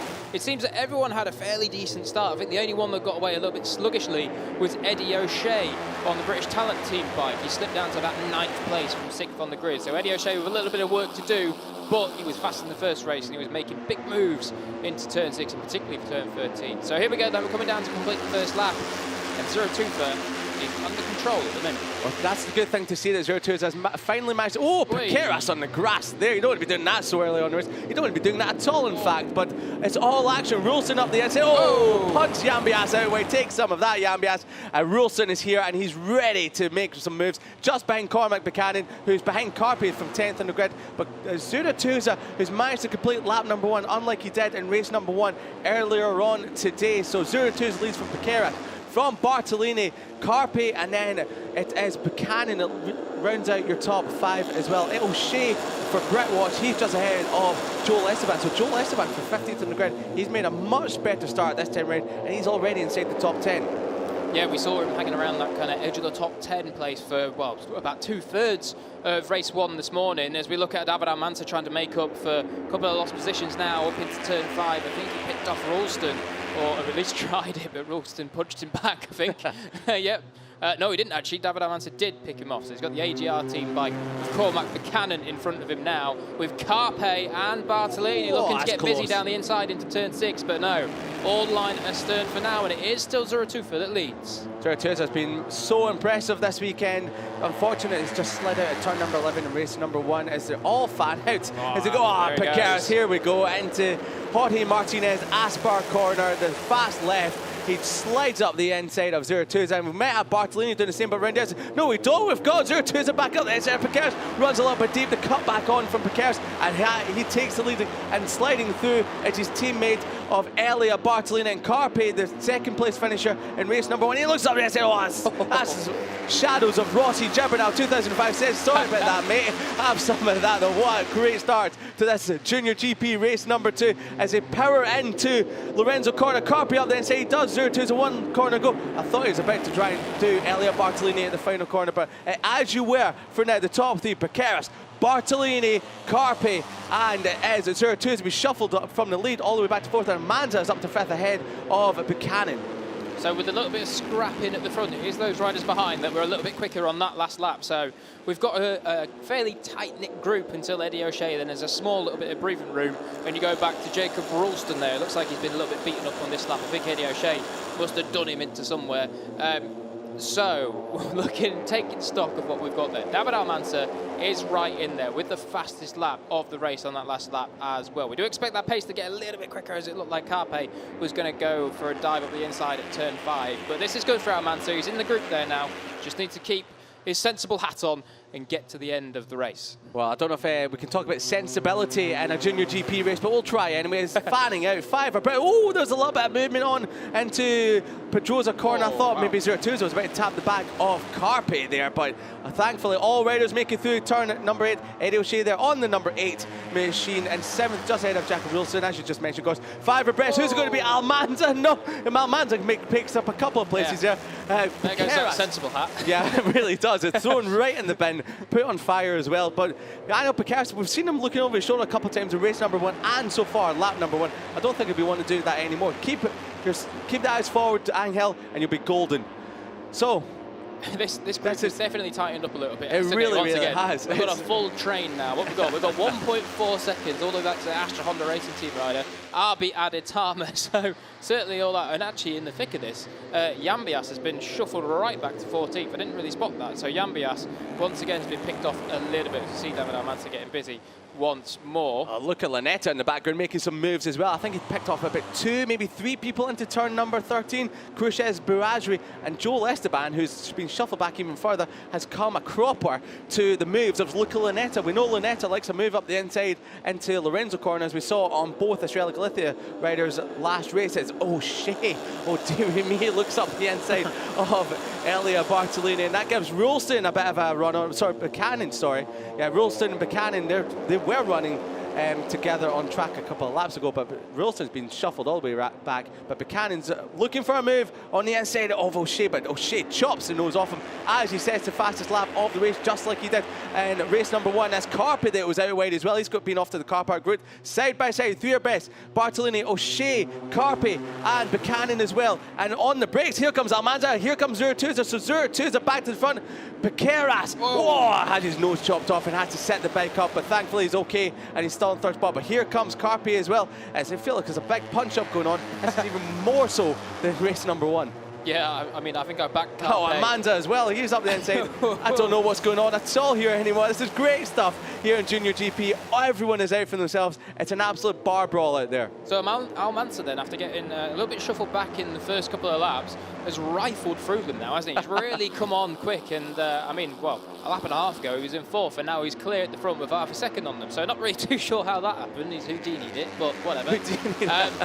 Anyway, so David Almanza, he's definitely trying to make amends. He's gone. He's absolutely out of here. He's cleared off. He's checked out. He's had his passport and he's already through the gate. He's away. Blimey. What an absolute lap from David Almanza. I'll be surprised if this is not the fastest lap of the race. He's got half a second advantage to sector number 4. As they come across the line now, that gap is now up to, well, it's a half a second, but it's a little bit more. And his personal best lap of the race, a 1:48.125. Yeah. That was 0.6 of a second quicker than Zurituza in second. Yeah, pretty much almost everyone else in the high 48s and even into the 49s there. So obviously a bit of a bloody nose of a lap for that one, certainly. There's lots of punches going in left, right and centre. But through it all, Zurituza and Piqueras do remain at the head of this group. So there's always these guys that somehow manage, when it's all chaos going on, they just stay at the front of the group. But Alvaro Carpe throws that script out the window and right through now. So I was just looking at the back of the screen there. Ramensdorfer in 22nd is at the back of this entire group. So a group of 22 absolute manic junior GP riders are all part of this. As you can see, Ramensdorfer, sorry, in the background is we've got chopping and changing. Everyone's trying to catch Amanda. It's a number 34 of Tiese. He's been involved in an incident with Gurdon. So yeah, not sure what's happened there. But those two have had an incident together. Carpe, he's carving his way. Oh no, that's gravel. That means Almanza's going. Oh no, it hasn't been. So that looked like gravel. All Cam here in the commentary box. Not sure what that was. Maybe it was the dust from what happened with Tiese and Gordon. Not too sure. Anyway, not too sure. We thought Almanza. Yeah. We sound a bit silly now, but anyway. Oh wait, no. Oh, Yambias is down at turn number 6. Oh, that's such a shame. He was inside the top 10 for a lot of that there. So Yambias has gone down, but he's back into the race. He shakes his head. That was such a disaster there from Yambias, as everyone is almost out in the green. That's Cormac Buchanan with Eddie O'Shea now up the inside, late on the brakes. And you've got Cruces.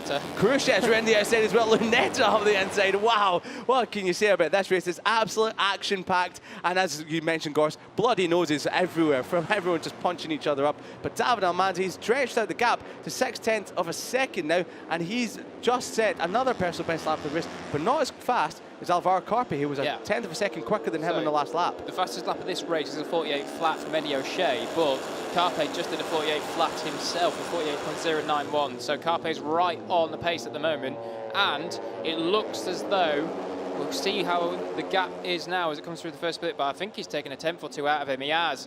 Wow, gap's down to half a second. It was about 9 tenths going across the line. So Carpe, well, he's got the fishing rod out and he's got the hook in.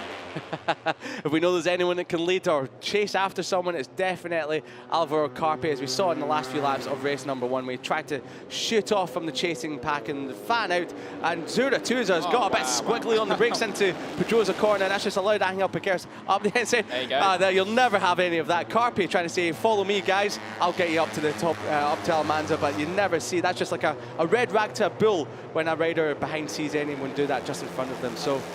Yeah, I mean, that gesture is completely pointless in Junior GP and Moto 3 classes anywhere in the world, because they all look at it and go, all right, mate, no. But yeah, straight up, not happening. We'll see anyway, because Piqueras is behind him now, and we know that these two have been some of the fastest all day, so we shall see what they can do. Just coming across and totaling up to the maths, they're about 3 tenths quicker than Almanza on this lap alone so far, and we've still got the final split to complete, so they're certainly on the way, and we'll see now what David Almanza can do if he responds. O'Shea Lunetta up the inside. There's RB Aditama, and he's an 11th spot, chasing his first top 10. He was in contention for that top 10 in race number 1 before he got launched into the scenery at Jorge Martinez Asparcon. I'm still not sure what happened there, but we have a new fast lap of the race. Angel Piqueras, a 47.7. He's making moves now. He's just behind Alvaro Carpi, just ahead of Eddie O'Shea, who's moved ahead of Cruces and Zura Tuza. So it's all action now, as Piqueras is now starting to, as you say, Gorst, put the fishing rod in, got the hook out, and he's chasing after the top 2. So Carpe's lit the fuse and Piqueras has exploded, hasn't he? That's exactly what's happened. And even the guys behind him, Eddie O'Shea has responded to that as well. He was into the 47s last time around as well, 47.8, only a tenth slower than Piqueras. So this one's bubbling up nicely then, and David Almanza is not going to have a runaway victory. That is for sure now. Yeah, he's got Carpe and Piqueras, your championship leader, all over the back of him. Maybe not for long, because Carpe looked up the inside. Lunetta, there he is, up the inside of Cruces for the back. That is for 6th spot into Pedrosa corner. It looks like there's a little bit of a gap opening up between the top 3 and back to Eddie O'Shea now. Carpe, we know, is good into turn number 9. Here he comes. Have some of that, David Almanza, but he's running a little bit wide. Can Almanza get the cut back? No, he can't.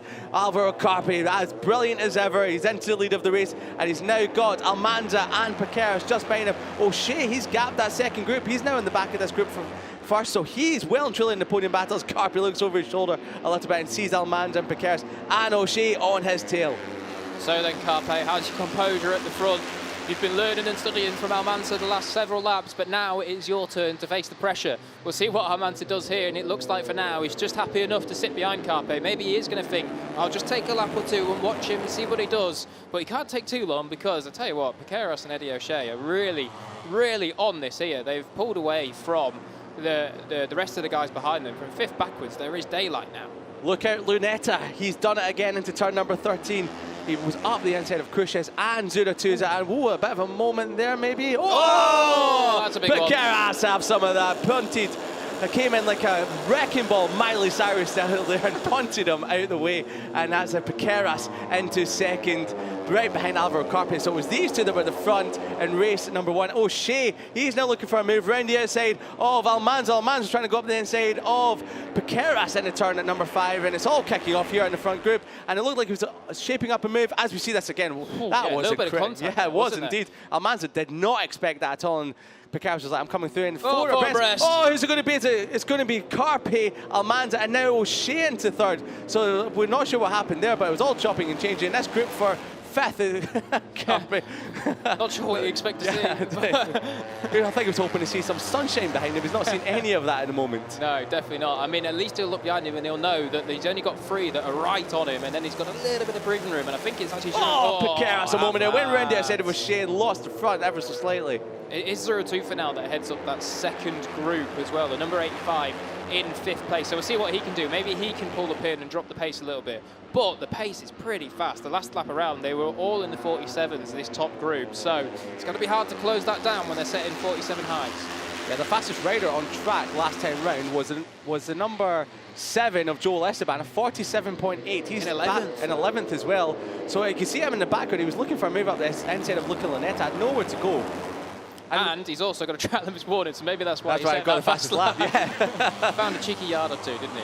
Yeah. But anyway, here we go. 8 laps to go then, and Carpe is in a similar position to what he was in race 1 this morning, but David Almanza is in a very different position because he was in the gravel in race 1 this morning. Eddie O'Shea's right there once again. He's looking seriously impressive. Eddie O'Shea's been good this weekend. We know he likes ref. He got his first podium in Junior GP here last year, as Hodjo mentioned to you earlier on in the broadcast. So Eddie O'Shea knows how to get it done around ref.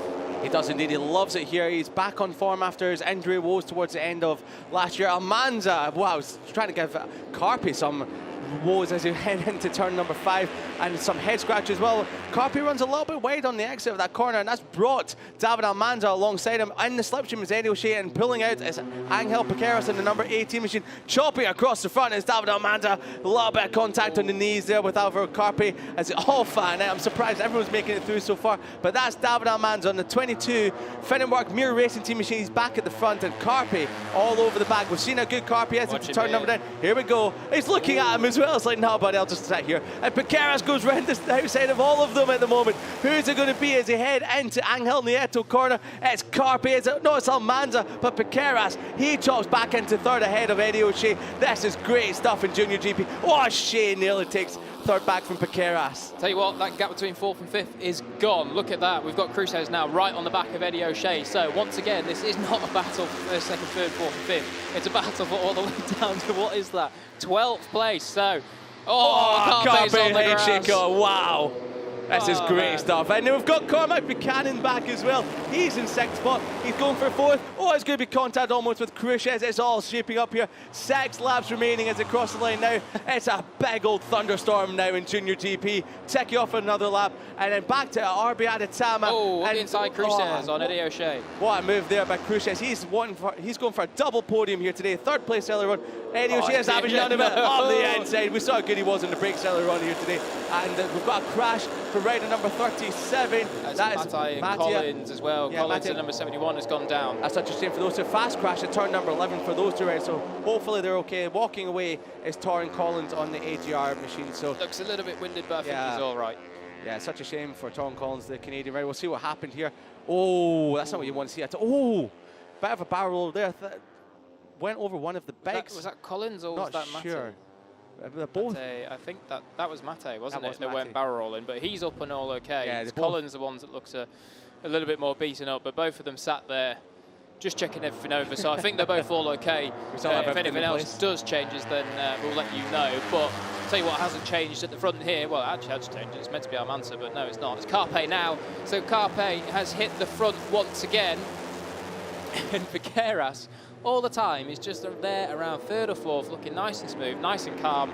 I think he's just going to pounce again on the last lap, isn't he? No way. Cormac Buchanan round there instead of Eddie O'Shea for 5th place. That was outstanding by the Kiwi rider. I was just, when you were talking away there, gosh, I was just watching it. He went round. I've never seen that happen into Almanza up the inside of Carpe as well. So he's back at the front now. Who's it going to be into turn number 13? Here comes Cruces up the inside of Piqueras, and he's going to be up the inside of both of them. It's going to be a Finetwork Mirror Racing Team 1-2. Not quite. He slots into third ahead. Piqueras just behind Carpe. 5 laps to go, and it's all kicking off now. And Cormac Buchanan, he's back inside the top 5 as he head up the hill into turn number 1. But it's Almanza leads from Carpe, Cruces, Piqueras, and Buchanan. Zuratuzzi, he's back in there ahead of Eddie O'Shea. O'Shea's back up the inside into turn number 2. So very good on the brakes as the young British rider. And you've got Joel Esteban and Jacob Wilson in that group as well. I think it was Joel Esteban was riding around the outside of, I think, Luca Lanetta into turn number 3. So far, so good. I was about to say no track limits infringements, but we might start getting some with some of them riding out there. Oh, and they both lost the front. That was Cruces. Oh, and the rear. And then, yeah, there goes the front, the rear, everything goes. It was Cruces had a bit of a moment. First, it sat Piqueras up, and he had a bit of a moment. It's allowed O'Shea and Zuratuzzi through as well. I think it's about time as we see Cruces dive down the inside and his teammates. Steady, fellas. We know there's been a bit of purple on purple crime this year so far. But I think it's about time we remind you once again that if someone other than Angel Piqueras or actually Tachikon Bouazri and David Almanza win in this race, then they will become the 100th winner in the Junior GP class over Moto3 and also 125. That's a very familiar face there. Ramon Ficado working away with this team this year. Certainly incredible amount of experience. Yeah, crew chief to David Almanza, the man in third spot now. He's just behind his teammate Cruces, as we see Piqueras take a tear off. And, well, he's finally been able to get himself back into rhythm after getting shuffled all the way back down to 6th place. Whoa, Buchanan up here. Yeah, wow, incredible stuff by Buchanan there. He's shown what he's made of in this race, is Cormac Buchanan. Really getting his elbows out with David Almanza.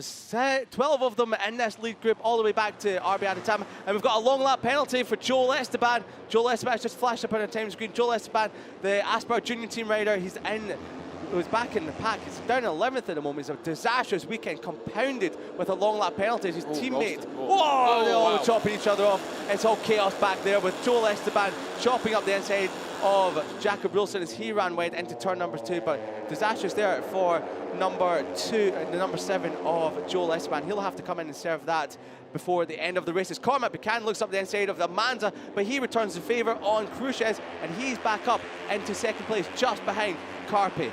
So there's your confirmation there on screen. Rider number 7, exceeding track limits, long lap penalty. So they'll have to dive into that. It's the last corner, Jorge Lorenzo corner, turn 13 here in ref. And once again, Cruces goes up the inside. 0-2 for now. He's starting to make a little bit of a surge forward. I think he picked off Buchanan there. But Piqueras just once again sitting there in the middle of the pack, in 4th, right there towards the top half, just doing the business and looking fairly safe and comfortable. We know what he was like in race 1 this morning. He just came through when he needed to towards the end. I tell you what, 0-2 for once again is doing some pretty bold moves down the inside at turn 9 there. There's our championship standings as it stands. I'm pretty sure that's all going to be changing within the next couple of corners. So it's Piqueras ahead of Carpe. 38 points between them. If it stays the way it is, but I can guarantee that will not stay the way it is at all. We just saw Joel Esteban flick his hand up in the air. Not sure if that's him being aware of the penalty. Yeah, I think it might be. He's diving in now. I think he is, yeah. So Piqueras on the inside, that's going to be close. Whoa, that's Carpe, sorry, not Carpe. Cruces hangs it around the outside. Number 69, Ruda, for a track limits warning now. Yeah, Ruda, who's starting to catch this group of 12. He's in a 12th spot now with Piqueras on the inside. Oh, a great move there from Angel Piqueras into turn number 1 on Adrian Cruces. He's now starting to find his form. He's now thinking with 3 laps to go, he needs to hit the front. Stay away from that battle behind, because it's getting a little bit heated. And Alvaro Carpe and Angel Piqueras, as they did in race number 1, find themselves at the head of this battle for the win.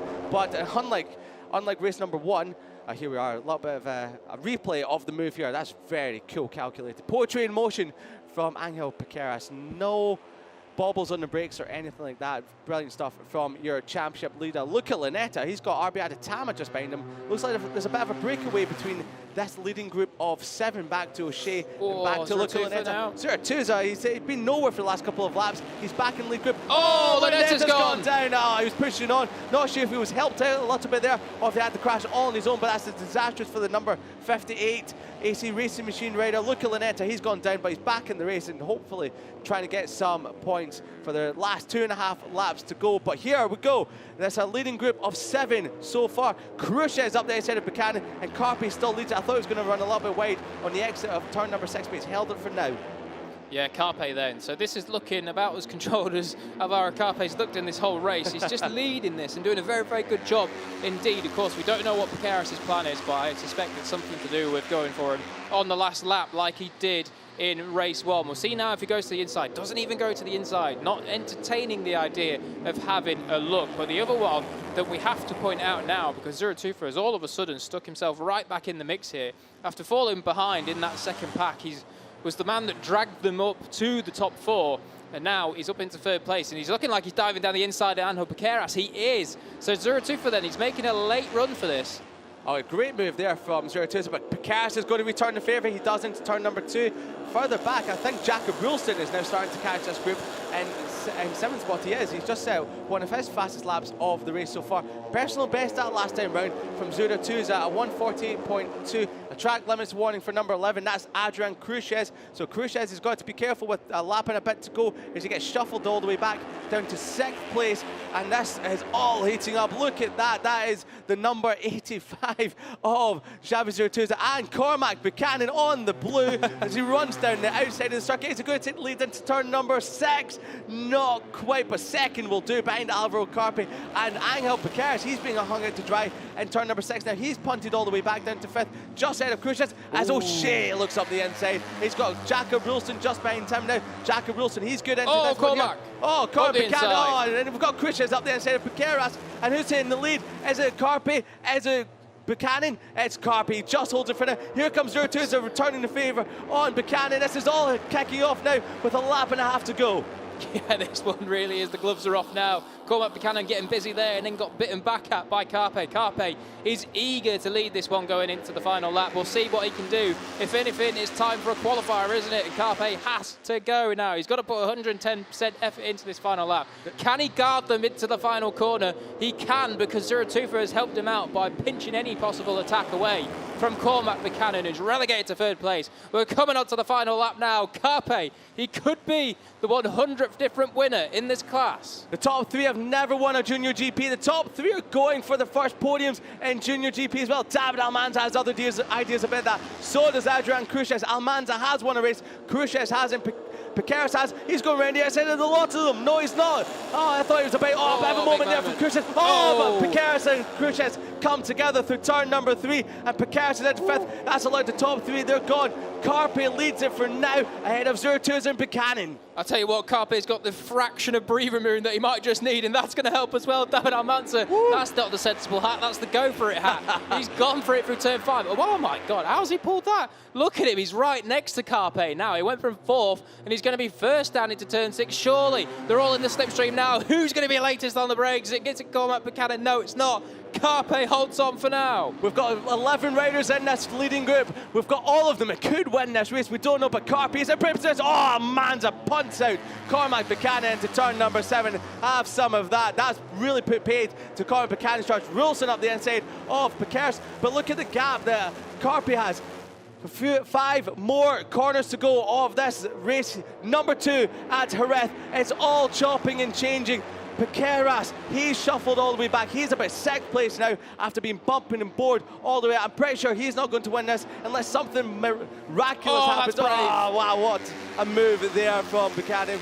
Buchanan, he's in the move. He's done it. He's done it already. It's 12. Again, just like race number 1. Here comes the final corner. Carpe up this side. We've got, he's all the way on the brakes. Who's it going to be? And Almanza chops the nose off the front. He punch to the line, and it's going to be David Almanza. He's not first to race at all this year, has the slipstream to the line, and he picks up his first race win of the season. Alvaro Carpe has to unfortunately settle for 2nd again, and in 3rd place, I don't know how he's done it, Angel Piqueras on the podium. Incredible from the championship leader. Cormac Buchanan just misses out on a podium position, and Jacob Wilson from absolutely nowhere in 5th place. A big heart to the camera, big heart to his fans, I'm pretty sure, for that one, for never stopping believing in him, because 4 DNFs in a row, he's fought back in a perfect fashion and stolen that race win in incredible fashion. And there's his team. Alonso Lopez down there celebrating with the Finetwork Mir racing team after what was an incredible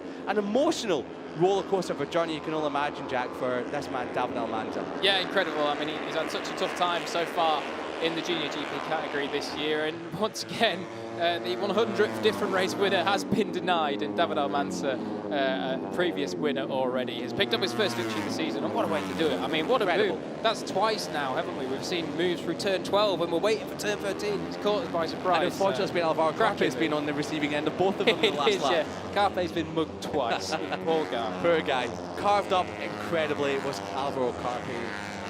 Oh, he loves it anyway. He's happy with that one. He's a happy, smiley young chap as Alvaro Carpe. He's got a big career ahead of him, and that first race win, well, if you can lead races that brilliantly, you just know that it's only a matter of time before that first race win will come a-begging. So 3 podiums on the bounce for Alvaro Carpe, 2 second places here today. Angel Piqueras, he was sitting in 6th with only 4 corners to go, and somehow, he's managed to pick up a podium. Incredible from the championship leader. It wasn't to be a 4th win in the trot, but a win today and a third place, he'll take that. That is important championship points, and it already consolidates what is already a huge championship lead. But no one could be happier for this man, David Almanza. He's been through the ringer in the last few weeks. He's been fast, but he's been inconsistent. He's found himself on the deck more than you can count. And, well, he's fought back in the most perfect fashion. Was he nearly tags the back of Eddie O'Shea, who comes into the pits. He comes back in the most perfect fashion with a race win. That is how you do it. That's how the good riders, that's how the greats do it, with it bouncing back in perfect fashion. Eddie O'Shea, as we just saw, nearly tagged the back of Ángel Piqueras as he came into the pits. Eddie O'Shea, good important points, couldn't quite get on the podium this weekend as he did here last year, but an incredible showing from the British Talent Team rider. 7th place for him, just ahead of Adrian Cruces. RB Atatama, finally a top 10. He was right in the mix on the final lap of the race in his first top 10 of the season, ahead of Joel Esteban, who finished only 1.9 seconds off the race winner after a long lap penalty with only 3 laps to go. He finishes up in 10th. Marossi, Rosenthal, Ruda, he was shuffled all the way back. Bartolini as well, a disastrous day for Bartolini, and 14th ahead of Daniel Charil, coming back from injury. So, well, Alvaro Carpi, 40 points on the board here today, and it couldn't have been a better day. He was only shuffled out with 2 corners to go in both races, but he's really set out his stall for the rest of the season and how good he expects to be. Ángel Piqueras takes a big gulp of water. Yeah, that was a tough one out there. Very warm day today, 30 degrees air temperature. They had to work hard for that. There was no holds barred at all through any moment of that race. Myself and Jack, we were almost losing our voices at points during that race because it was all action from lights out to flag, but what an absolute brilliant race it was. One of the classics in Junior GP, and it'll go down in history as an absolute all-time great. Well, David Almanza, the Finetwork Muir Racing team, with the help of Alonso Lopez, and as we mentioned earlier on, his crew chief is the legend Ramon Forcada, and this is how he did it. Look at this. Through turn at number 11 he goes, gets the run on Adrian Cruces, and up the inside, sets up Cruces. He probably wouldn't have known what was happening there, and on the run to the line, Cruces shakes his head because of it's another second place for him, but the first one will be around the corner. But David Almanza on the number 22 machine, incredible, incredible, well calculated, and picked his move to absolute perfection, and the team couldn't be happier with that whatsoever. It's great to see when a rider has been in such a dire situation in the last few weeks finally comes back and manages to retaliate in the best way possible with race victory in what was one of the most incredible races you'll ever get to see. And, well, I can't imagine there'll be anyone more emotional, anyone more happier down in Parc Fermé. And we're going to get all the reaction as Jack is down with your race winner, David Almanza. David, an incredible race and your first victory this year after a tough season so far. Just tell us how you feel. Yes, of course. It was a very hot race, very, very difficult. The weekend was very, very well, and I don't have words. Thank you to my team, to my family, to my training, Mickey Monroy and Jose Starlitz, and thank you to the fan club. And just in Spanish as well for us, please. Sí, ha sido una carrera muy difícil, muy calurosa. Bueno, la he gestionado muy bien, tenía muchísimo ritmo. Y bueno, estoy muy contento porque ha sido, bueno, el año lo hemos arrancado muy mal, con muchas caídas, y bueno, ya me he quitado la espina y bueno, estoy súper contento y quiero dar las gracias pues, a toda la gente que ha estado ahí apoyándome en los buenos y malos momentos. Congratulations, David. Well done.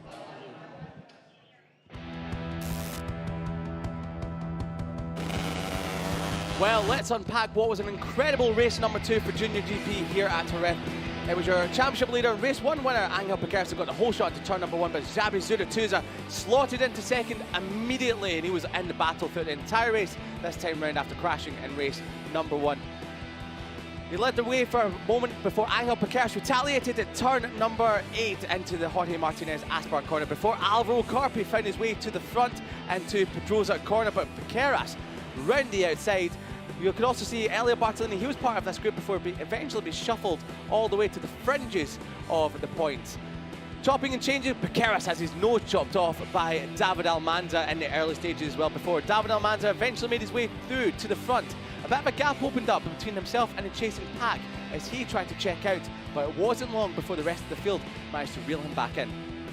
Carpi was the one that led that challenge to reel David Almanza back in as he slotted into second just ahead of Ángel Piqueras and Xabi Zuratouza. Eddie O'Shea, the British talent team rider, he was in the mix as well, looking for a second podium in Junior GP in the first of the season. Bit of contact there from Piqueras and Almanza, shoved out Almanza to the car park grid, but it was a group of 4 that led the way for now.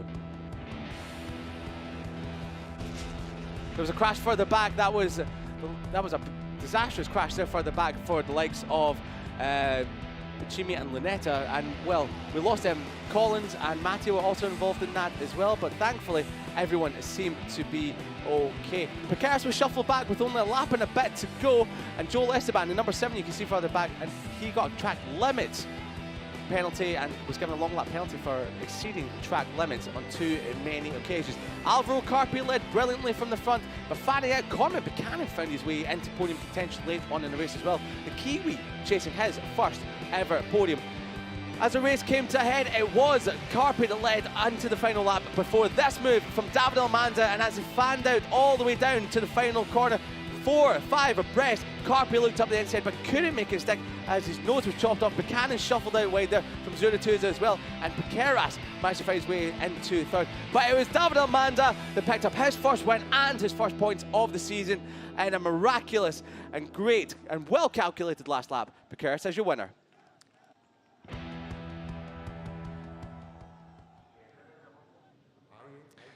So, Piqueras was not your winner, he was your podium position in third. It was David Almanza that was your winner, and when we speak so much of Piqueras being a winner in 2023, it's easy to get a little bit confused when someone else other than him is at the top step of the podium. But it's great to see David Almanza in #1 spot. Alvaro Carpi is becoming a little bit used to these podium positions now after his podium in Valencia. He was over the moon, but no one more so is over the moon. And a big relief off the shoulders, you can only think, for David Almanza. So the director of the Circuito de Jerez, Ángel Nieto, hands out the trophy to the team that won the race, and that is the Finetwork Mir Racing team.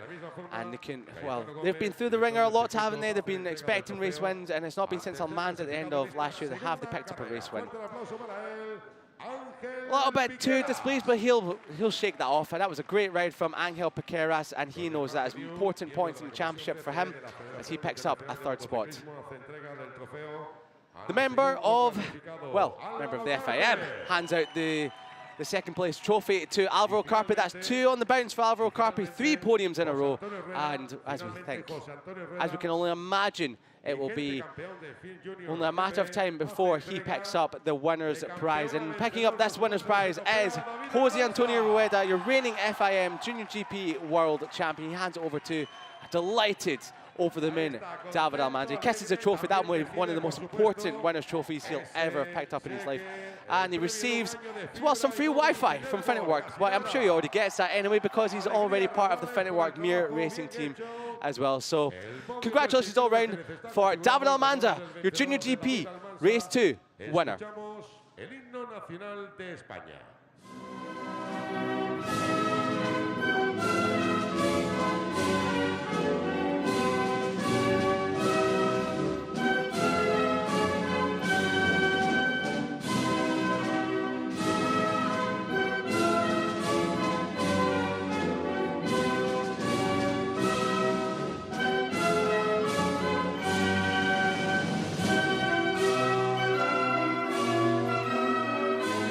Fuerte el aplauso para los integrantes del Spanish national anthem rings out for David Almanza. He is a race winner again in Junior GP, and we still have to wait for that 100th Junior GP winner, but I'm sure it'll come next time out as the spray the fizzy water again. Well, we have the waterworks, the water fight, as we did in race #1 between Piqueras and Alvaro Carpi. This time around, it doesn't look like it will be. Maybe they've, well, they need to cool off a little bit. It's very warm out there in the circuit, out in the paddock, around the circuit, it's over 30 degrees air temperature and 45 degrees or so track temperature as well. Very warm day here in Jerez in early June, as all the riders stand for a picture, and incredible racing action here today. We couldn't have asked for anything better. So this is how it all looked at the end of an incredible 15 laps of Junior GP. David Almanza picks up his first race win of the year out of Alvaro Carpi. He makes it 2 second places out of 2. Ángel Piqueras, championship leader, he found himself in third out of Cormac Buchanan.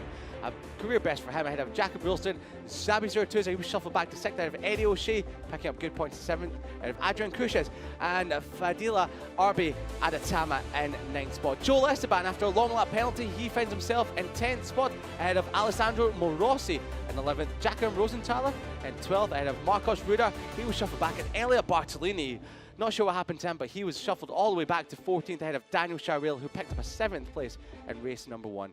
Just missing out in the points it was Detweiler, and for the back was Bouazri as well, missing out in points as well ahead of Uriarte. Ramenstoffer as well ahead of Uchimi. Luca Lunetta, who crashed out with only a handful left to go, he remounted ahead of Gibeon Plonk. Jeffrey Emmanuel in 23rd, and Facundo Yambias rounds out your finishers after an early crash for him as well. Your DNF were Collins, Mattia, Gurdon and Tiesi, who crashed out together earlier on in the race. So then in the championship is Ángel Piqueras on 111 points that still leads from Ralston and Alvaro Carpi. Incidentally, I don't think you saw it on the TV there, but Alvaro Carpi, when he jumped into the arms of his team, his airbag went off, and I only know that because I heard it go boom, and then it turned around and he was trying to fiddle with his airbag because he was looking like a Superman. Anyway, Carraro, Cruces, Esteban, Buchanan and Zuratufa. Eddie O'Shea's there in the top 10 of the championship from Rosenthaler, Bartolini. Bartolini could be a little bit disappointed with his race day, I do feel. David Almanza with that 25 points launches him to 13th from Morosi, Ruder, Bouazri and Detweiler. Then from 18th downwards, it's Daniel Charril. Facundo Lambias, who's obviously had a difficult day, shall we say. Started at the front in that race too and crashed out later on. So hopefully he can go a little bit better next time out. In the Algarve, David Almanza, it's your race winner for race number 2 here in Jerez Junior GP. He's finally done it after a torrid start to the season. He's managed to respond in the best way possible. He is your race winner today. Junior GP will be back in action next time in Portimao. But before then, we still have 2 more races with the European Talent Cup coming up next.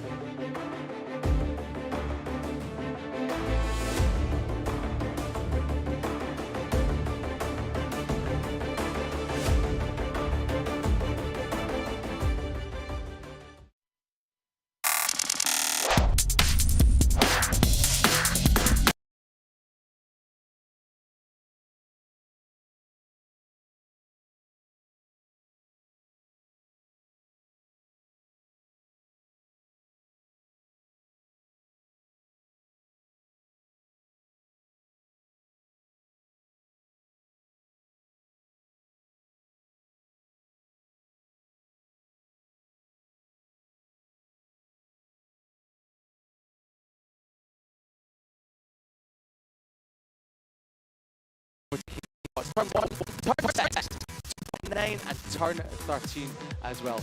European Talent Cup found a way for race number 2 here today, and can it be Max Quiles that makes it 2 on the bounce with 14 laps around this incredible Jerez circuit. I'm Liam Hodgins, alongside me as ever this weekend is Jack Gorse, bringing you all the commentary action and talking you through all of the races. We've had 4 races down, and Jack, we've had just what has been an utterly brilliant day of Junior GP action. Yeah, it's been really good here for Junior GP and Jerez. Obviously, we've had some corking racing, a couple of different storylines as well in Moto2. We won't spoil that one for you if you want to go back and watch it, catch the highlights, or rewatch the full race later on the Junior GP YouTube channel as well. But yeah, it's been really good action here, and of course, earlier on in European Talent Cup race 1, we had some pretty good action too as well. We went right down to the final corner for victory on that one. So we're expecting very much the same here in race 2. And as you can see, the conditions are still absolutely beautiful down here in Jerez. Absolutely gorgeous weather down here. I'm sure a little bit further north there'll be some other racing action going on with just as good sunshine as well. But for now, in the south of Spain, it's absolutely glorious as the Teo Pepe monument, so to say, stands loud and proud at the top of the hill here in Jerez. Still don't even know what Teo Pepe is, to be honest, but I think it looks cool anyway, so I'm sure I'll find out about that, and well, whenever it is. Well, 14 laps of European Talent Cup action, and we're just talking about Max Quiles and how incredibly brilliant he has been so far in 2020. Yeah, unbelievable, mate. Incredible talent is this young man on screen right now. From pole position in race number 1 earlier on today, it was Max Quiles who got the whole shot ahead of Brian Uriarte and Guido Pini as well, your reigning champion. Those 3 were off and running, along with Dodo Boggio, who challenged them in the entirety of the race, ahead of Emmanuel Brinton, who started 5th on the grid as well before he had to serve a long lap penalty for a qualifying infringement yesterday. It was all chopping and changing in the early laps of the European Talent Cup race. Casey O'Gorman in the background on the Vision Track Racing Team machine, number 67. He was coming from 14th on the grid and found himself in the battle for the top 6. But it was the top 4 that were off and running, as Hakim Danish, who had a big problem at the start. He had to start from the back of the grid, but found himself in 13th early on before crashing out at turn number 13. So 13, unlucky for Hakim Danish. Not unlucky though was the battle for the lead, and it was Guido Pini running the number 1 that wanted his number 1 back and in the number 1 position, and he took number 1 spot ahead of Quiles, but he didn't want that. He wanted to retake the lead ahead of Brian Uriarte. These 4 started putting a lap record running pace as they shot away from the rest of the pack that was led by Casey O'Gorman in the background. Brian Uriarte and Max Quiles would chop and change for lead, but it was Dodo Boggio that had a little bit of look up the inside before Pini snatched away the 2nd spot from Max Quiles. But it was one of the riders further back that went down, and he will be hopefully back in this race a little bit later on today.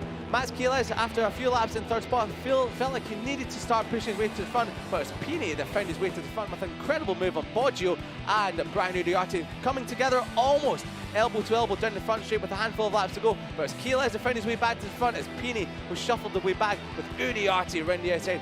Boggio was eventually have to serve a long lap penalty for track infringement, but he wouldn't serve that, so he was dropped back into 4th.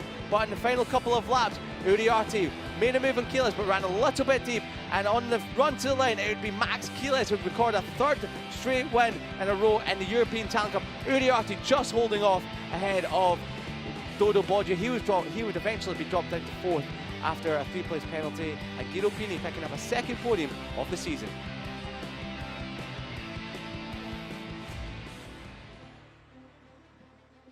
Teo Pepe standing proud in the background there. 32 degrees air temperature, 46 degrees track temperature. It's a little bit warm out there, isn't it, Jack? It'll be a little bit greasy as well. This morning it was around about 23 degrees air temperature, so it's really shot up in the last couple of hours here in Jerez as well. 4 miles an hour is the wind, but we can only imagine it's a little bit more so than that with that weather dial spinning around in circles. And there's some of the monuments of the past here in Jerez standing loud and proud as well. And well, we'll have to visit that castle next time we come back here. I'm not exactly sure what it is, but it looks great as well. Lots of great scenery around here. Just cool, some of the flowers as well. Some bird life as well, which our colleague Matthew Dunn back in the UK will be enjoying as well. Yeah, he'll know what they are. That's for sure. We do not know what they are. I'll stick to what I know, which is about the motorcycles. But and you know a lot about that, so that's why I'm glad I've got you here. Not so sure about that. One man that knows a lot about how to ride motorcycles is, of course, Max Quiles, who, as you just saw from the highlights package there, took a pretty impressive win earlier on. It was not exactly the script that we expected. I mean, look at that record he's got this year. Incredible. The only blip, if you can even call it that, is that 4th place in Estoril. But actually, he came from 28th on the grid to get that 4th place anyway. So, yeah, pretty unbelievable. What does that say? Maximo Killer. Maximo Killer. Maximum attack. Max Killer. Wow. I was called Max Impressive or Mighty Max earlier on, but that one's a bit more direct and yeah, more of a killer vibe going on there with but he is a killer right now on circuit. It's 3 race wins in a row for Max Quiles. And one man that we're really wanting to stop that momentum going from 4 wins in a row is Brian Uriarte, who you have a feeling it's going to be really those two that are fighting out for the championship this year. As you can see, 2 wins in Estoril, 2 second places on the bounce, but a little bit of a blip there in Valencia, race number 1. He'll be hoping to reverse that fortune. He's 10 points behind Max Quiles in the championship. Dive bombed him into the final corner in race number 1, ran a little bit wide and Quiles got the cut back. So it was as close as you like. It could have went either way in race number 1. So Uriarte will be hoping to, well, go one step further in race number 2 here today. Yeah, definitely. Speaking of going further, in race number 2 here today is, of course, reigning champion Guido Pini, the number 1 machine. Probably his best race of the year last time out, I think. I know that he finished 2nd in Valencia 1, but also Max Quiles was way up the road there in the first Valencia race. But yeah, Guido Pini looking a little bit more like the champion that we know he is and really getting his title defence on track. But still, ultimately in the end, he lost out 9 points to the way of Max Quiles earlier on today. So Pini definitely desperate to get back to winning ways here in ETC. Yeah, the good thing is with Pini, he is in that top group and he is starting to find that consistency we know he's so renowned for, as it helped him towards the championship in 2022. So here is David Gonzalez. He featured in the battle for, well, the second battle for 5th spot earlier on today. David Gonzalez going from 4th spot, had a podium earlier on in the year in Estoril, but look at that result, 10th and 12th. He's had a bit of a problem in the last few rounds, so to speak. He was in that battle, but he was shuffled all the way down to 12th in race number 1. He'll be hoping to go a lot better than that in race number 2 here today. And I'm sure he will, as he starts alongside the man from Britain. On Brit Watch, it's Emmanuel Brinton. Here he is. He had to serve a long lap penalty for, what was it? Riding the wrong way. We're still trying to figure out what that is, aren't we? Presumably it meant in pit lane, just going down the wrong way. Maybe possibly had a technical problem or something. But yeah, 11th there in the first race here in Jerez. Obviously starting from 5th, but had that long lap penalty, so certainly not too bad. But I'm sure that now he'll have his eye in for a much better finishing position, because, I mean, yeah, you can't really ask for too much better slot on the grid than on the second row. You know, it doesn't really get that much better from there. Yeah, it's a great position to be, and he picked up his 2nd best result of the season despite that long lap penalty. So from 5th on the grid, as long as he can keep it clean, he will definitely be in the mix and aiming for what we know he can be a top 5 result. Now, Hakim Danish, I think he's going to have to start changing that number, to be honest, because that number 13 has brought him no luck in race number 1, crashing at turn number 13 from 13th after starting from the back of the grid. They say it's unlucky for some. It was definitely unlucky for Hakim, but he'll be hoping to reverse that fortune in race number 2 here today. Incredibly fast. I mean, he started from 30th. By the end of lap number 1, he was in 15th. He fought his way through to 13th before tipping off in lap 2. Yeah, we're not too sure exactly what happened to him on the grid for race 1, whether it was just that he stalled the bike or had a technical issue. We did see them that they had to fire it up again, so it's possible that Hakim just had a lucky little stall there of the motorcycle. So hopefully, as long as that doesn't happen this time round, he'll be on for a much better result, because he has been quick here this weekend as well. Decent qualifying position, and his race pace looks all right. The man you said was finishing in the worst spot in any racing, 4th. Yeah, 4th is, no one wants 4th. Nobody wants 4th, but I'll take it over 5th any day, so it's not too bad in my eyes. Dodo Boggio, 4 4th places on the bounce, and it could have been, well, it would have been 3rd if he never picked up that long lap penalty in race number 1, because he crossed the line in 3rd, but was given a 3-second time penalty at the end of the race, so dropped him back to 4th. So he'll be looking to make amends at a circuit that he picked up a double race victory here last year. Rico Sarmella, the Flying Finn, not too bad first time out there today. 5th place was pretty good, and as you can see there, like, he's fairly consistent, is Sarmella. He seems like a really complete little rider. fantastic talent for the future. You just hope that he maybe grows a little bit, because he's going to struggle on some of the bigger bikes. But anyway, he's doing a great job both here and also in the Red Bull Rookies Cup. Yeah, a little growth spurt he will definitely do. And another rider that I remember being very diminutive was Dennis Onchu. And now look at him, he's the tallest out of the Onchu twins. So yeah, it can happen. It can definitely happen. Alberto Ferrandez, the number 93. He's a very good character, is Alberto Ferrandez. He loves living life on the edge, racing motorbikes, and you can definitely see that in his character as well. So a couple of podiums so far this year. Unfortunately, he had a not a great result in race number 1. Second place, I say it's not great, but not great by his standards. And he'll be hoping to go a couple of places better. He managed to nab Casey O'Gorman on the run to the line in race number 1. Casey O'Gorman starting from 14th to finish 7th in race 1 earlier on today. Yeah, O'Gorman definitely one that races better than he qualifies, as he were displayed in the first race, 14th to 7th. Jesus Rios, he was battling away in the top 10, wasn't he? Yeah, 8th place, there he was. Certainly not too bad, like as you see from last time out as well, 5th place. So Jesus Rios, one that this year's taken a good step up, and really now on the Emery Talent Team bike seems to be battling away for decent positions more often than not. Yeah, Jesus Rios has really come strong in this season. He was in that battle for podium position in Valencia race 1 before he eventually ran into the back of Ferrandez and Casey O'Gorman on the final corner. So Brian Uriarte, he'll be aiming for victory, but alongside him is your championship leader and pole setter, Max Quiles. Yep, so here's the grid then for race 2, the final race of the day 4 ETC. We've still got one more after this, don't you worry. So Quiles, Uriarte and Pini, they are your star-studded cast on the front row. Gonzalez, Brinton and Danish, hopefully he gets away fine this time from Boggio, Salmela and Ferrandez. You can guarantee that all those guys will be up there in the mix. Every single one of them knows how to get a podium. Rios, Torres, Donoso, then Luciano O'Gorman. Watch out for him coming through once again. Hopefully he can get away with that front pack. They just had a little bit of a gap that they were unable to bridge last time. Plonk, Fernandez, Alcina, and then number 17, Alamar on row 7 from Perron. Liguri, Zani, Van Tritt, Bertola, Bellon, Wojciechowski, who crashed out in race 1, and Serpa. And then completing the grid. The last row of the grid, the last chance qualifiers, Agostinelli, Nicolis and Pugliese. Yeah, Pugliese was actually very lucky to come through the last chance. That's really Uriarte. No, it's not. It's Salmela. Unbelievable. So what's happened to Rico Salmela then? Well, one of us the same problem his teammate Hakim Danish had in race number 1 today. So that'll be a back of the grid start for the finish rider if they can get that start. Well, that's such a shame for Rico Salmela. Lightning strikes twice, doesn't it, for the talent team, for Australia Galicia team, sorry. Wow, yeah, that's seriously unfortunate. We'll have to find out what happened exactly there, but it looked like they were sticking it on the electric starter to fire it back up. So possibly just another unlucky stall there on the grid, but maybe it was just an electronic issue. You never know. They'll be definitely looking at that back in base when they get the bikes back to headquarters in Spain, wherever it is. In Spain anyway, so I'm not exactly sure. I know somewhere further north than that, but I'm not exactly sure where it is.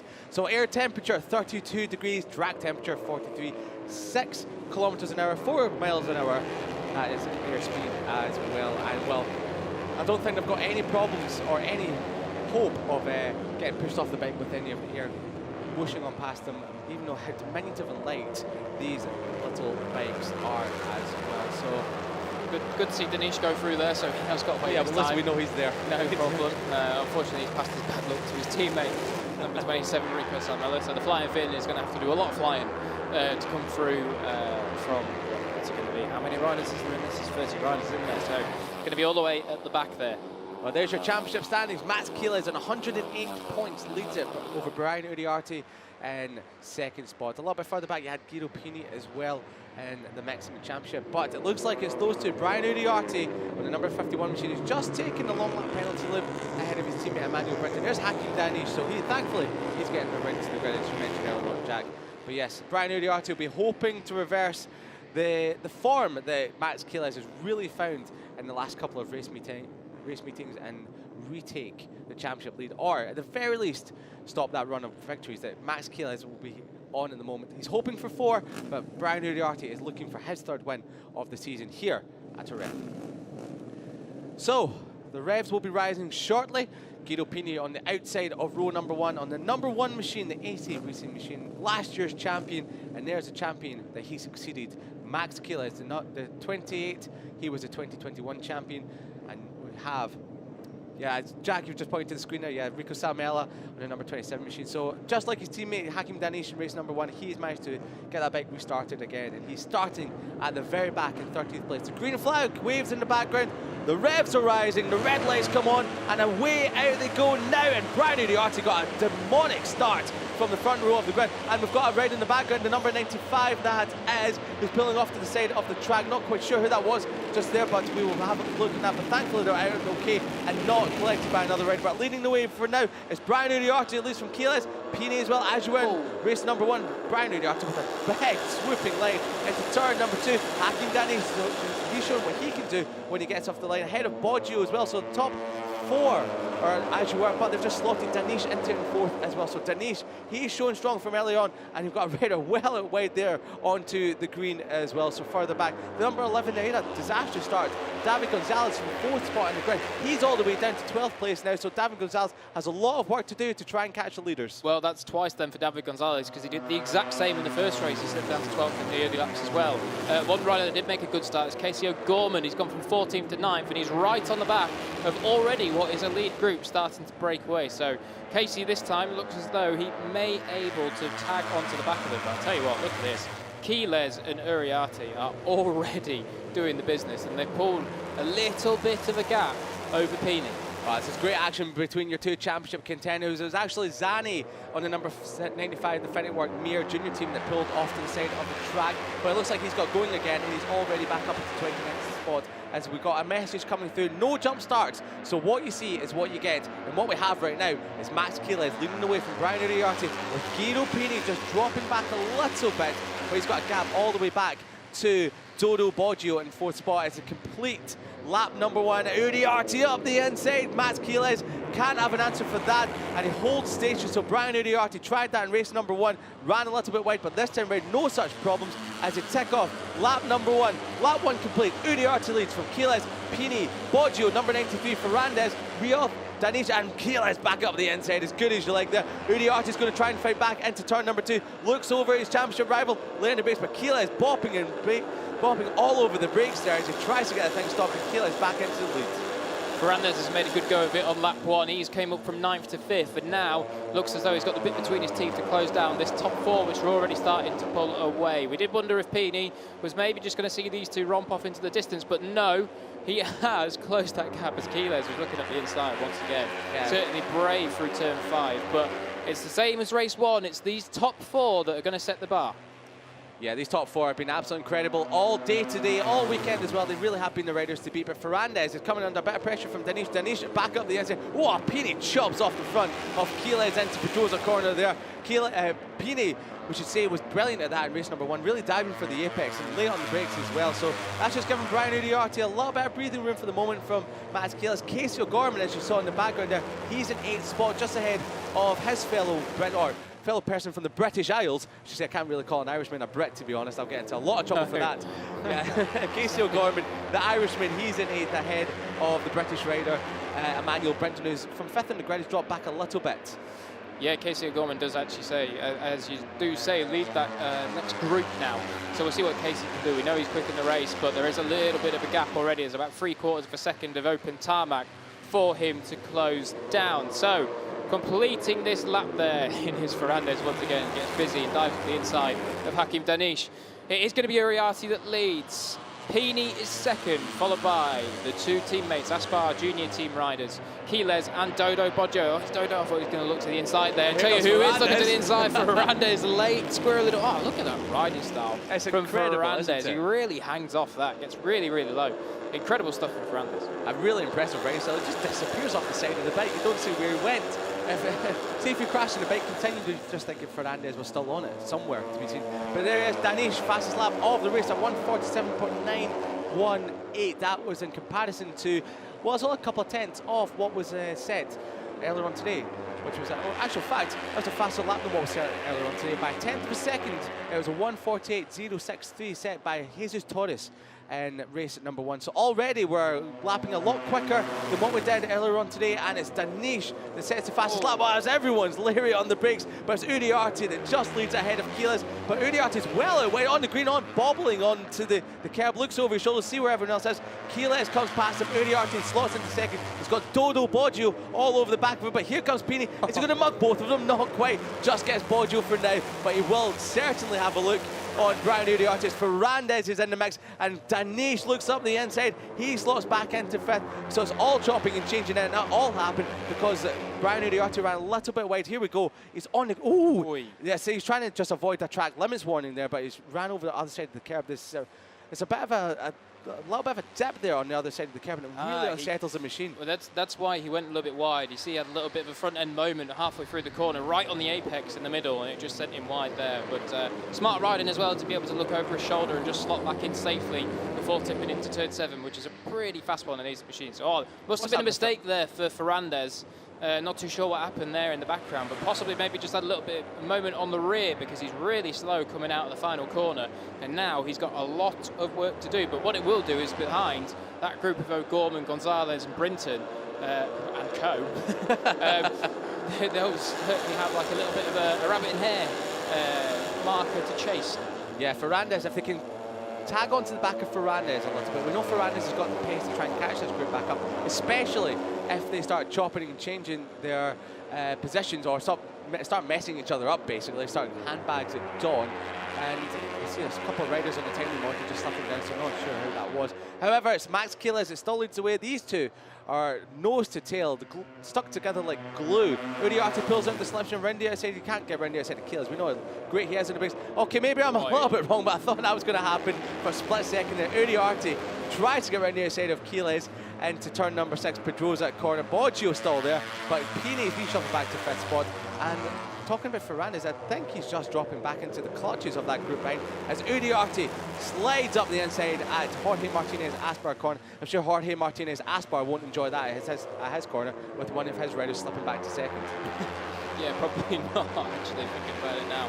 But then, so it is Uriarte who seems to be pretty comfortable there at the front in this race so far. Obviously, it's all chopping and changing, but more often than not, it is Uriarte that is leading this one. We'll look back to what Ferrandez is doing now, because after that mistake, it's a critical one for him now to, well, make or break his race. But at the minute, it looks like he's losing time around this lap. So quite possibly, that little mistake from Ferrandez is going to see him out of contention for the win in this one, or even a podium.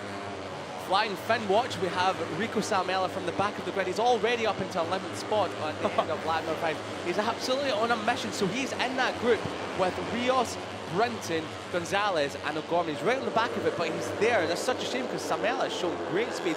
Last time round, Salmela set a 1:48.7. That's almost as fast as Quiles, who was a leader last lap, a couple of tenths off Brian Uriarte. So Rico Salmela, without that problem, he would be well in the mix, potential with this leading group. Yeah, he's got about, what is it? He's got 1.9 seconds, now 1.6 seconds of open tarmac in front of him to the next person, which is Emmanuel Brinton, his teammate. So, got a little bit of work to do, has Rico Salmela, but he is a very quick boy, so you would be not too surprised if he goes about it and actually closes that gap. Hakim Danish is getting a little bit busy now from 4th all the way through into 2nd. Great move on the brakes there from the number 13. So certainly showing that if he didn't have that problem in the first race, he would have been right up there as well. He's certainly shown me that number 13 certainly is not bad luck for him at all after me trying to tell him to get rid of it, because I thought it was bringing him all the bad luck in race number 1. Hakim Danish is still chasing his first. They have Brian Uriarte out there in the blue there, so yeah, he doesn't want to be running out there too much, but he had a little bit of a moment there. Brian Uriarte is really pushing that front end. We've seen him out on the green and on the blue a couple of times in this race, and then we've got Hakim Danish out there as well, as everyone's looking over his shoulder, and Max Quiles, when he looks over his shoulder, he says, thanks very much, I'll just take that from you. You don't want 3rd? I certainly do, and I'll take that happily, as Danish is shaping up and moving his teammate into Pedrosa corner, into Lorenzo corner, not quite. Dodo Boggio looking around the outside of his teammate Max Quiles. Max Quiles there, it looks like he's a little bit Well, just keeping his powder dry for the moment as the riders tick off another lap. So it's Uriarte ahead of his teammate Danish. Danish popping out of the slipstream, late on the brakes into turn number 1. Well, Danish lead. Yes, he will. Can he hit the apex? He can, but Uriarte chops back up the inside and retakes the lead. And this is great racing from the teammate, the Monlau teammate. There's relatively clear 0-0 in terms of Brian Uriarte and Motul Monlau for Hakim Danish. Guido Pini still in third, but you've got Quiles and Boggio rounding out the top 5. It's a group of 5. It's a 10-wheeler at the front. Here we go again. Late on the brakes, sticks out the leg. The doctors dangle into turn at number 1. Just probably a little bit too late on the brakes for Hakim Danish. Runs it a little bit wide, and thank you very much. Here comes Brian Uriarte, swoops back into the lead. Yeah, perfect example there of just going in a little bit too fast. Not too far that you go deep into the corner, but just the other guy that's braked a little bit later, able to turn that bike tight. I'll tell you what, Brian Uriarte really throws it in and carries a lot of lean angle and corner speed when he's taking those big sweeping lines. It's not much of a wonder why it's a little bit difficult to pass when he's at the front, because he carries so much corner speed. As you see that Pini now diving up the inside through turn 8 on Hakim Danish. So Danish down to third. That won't worry him too much. We see the Aspar teammates going out, Hammer and Tong behind them as well. So Boggio moves up into 4th, and race winner and championship star at the minute, Quiles, is down to 5th, and looking behind him as well, wondering if Quiles maybe just isn't feeling the pace here. Yes, a little bit worrying for Quiles, or his point of view, if he's starting to look over his shoulder right now. These top 3, it seems like the Aspar boys are just starting to struggle. It's behind us to say that. Quiles right back up there saying to Boggio, yeah, he's all right. He's no problem there at all. Maybe just wants to chill out a little bit until the last 5 laps of the races. We've seen so many times from Max Quiles in European Talent Cup and in Red Bull Lucas. He really starts to push his way towards the front in the latter half of the race. So for now, it's Brian Uriarte that has Pini on him. Brian Uriarte again looking over his shoulder. I don't know what he expects to see there. I don't know if he expects to see maybe the same riders, or maybe they've pulled away, but if he keeps doing that, he's just going to give the other riders, I don't know, a bit of a psychological advantage that maybe they're starting to put Brian Uriarte under a little bit of pressure that make them think a little bit more. As Quiles is the one that's running out now. Yeah, very wide there. Out towards the car park route. Pini up the inside. He's really doing that signature Pini move that we saw so much of him in race number 1. So it's a dart down the back straight now. Slipstream City it is here. Hakim Danish pulls out of the slipstream from his teammate Uriarte. Is it Danish is going to lead the way? No, yes it is. Late on the brakes. I thought Pini was going to be later of the late breakers, but it's Hakim Danish who takes the lead. He's hit the front for the first time in the race, only briefly though, as Pini rides round the outside into turn number 7. That was great commitment on the front end from Guido Pini, and we've got a track limits warning for the rider who's just hit the front. It's flashing up on your screen. Guido Pini, I don't think I've seen him run out, but he must have done it. 3 times he's done it, so if he does it again, he will be given a long lap penalty. Now, that's actually later than what he did in race number 1. Within 3 laps, he was already given a track limits warning, and he was absolutely fine for the rest of the race. So we know he can do it, but he's just taking a few liberties at the moment with the track limits. As Brian Uriarte, we take 2nd. Yeah, we'll see then what Pini can do now that he's at the front, obviously. Seems like he's got some pretty good speed here, looking a little bit stronger, you would say, than he did in race 1, but Brian Uriarte definitely has something to say about it. He's loving being at the front, is Uriarte. Oh, Boggio around the outside of Quiles. Great move. We'll see how that speed of Brian Uriarte's Honda is, because I'll tell you what, Pini on the back straight, he managed to overtake him before turn 6 without even a slipstream. So we'll see what Pini does now. If he can get up the inside, he does not. And in fact, Danish comes through with a double bubble slipstream, fires through to 2nd. And once again, Uriarte gets a face full of the number 13 right behind. Oh, he had a bit of a moment on the rear end there, did Uriarte there, as he came out of turn number 2. A little bit of a bobble there. We've seen a few times he's having not just a front end bobble, but now he's having a rear end one. Maybe tyre troubles coming into play here with the track temperatures north of 30 degrees Celsius. So, Pini, but he is very good into these fast swooping corners as Guido Pini. He really does take liberties in the front end of that number 1 machine.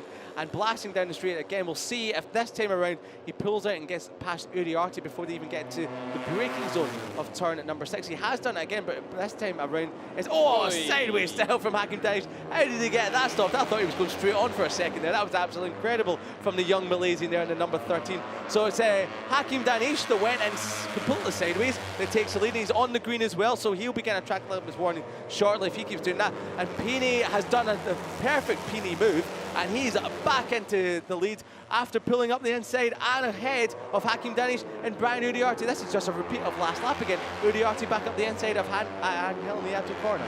Yeah, it's not too much of a surprise to see Hakim Danish doing well here in race 2 in a ref. Last year, it was his personal best result. He finished second on the podium here, did Hakim Danish. A couple of riders dropping down there. That's Yeah. Luciano and Brenton. They look like they've come together.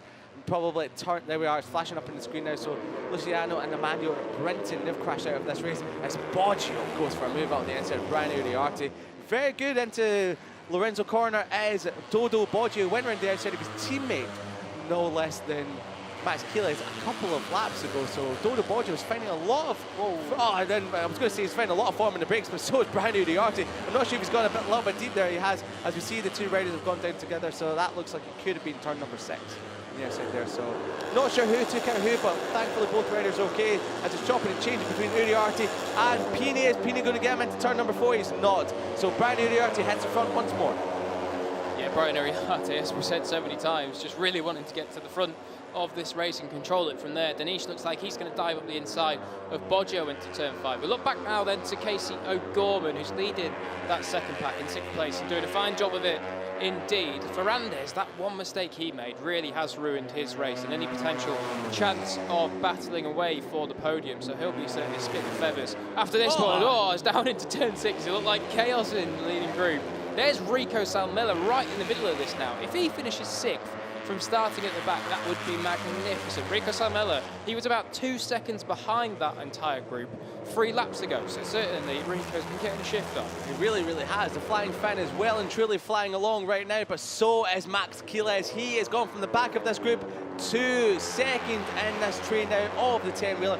5.5 laps to go, but we saw them going into Pedrosa corner just out of shot there, and it looked like absolute disastrous was about to unfold going into the right-hander at the end of the back here. But thankfully, they've all come out the other end of it, with Uriarte leading Quiles, Pini, Boggio, and Danish has been shuffled all the way back to the back of this one. But as Pini looks up the inside, Boggio is going to do it again. He's round the outside, or was Pini going to shuffle him out? Italian on Italian now, he has done, but side by side they go. Close, clean action as they come across the line. It's going to be Uriarte, Quiles, Boggio, Pini, and Hakim Danish. 5 laps to go. This is anyone's race right now, but Uriarte is leading absolutely brilliantly at the front. Yeah, difficult one to predict this. We know what Quiles is like on the last lap. He's certainly going to be a hard rider to beat. But also Boggio, we saw how good he was on the last lap. Just unfortunate for him that he had that long lap time penalty because he almost pitched 2nd place in the last lap in the first race. So certainly do not count him out. He won both races here last year, don't forget, so he knows how to win here as his teammate Quiles looks down the inside. Really hard to around the outside. Who's going to be coming out? It's going to be Quiles, right? Or the side by side. Who's it going to be? Here comes Boggio, here comes Pini as well, and you've got Hakim Danish in the slipstream of Pini. It could be a 5 abreast into Pedrosa corner, late on the brakes, and latest on the brakes is Uriarte, who sweeps round the outside of Pini, and Quiles, who we thought had taken the lead of the race, he's back to 4th. Yeah, that corner speed there of Uriarte through turn 6 is incredible every time. He just seems to open the gas earlier than everyone else, drifts out a little bit wider on the exit, but he keeps that momentum up, and that's so crucial on these little bikes that don't have a lot of horsepower. You can't punch off the corner, so if you can keep the momentum through the corner, it really helps you down the next straight. Incredible riding by all 5 of these riders. Pini is one of the riders that I still do not have a grasp on of what his tactic is in this group. A few of them you sort of have Uriarte wants to lead from the front. Boggio, he's happy to sit where Quiles as well. And Hakim Danish, he doesn't seem too bothered from where he is, but Pini just wants to be leading it all the time, and he's happy to sit back, and I just don't know what his plan is of attack at all. As Boggio, his plan of attack is 2nd place into turn number 13, so he is into probably the highest place he's been in all race, into 2nd spot, just behind Brian Uriarte, with 4 laps to go as the birds fly past the camera screen. And Pini, is it going to be him that takes the lead? No, Boggio hits the front for the first time, so Boggio is now in the lead of this race, but runs a little bit deep in turn 1. Uriarte back up the inside, late on the brakes, and it's all chopping and changes. Hakim Danish looked up the inside of Max Quiles. Uriarte out a little bit wide, but he'll have to run through turn at number 3, and Boggio can't make a move into 4, but can he step up a move into turn number 5, where we know the Aspar machines have been very good on exit of 4, and he tries to look around the outside of Uriarte. That's good to leave the door open for Pini. This is great racing by these top 5. Yeah, I mean, it's changing every corner, isn't it? It's hard to keep up with what's going on exactly, but one thing you do know for sure is that every single one of them is going to be throwing a move in at some point on every single lap. Now, we come down towards turn 6, they're going to go 3 abreast. Boggio's elected to go to the outside. I don't think that one's going to work. And number 51, Uriarte, once again, gets to turn 6 earlier, gets on the gas out of the corner. And he's going to make sure throughout the rest of this lap that he has to keep his corner speed up. Otherwise, they're going to dive up the inside. I can guarantee you that Pini will go for it right now. Yep, his favourite move, goes for it once again and pulls it off. Can he hold it tight, or is he going to cut wide? He has done. Brian Uriarte looks like he's going to... Oh, that was close. I thought that was going to be a big accident. Incredible stuff by Brian Uriarte, swooping round the outside of Gino Pini into Ángel Nieto corner. It's like clockwork every single lap from Pini up the inside of someone into turn number 8. I just wanted to point out Rico Salmello watch. He just hit the front of the second group into second. He's just been shuffled back a little bit, but it's all action here. Oh, I thought Boggio was about to run into the back of his fellow countryman Guido Pini, but he still holds it somehow. 4 laps to go, 3 laps to go. As they come across the line now, who is it going to be? Uriarte's leading the way. Pini, he tucks out from behind the slipstream into turn number 1. Boggio's there. Keyless, Danishi's on the back of this, and Pini retakes the lead, but we've seen he runs wide. Uriarte chops back up, he looks over his shoulder, see, oh, and then almost wipes his front wheel away. This is great stuff. Oh, Keyless and Danish. Contact between them as well. Jeezy, peeps, I thought it was going to be a big one. So Keyless then barges his way through, and Hakim Danish just goes through him. Yeah, he can't go around it, may as well go through him. So up into 4th then for Keyless, and I think that was a little bit of an eye-opening thing, because he just saw there was a slight bit of gap there from Danish up to 3rd place, and he's gone straight through immediately to get right back on the rear end of his teammate now, and he's going to be tucked into the slipstream of Brian Uriarte. In fact, no, he pops out of it. He's already past Uriarte. Uriarte struggles with top speed on that straight. Not sure if he's a little bit heavier than the rest of the guys. I mean, he's still tiny, so I can't really see how it's that. But all of a sudden, Keyless hits the front. Look at this again. Riders in 4th and 5th. Keyless punts Hakim Danish out of the way. You knew he was really wanting to get to the front of the group. He's in the lead now, but to do that, he really had to shuffle out the young Malaysian from 5th spot there. It's all changed. Boggio's back into 2nd now, and we've got Uriarte. He wasn't there for very long, so 2.5 laps to go. This is really, really heating up. The thunder has come, and it's thundering around this Jerez circuit. Keyless, who was in 5th, all but just half a lap ago, he's now telling the other riders to follow him, and I don't know why Keyless is doing this. I don't know if he's trying to get them to follow him. He's in the lead of the race. Some nods to the heads there from the AC Racing team. They look like they, well, I can't really tell if they're nervous or they think it's going to plan or what, because it's just chaos down here. So look at that. The old switcheroo there from Brian Uriarte. Boggio goes up the inside, but Uriarte bites back straight away at him. It looks as though number 1 of Guido Pini is going to have a little tasty look down the inside. No, he's not. Actually, Boggio was pretty quick there with the slipstream from Uriarte. And all up the front, we always say it, every time it comes to the last couple of laps, Keyless somehow finds a way to just vanish himself up towards the front. And he's right there now. Oh, a bit of a moment there from Keyless. You see that, and it made Uriarte sit up, and Boggio, he comes swooping through, as does Pini. But Keyless, who had the moment, he still finds himself in the lead. I was about to say, the cream always rises to the top, and in Brian and Max Keyless' case, it really does happen. As Brian Uriarte is swooping around the outside at turn number 5. You don't do that there, Cito Pons' corner. It'll be a move if it comes off. That will be perfect for Cito Pons himself, but he's actually lost a place to his teammate Hakim Danish as Dodo Boggio comes out of the slipstream 4 abreast into turn number. And Danish is the latest of the late breakers, and he swoops into the lead. So from 5th at the start of the straight into the lead, Hakim Danish hits the front again. Danish then going for his first victory in the European Talent Cup, and he's looking like he may well do it. It's been a fantastic ride so far, but he's certainly going to have a tall order in stopping Max Keyless, the man at the moment, also the reigning world champion, the number 1, and the wild man there on the 47 with a Dayglow yellow helmet, Dodo Boggio. As Brian Uriarte now does 3 of them. Are you joking? He did 3 of them into turn 8. We'll call it a 2.5er because Pini got back ahead of him, but it's still great commitment there from Brian Uriarte from absolutely nowhere. And Max Keyless still is in the lead of this race. I don't know how it's happened, but he's still leading. A bit of a bobble on the front there from Pini as Brian Uriarte's late on the brakes. Renier said there's going to be a lap to go. Who's going to be late? Keyless has gone wide now, and that's left the door open for everyone to come through. He's not going to have anyone waving him on past. So one more lap to go of this incredible European Talent Cup action. Race number 2. Here comes Boggio. Pini leads it. Oh my Lord. Hard to hit late on the brakes.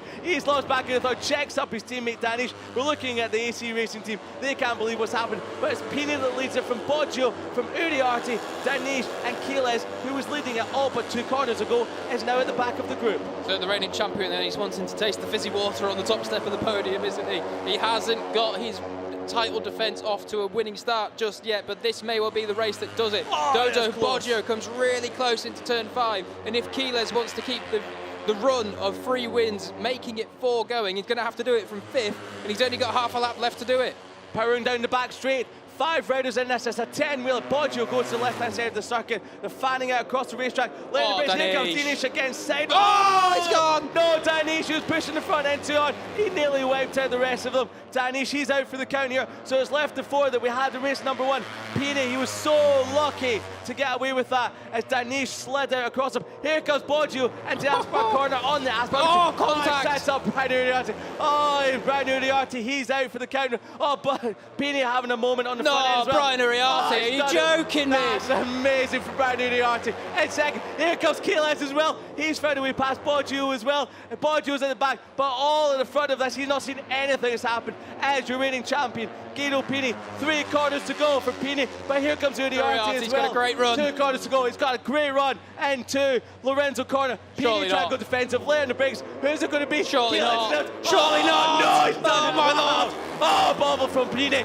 Keyless could do this. Run to the line now. It's going to be Brian Uriarte and Guido Pini in second. Wow, what Brian Uriarte. Oh my Lord. What an incredible last lap from Brian Uriarte, who takes it by 200ths of a second from Guido Pini and Max Keyless ahead of Dodo Boggio again in 4th. Wow, what Brian a last Uriarte, lap. that is insanity. Well, around the outside, well, he's taken that from the Izan Guevara copybook, hasn't he? Incredible. Did exactly what the 2022 Motor 3 World Champion did just last year. Round the outside of the final corner, you just don't do that. That's absolutely amazing.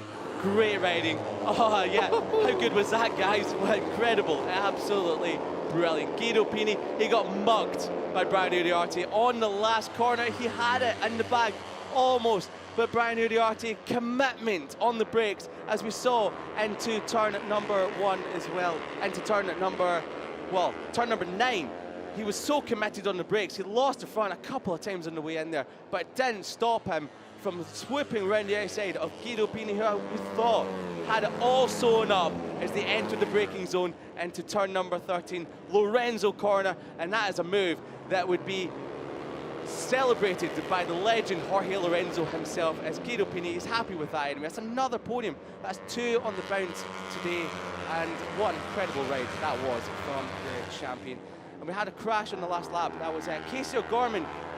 That's such a shame. Casey O'Gorman and number 54, Jesus Rios, who came together in Valencia as well in race number 1. They've gone down on the last lap together, potentially, so not sure what happened there for the Irishman and the young Spaniard. So such a shame there for O'Gorman and Jesus Rios, but no such shame for Brian Uriarte, the race winner here. Came into this race 10 points behind Max Keyless in the championship. With Max Keyless finishing 3rd, that championship is now down to 1 point at the top of the standings. Brian Uriarte, 3rd win of the season, equaling Max Keyless as well.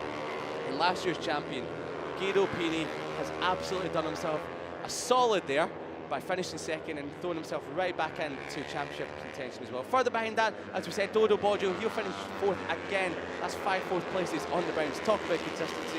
Ahead of Gonzalez, who got a terrible start at the opening lap of this race, finishes 5th. And Ferrandez Salmela from the back of the grid, he recovered brilliantly to finish in 7th ahead of Torres, Plonk and Zani. Zani as well, who we saw at the start of the race pull off to the left.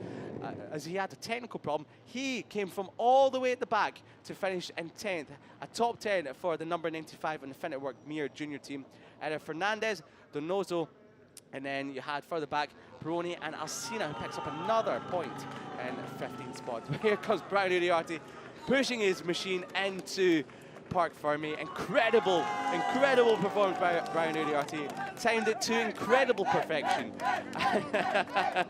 And giving him cheers as well, and the pats on the head. He well deserved that. There'll be celebrations in the Team Estrella Galicia 0-0 box for the rest of the evening. Such a shame for his teammate Hakim Danish on the final lap as well. He went for the lead into turn number 6, Pedrosa corner.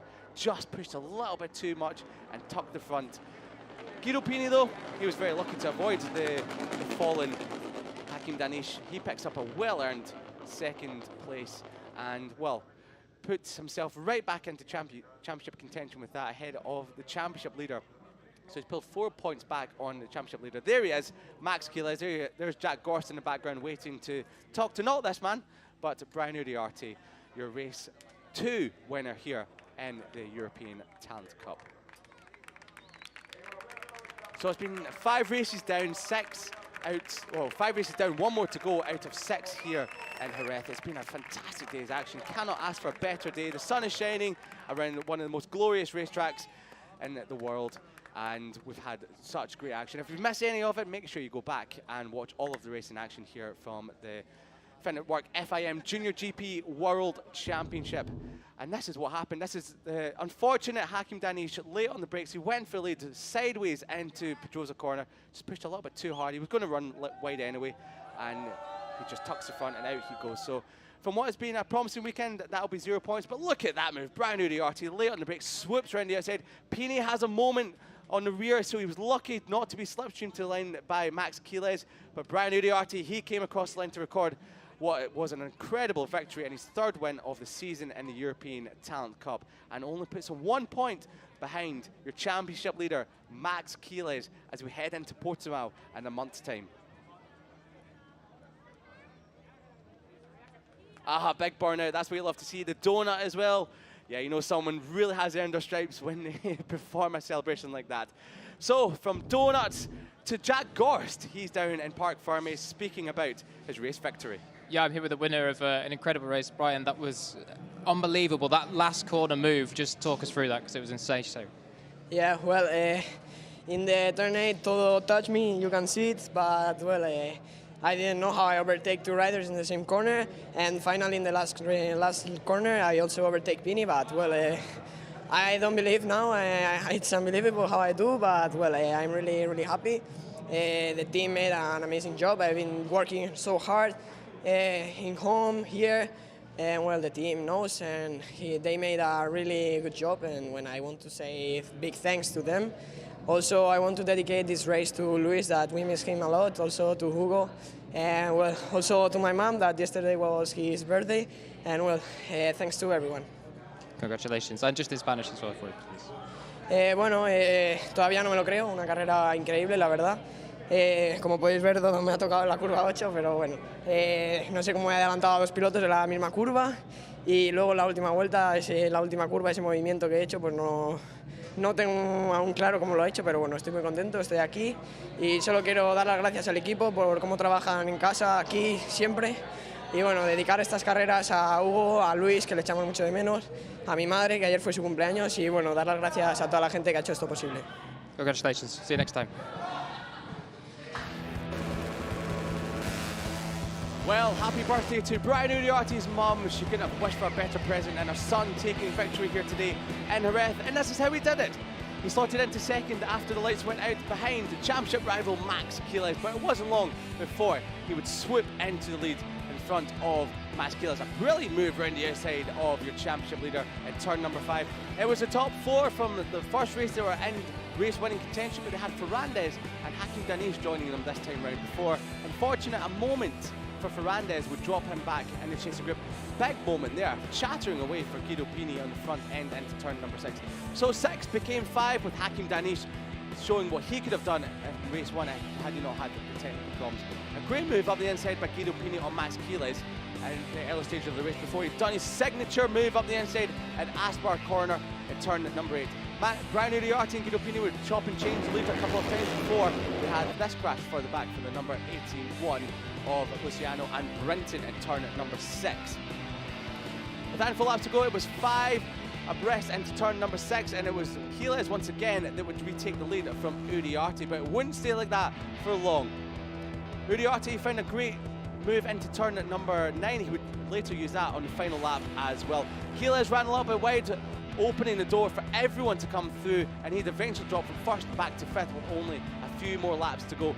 And it was a few more laps to go. We had Danish up the inside in the final lap, tucking the front into Pedrosa corners. 0 points for him here today, but it was Uriarte with this move around the outside of Guido Pini into the final corner. The sealed victory. Pini very lucky to stay on board, and he would slot in for 2nd place. But Brian Uriarte becomes a race winner, race number 2 here in Jerez, holding off Guido Pini, Max Jerez and Dodo Boggio for a 3rd race win, and one of the most important race wins and hard-fought race wins of his career.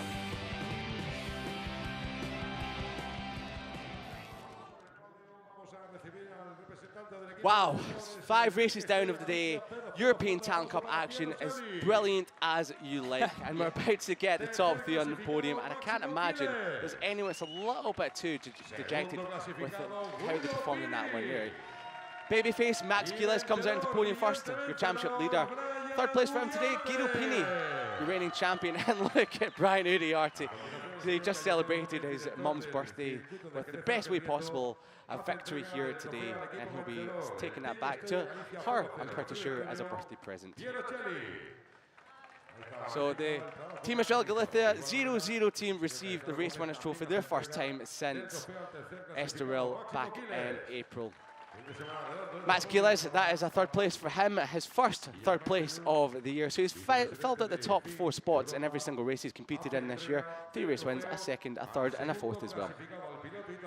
Vice President of FIM Europe hands over Guido Pini his 2nd place trophy. That's his 3rd podium in 4 races for the reigning champion.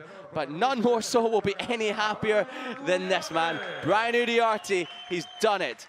Race 2 victor, and of course he's slotted himself right behind championship contender Max Jerez, 1 point behind. En honor del vencedor escuchamos el himno nacional de España.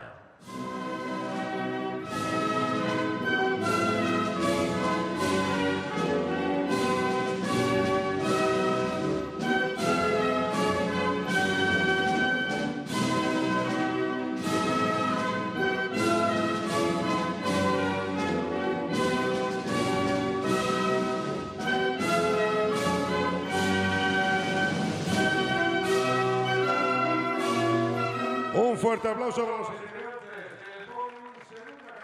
Well, Brian Uriarte absolutely overjoyed on top of the podium there. What a result that was. They spray the sparkling water, and a little bit too young for any of the more stronger stuff, so to speak. Strong apple juice. Yeah, a lot of very strong apple juice indeed. Jerez chucks it over all of his mechanics, who must be absolutely roasting down there today because it's a hugely warm day. I have to say, actually, Hodjo, just going out there now, there's a little bit of cloud come over, like very thin cloud cover come over. It doesn't feel quite as bad. Oh, not so bad. Well, so maybe for the stock 600 guys just coming up, they've got a little bit of relief from the searing heat. Well, we'll definitely have to take a little bit of cooling action after the 5 incredible races we've had here today under the scorching sunshine of Jerez. Brilliant day's action. I absolutely loved it. We've still got 1 more to go, and we know that's going to be an absolute cracker as well, the European Stock Championship. But here are your standings. There's Brian Uriarte, who held off Guido Pini by 200th of a second. Max Jerez, the top 3 covered by less than a 10th of a second. Dodo Boggio in 4th spot ahead of David Gonzalez, Alberto Fernandez, who couldn't quite match the speed of the leaders after he had a small mistake. Rico Salmela from the back of the grid in 7th. Brilliant stuff for him. Jesus Torres and Guillaume Plonk rounding out the top 9. In 10th spot, also coming from the back after problems at the start line, was Leonardo Zani on the Finetwork Mir racing team ahead of Beñat Fernandez, Adriano Donoso, Eduardo Licori and Valentin Peroni, with Pau Alcina rounding out your points paying positions ahead of Perez and Owen Van Triet in 17th spot. Pedro Olomar in 18th ahead of Marius Nicolas, who came through the last chance race, and a good result for him, the young Australian, in 19th ahead of Eduardo Bertola, Yvonne Serpa, Guido Pugliese, who showed very well in Estoril but has not really found that form since, and Wojciechowski in 23rd spot, remounting after his crash earlier on today. And there he is, Hakim Danish, out for the count on the final lap. Such a shame. Hakim Yeah. Danish was in for podium contention and would have potentially been on the podium or potentially won his race, which is such a shame for the young Malaysian. So look at that then, 1 point split, Max Quiles and Brian Ariati at the top of the standings. We've got a real championship on here, folks. 49 points back there is Rico Salmello, who had an incredible ride, the flying field all the way from the back of the grid to 7th place. Pini, Boggio, Gonzalez, Ferrandez, Torres and Pugliese. Obviously Pini there in 4th place. Still some work to do if he wants to close in, but a better weekend here this weekend. Danish in 10th from Plonk, Alsina, Fernandez, Rios, Moodley, Donoso and Emmanuel Brinton there, who crashed out a little bit later on. He's down there, 17th, 12 points.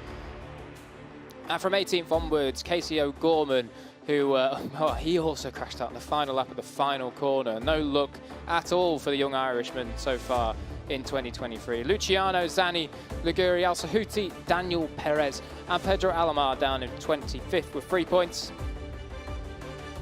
And the last of the point scorers so far in 2023, Perrone, Thompson and Van Tritt. Well, I can guarantee there's no cyclist on the circuit, if that's what you were wondering. This was recorded another day, but there's no cyclist on the circuit. Just incredibly fast motorcycle racers, and no one was as fast as this man on screen in the European Talent Cup. Brian Uriarte takes victory here for race number 2 at Circuito de Jerez. Ángel Nieto. The European Talent Cup will be back in a month's time when we hit Portimao for more European Talent Cup action. Who will it be as Max Quiles leads the championship over Brian Uriarte by 1 point?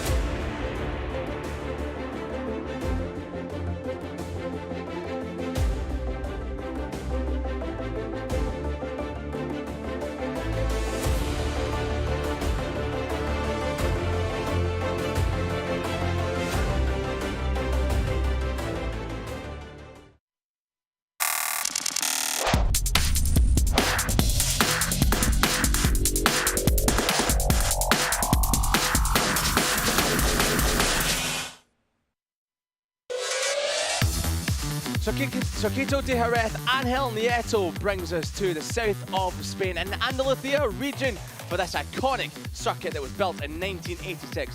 Host to MotoGP and also Formula One back in the day, but today it's the host of JuniorGP. 4.4 kilometers, 13 turns, 8 right-handers, 3 left, a width of 11 meters across as well. Makes up what is an incredible circuit with lots of action throughout. The hotspots for overtaking are turn 1, turn 6, turn 9, and of course, as we've seen plenty of times today, turn 13. Lorenzo Corner, 16 laps make up this stock European Championship, the final race of 6 today. I'm Liam Hodgins, and alongside me to bring you all the action, as has been throughout the entire day, has been Jack Gorst. And Jack, well, I hope you've come down after that European Talent Cup race. If you haven't seen it yet, make sure you go back and watch all of the action. It has been a day's action that has to be seen to be believed. Yeah. And, well, we round it off with the Stock European Championship, and, well, 2 riders that could be given as a cracker of a battle here today are Dani Munoz and Eric Fernandez. Yeah, definitely. Eric Fernandez has been very, very fast this year, but just a couple of little unfortunate things. I mean, he had a good result last time out. It wasn't so bad, certainly in second place. And then, unfortunately, first race of the year in Estoril crashed out the lead. So he's definitely got the potential to go mix it with Dani Munoz, who's won both races so far this year. And we know that Dani Munoz is a good rider. He's come from the JuniorGP Championship to now step it up onto the bigger bikes. And this is exactly what happened last time out in Valencia. Smiles all round for Stock European Championship. Dani Munoz was hoping to convert pole position into second race win of the season, but it was a number 90 win, a floor-off that went down in the early laps, and his teammate eventually followed him with some smoke coming out of the back of the bike. A clean-up job was needed, so the race was red flagged. And I've got to say in that, Eric Fernandez did crash in the start, so he was lucky to make the restart for part number 2. Fernandez on the number 4 machine chased down Dani Munoz all the way throughout the entire race. Had a little bit looking to turn at number 1 early on in the race, but couldn't really lay a glove on the number 17 rider. Further back, you had the number 13 of Riozzo and also Archie McDonald battling it out for a 3rd place, a final spot on the podium, with Riozzo finally holding off and picking up his 1st podium of the year. But no one could stop Dani Munoz. The number 17 championship leader took another victory in 2023. Eric Fernandez this time on the podium alongside him, and those two will be hoping to convert that into a proper battle here today. So, 32 degrees air temperature, 43 track, and 4 miles an hour wind direction. It's been a great day of action. Thankfully, the clouds that we see in the sky at the moment, as you said, Jack, a few moments ago, there's a little bit of grey clouds coming over, so hopefully they stay away for what has been a perfect day's racing action in one of the most picturesque regions in Spain, or anywhere in the world for that matter. Great little place is Jerez de la Frontera. Stock European Championship rounds out today's racing action. Will be starting in 11.5 minutes. And Jack, it's going to be hard to look past Dani Munoz, who has not only been on form so far throughout 2023, but when the Stock European Championship raced with Moto2 last year, he competed in 5 of the last. Yeah. He competed in the last 5 races and won 4 of them. So this is what happened in qualifying with Dani Munoz on pole. Muy contento con la segunda pole de la temporada. Agradecer al equipo que ha hecho un gran trabajo este fin de semana en la puesta a punto de la moto. Y bueno, muy contento ya que hemos tenido también un buen ritmo en el segundo crono. El primero ha sido más buscando el time attack. En el segundo hemos buscado un poquito más de ritmo, aunque aún así hemos podido mejorar un poco el tiempo.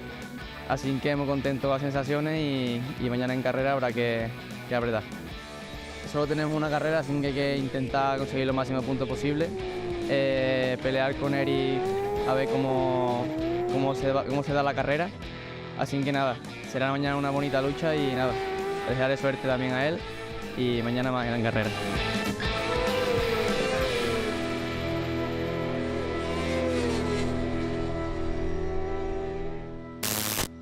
Dani Munoz qualifying pole time 1:44.5159 for the Spaniard. Doing absolute business so far here in the Stock European Championship. And Jack, we were out on track yesterday watching the Stock European Championship riders ride around, and must admit, Dani Munoz looked absolutely stunning out there. He did look really good, yeah. Just seemed smooth but aggressive, and just everything you want to see from a rider that is riding with confidence and riding really well.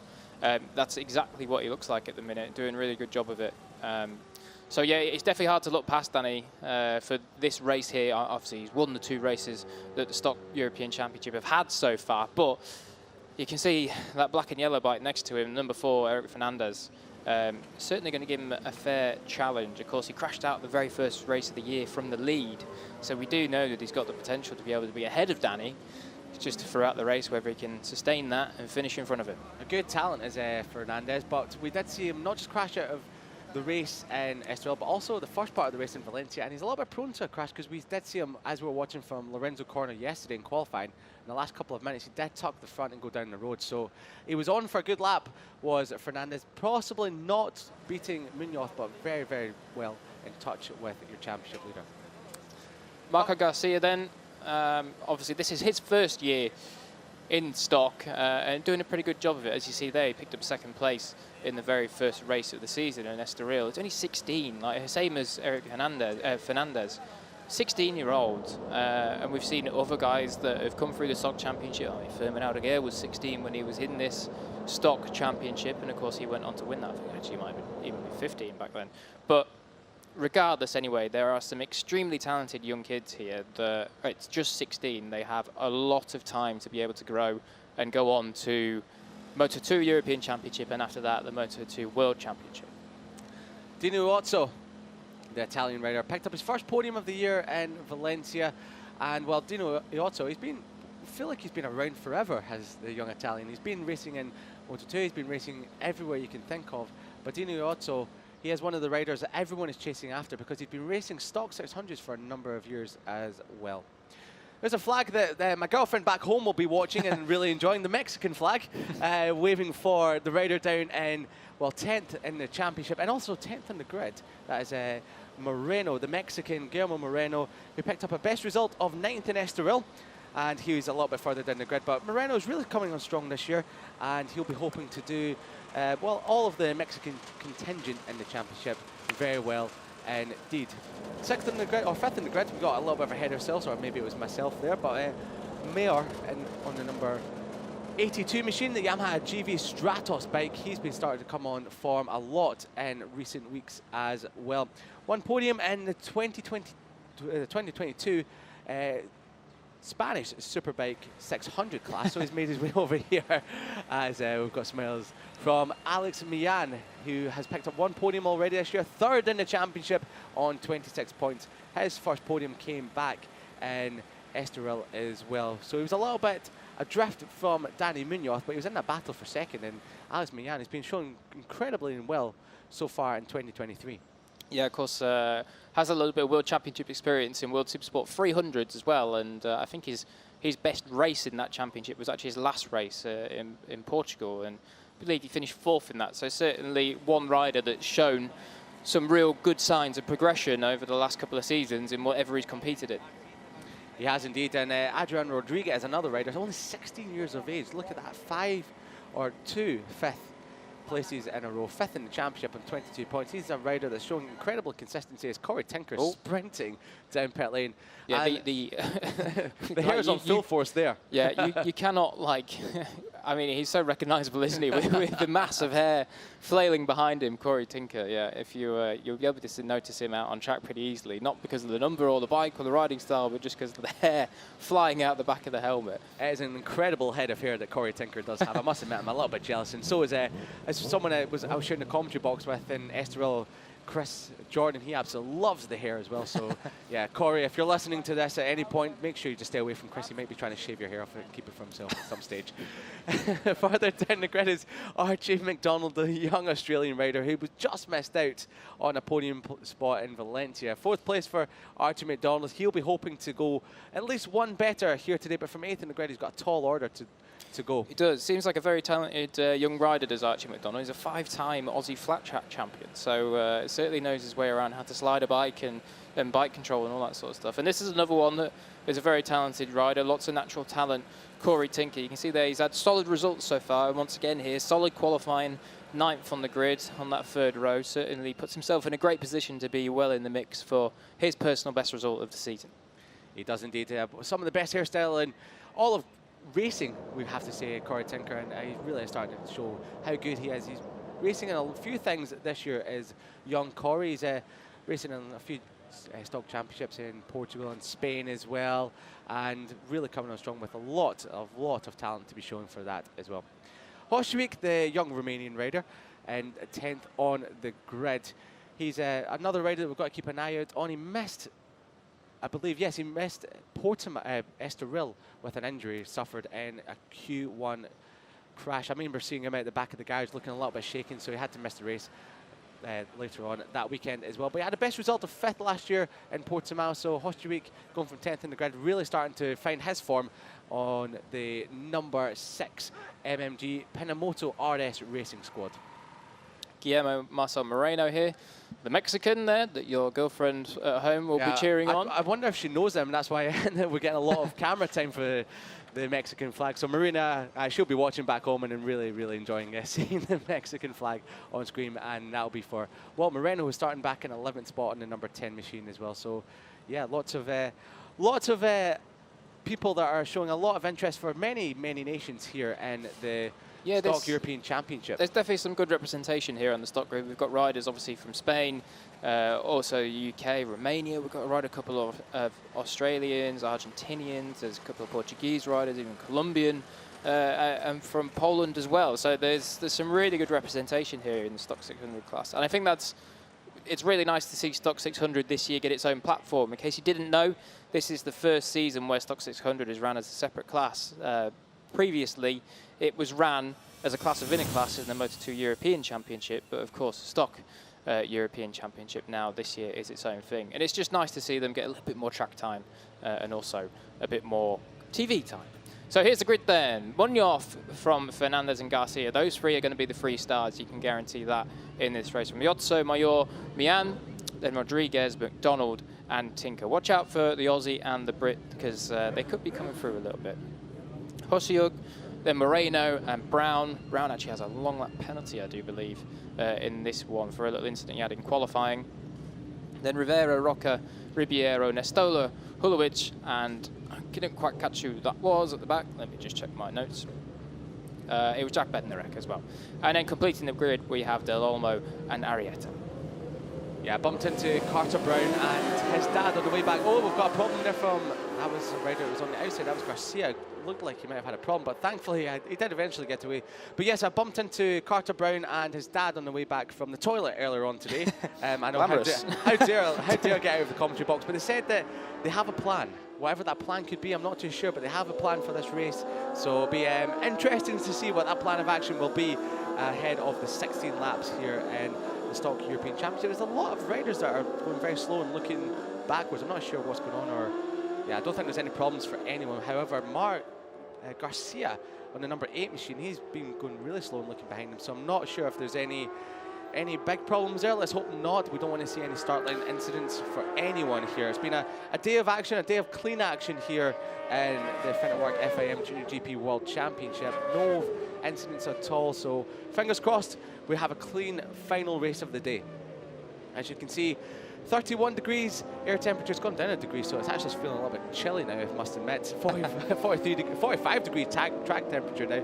4 mile an hour wind out there on circuit for the final race of 6 here. It's 4 o'clock local time, 3 o'clock back in the UK. He'll be cheering on all the Brits, Corey Tinker, Carter Brown, Bednarek as well, to name just a few of them as well. Yeah, I'm sure if you're British and watch along to this, you're also keeping your eyes peeled on what's happening over the Isle of Man TT. The first Superbike race is coming up very, very shortly indeed. Michael Dunlop won the first Supersport race, well, the first race of the race week yesterday in pretty good fashion. So Mickey D is going to be right up there, along with Peter Hickman and Dean Harrison. But anyway, enough of that. We're here to talk about the Stock European Championship, but this should be a little bit of a corker between Munoz and Fernandez. They've seemed relatively evenly matched. I think Munoz has maybe got a little bit more in his pocket. But yeah, we'll see. If Fernandez gets a start and can get in front of him, disrupt the rhythm, you never know. 5 wins from his last 7 races in the Stock European Championship for Danny Munoz. Just let that sink in for a moment. And he's on course for another one. He'll be hoping to do that in the easiest way possible. But for all the neutralists out there, ourselves included. We want a fight, so we're hoping that Eric Fernandez, who's realistically the only one that can really chase after Munoz, can go with him and give him a fight at the front. Garcia does roll up to his third spot, so whatever happened right at the start of the warm-up lap, he seems to be all okay for now. There he is, Eric Fernandez crashed out of the lead in Estoril, crashed out of part 1 in Valencia, but managed to convert that into a second when the race was restarted. So here we go, final race of the day here in Jerez. It's a stock European Championship. Revs are rising, red lights are out. Great start there for Munoz. Big wheelie there for Munoz as well. Fernandez darts in behind him. Garcia off the line as well, so those problems from the warm-up lap. Iozzo into fourth, runs a little bit wide, it does Garcia, so Iozzo is going to slot right into third spot there. But as you were and as we expected, it is Munoz who leads away from Fernandez and a bumping and boring a little bit further back there and into third spot. That may have been the number 82 potentially. No, number 8 of Garcia. He's found his form again, so after running wide at turn number 1, he is back into third spot. But look at the gap the top two have already. We expected it's already 2/10 on our time screens. It's a lot bigger than that. From them back to Garcia, Rodriguez and Iozzo, third, fourth and fifth. But as they power down the back straight, it's Munoz that leads the way. Yeah, they're already gone, aren't they? Munoz and Fernandez have checked out in these opening 2 sectors already by the looks of it. The other one that made a good start was Archie McDonald. He's up to 6th already. There's a little bit of movement by. Oh, someone's gone very, very wide. Was that well out wide? I think, yeah, it was the number 8 of Garcia, wasn't it? So he's relinquished that 3rd position and may have even lost out for 4th to Iozzo. Yeah, he did. So Garcia then, he shot himself in the foot halfway around this first lap. As look at these two looking over at each other. After you, sunshine. Danny Munoz is like, he doesn't want to lead this one, he wants to follow, and Fernandez is like, okay, cool, whatever, I'll take it for now, and then you can have it back a little bit later on. So already mind games between the top 2 here in Jerez. We've seen this a few times back in the MotoGP days. The one that comes to my mind anyway is Rossi versus Barros in Valencia 2002, when they were actually letting each other pass and waving at each other. So we might get the same here in Stock European Championship as well. It's already the end of lap 1. Fernandez leads, Munoz is second, and almost a bit of contact a little bit further back. But clicking off lap number 1, Fernandez leads away ahead of Munoz. There was Munoz before he let him pass, and Rodriguez, Iozzo and Garcia 3rd, 4th and 5th. A little bit of a gap back to McDonald. So McDonald on the MRE talent machine. He's just ahead of Corey Tinker. Corey Tinker from 9th on the grid. He's had a super start. He's in 7th. Yeah, those two definitely made up a little bit of good ground. It's just flashed up on our timing screen about Carter Brown, number 74, that he has to do his double long lap penalty for a little collision he had in qualifying yesterday. So that's going to obviously, inhibit his race a little bit, but it seems as though Carter Brown's actually got some good pace. So hopefully he can be able to come back through after taking those 2 long lap penalties. So it's going to be interesting then to see what Fernandez can do with it. Big look over. Again, these two are really having a good bet. Oh, he's looked the wrong side of him. There he is. Goodbye. Yeah, I'm really not sure what the tactic is with that. I never understood that whole thing of kind of looking behind and seeing where they are, and maybe, I don't know if he let him pass there or he just kind of got caught up in his own thing of what he was doing and gave away the lead. I was about to say that he's in a really good position because he could kind of control and block Munoz, but he can't now. He's got to attack him, and the trouble is with attacking them, you've got to be quick enough to stay with them. So we're going to see if he is quick enough to stay with Danny Munoz on whether Fernandez just gifted him the win. Maybe it has done. All this playing around though is really let Rodriguez, Iozzo and Garcia stay with the top 2. I say stay with the top 2. They're 1 second back, but in terms of what we've seen so far here in the Stock European Championship, that's a very, very small gap between the top 2 and the rest of the field. A little bit further back, we've got Mario Mayor in 8th ahead of Alex Millano. We've got a move here from Tinker up the inside of Archie McDonald. These two were having a bit of a ding-dong battle back in Estoril, the first round of the year, in the battle for 4th. I think it was Archie McDonald that came out on top, eventually finishing 5th, and Corey Tinker finishing in 7th. But he's having a look up the inside. That glorious golden hair flowing in the wind as they enter turn number 1. We've got a move from Garcia up the inside of Iozzo. A bit of a bobble on the brakes there on the front end from Garcia, but he retakes 4th spot from Dino Iozzo. So far, Iozzo won't be converting that podium from Valencia into a podium here today. Yeah, it'll be Rodriguez that's pretty happy at the minute. He's had 2 5th places so far in the 2023 Stock European Championship. So 3rd place, well, that's good progress. And he'll be very happy indeed. That's the number 86. I think that's Nestola, isn't it? Yeah, it's just popped up on your screen there. So that's a shame then. Fernandez's teammate looks like he's got a technical issue there as he's ground to a hole. Well, I mean, that's unfortunate there from Nistola, because that means his, a bit of a moment there from Danny Munoz, but his run of 8 point-scoring finishes comes to an end in the Stock European Championship, stretching all the way back to, funnily enough, here at Jerez 1 year ago. So it's a big moment for him, unfortunately. So it started here and it ends here, all in a one. So well, at least it's ending because of it looked like a technical issue rather than something, if, you know, say he crashed it or something like that. So certainly not his fault there. So still doing a good job on his part. Just unlucky there sometimes. Technical issues, they do happen. Now we are looking at the battle for fourth between Iozzo and Garcia. I think these two are going to be going at it all race long, but they do need to be careful because Archie McDonald, the Australian, is closing in behind, and we know that Corey Tinker was right on his heels. Actually, Corey Tinker looks like he's been picked off by, that was Mayor and Mian, I do believe. So Corey Tinker's got a little bit of work to do now. He's been pushed back to 9th place, but certainly the number 69 of Archie McDonald looking like he wants to come and join this fight for 4th place. Fastest lap of the race, that lap was Fernandez in second spot, just a tenth of, well, not a tenth of a second, a moment there from, that looked like Garcia, lost the front potentially coming out of the corner. Just as I saw at the corner of my eye, he's having a massive moment on the front end as Garcia thankfully managed to keep it all collected, but back at the front, last lap, there we go, Fernandez, 300ths of a second quicker than your race leader, Danny Munoz. So thankfully, it does look like Fernandez can go with Danny Munoz. It's these two that are the absolute class above the field, and we've got a crash. Rodriguez has gone. Your third place man has gone. He was looking for his first podium of the season. He looks like he's crashed out. There he is.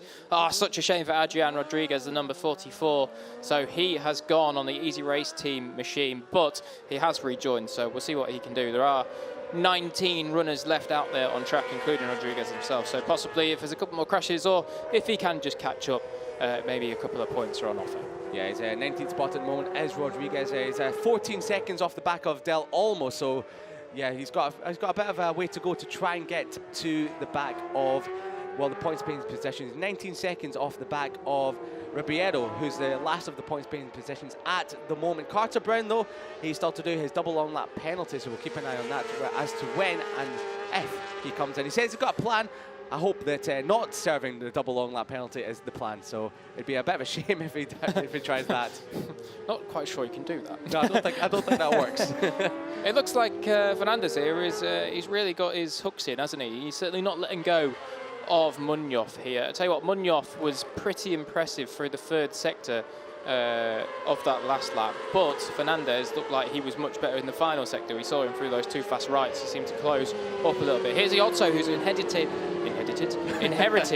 the final place on the podium. If he does do that, it'll be 2 podiums in a row, and he'll be well happy. Well, there was me 2 laps ago saying it doesn't look like Dino. We've got someone's gone down. Who's that? That's the number 23 of Mian. He's gone down. We just heard the scrapes along the tarmac. So Mian, he's decked it in turn number 2, trying to get that bike started again. Buried in the gravel trap, the very deep gravel out there at turn number 2. So thankfully he seems to be okay trying to swing his leg over the bike. I shouldn't be laughing at that. I would struggle to swing my leg over that thing as well if it's buried deep in the gravel trap. But back at the front, it's Munoz that still leads it, and it's Fernandez who just set up the fastest first sector. I mean, there's nothing in it anyway, so we can't really look too much into that. But Fernandez is keeping him company right now as Fernandez on Munoz.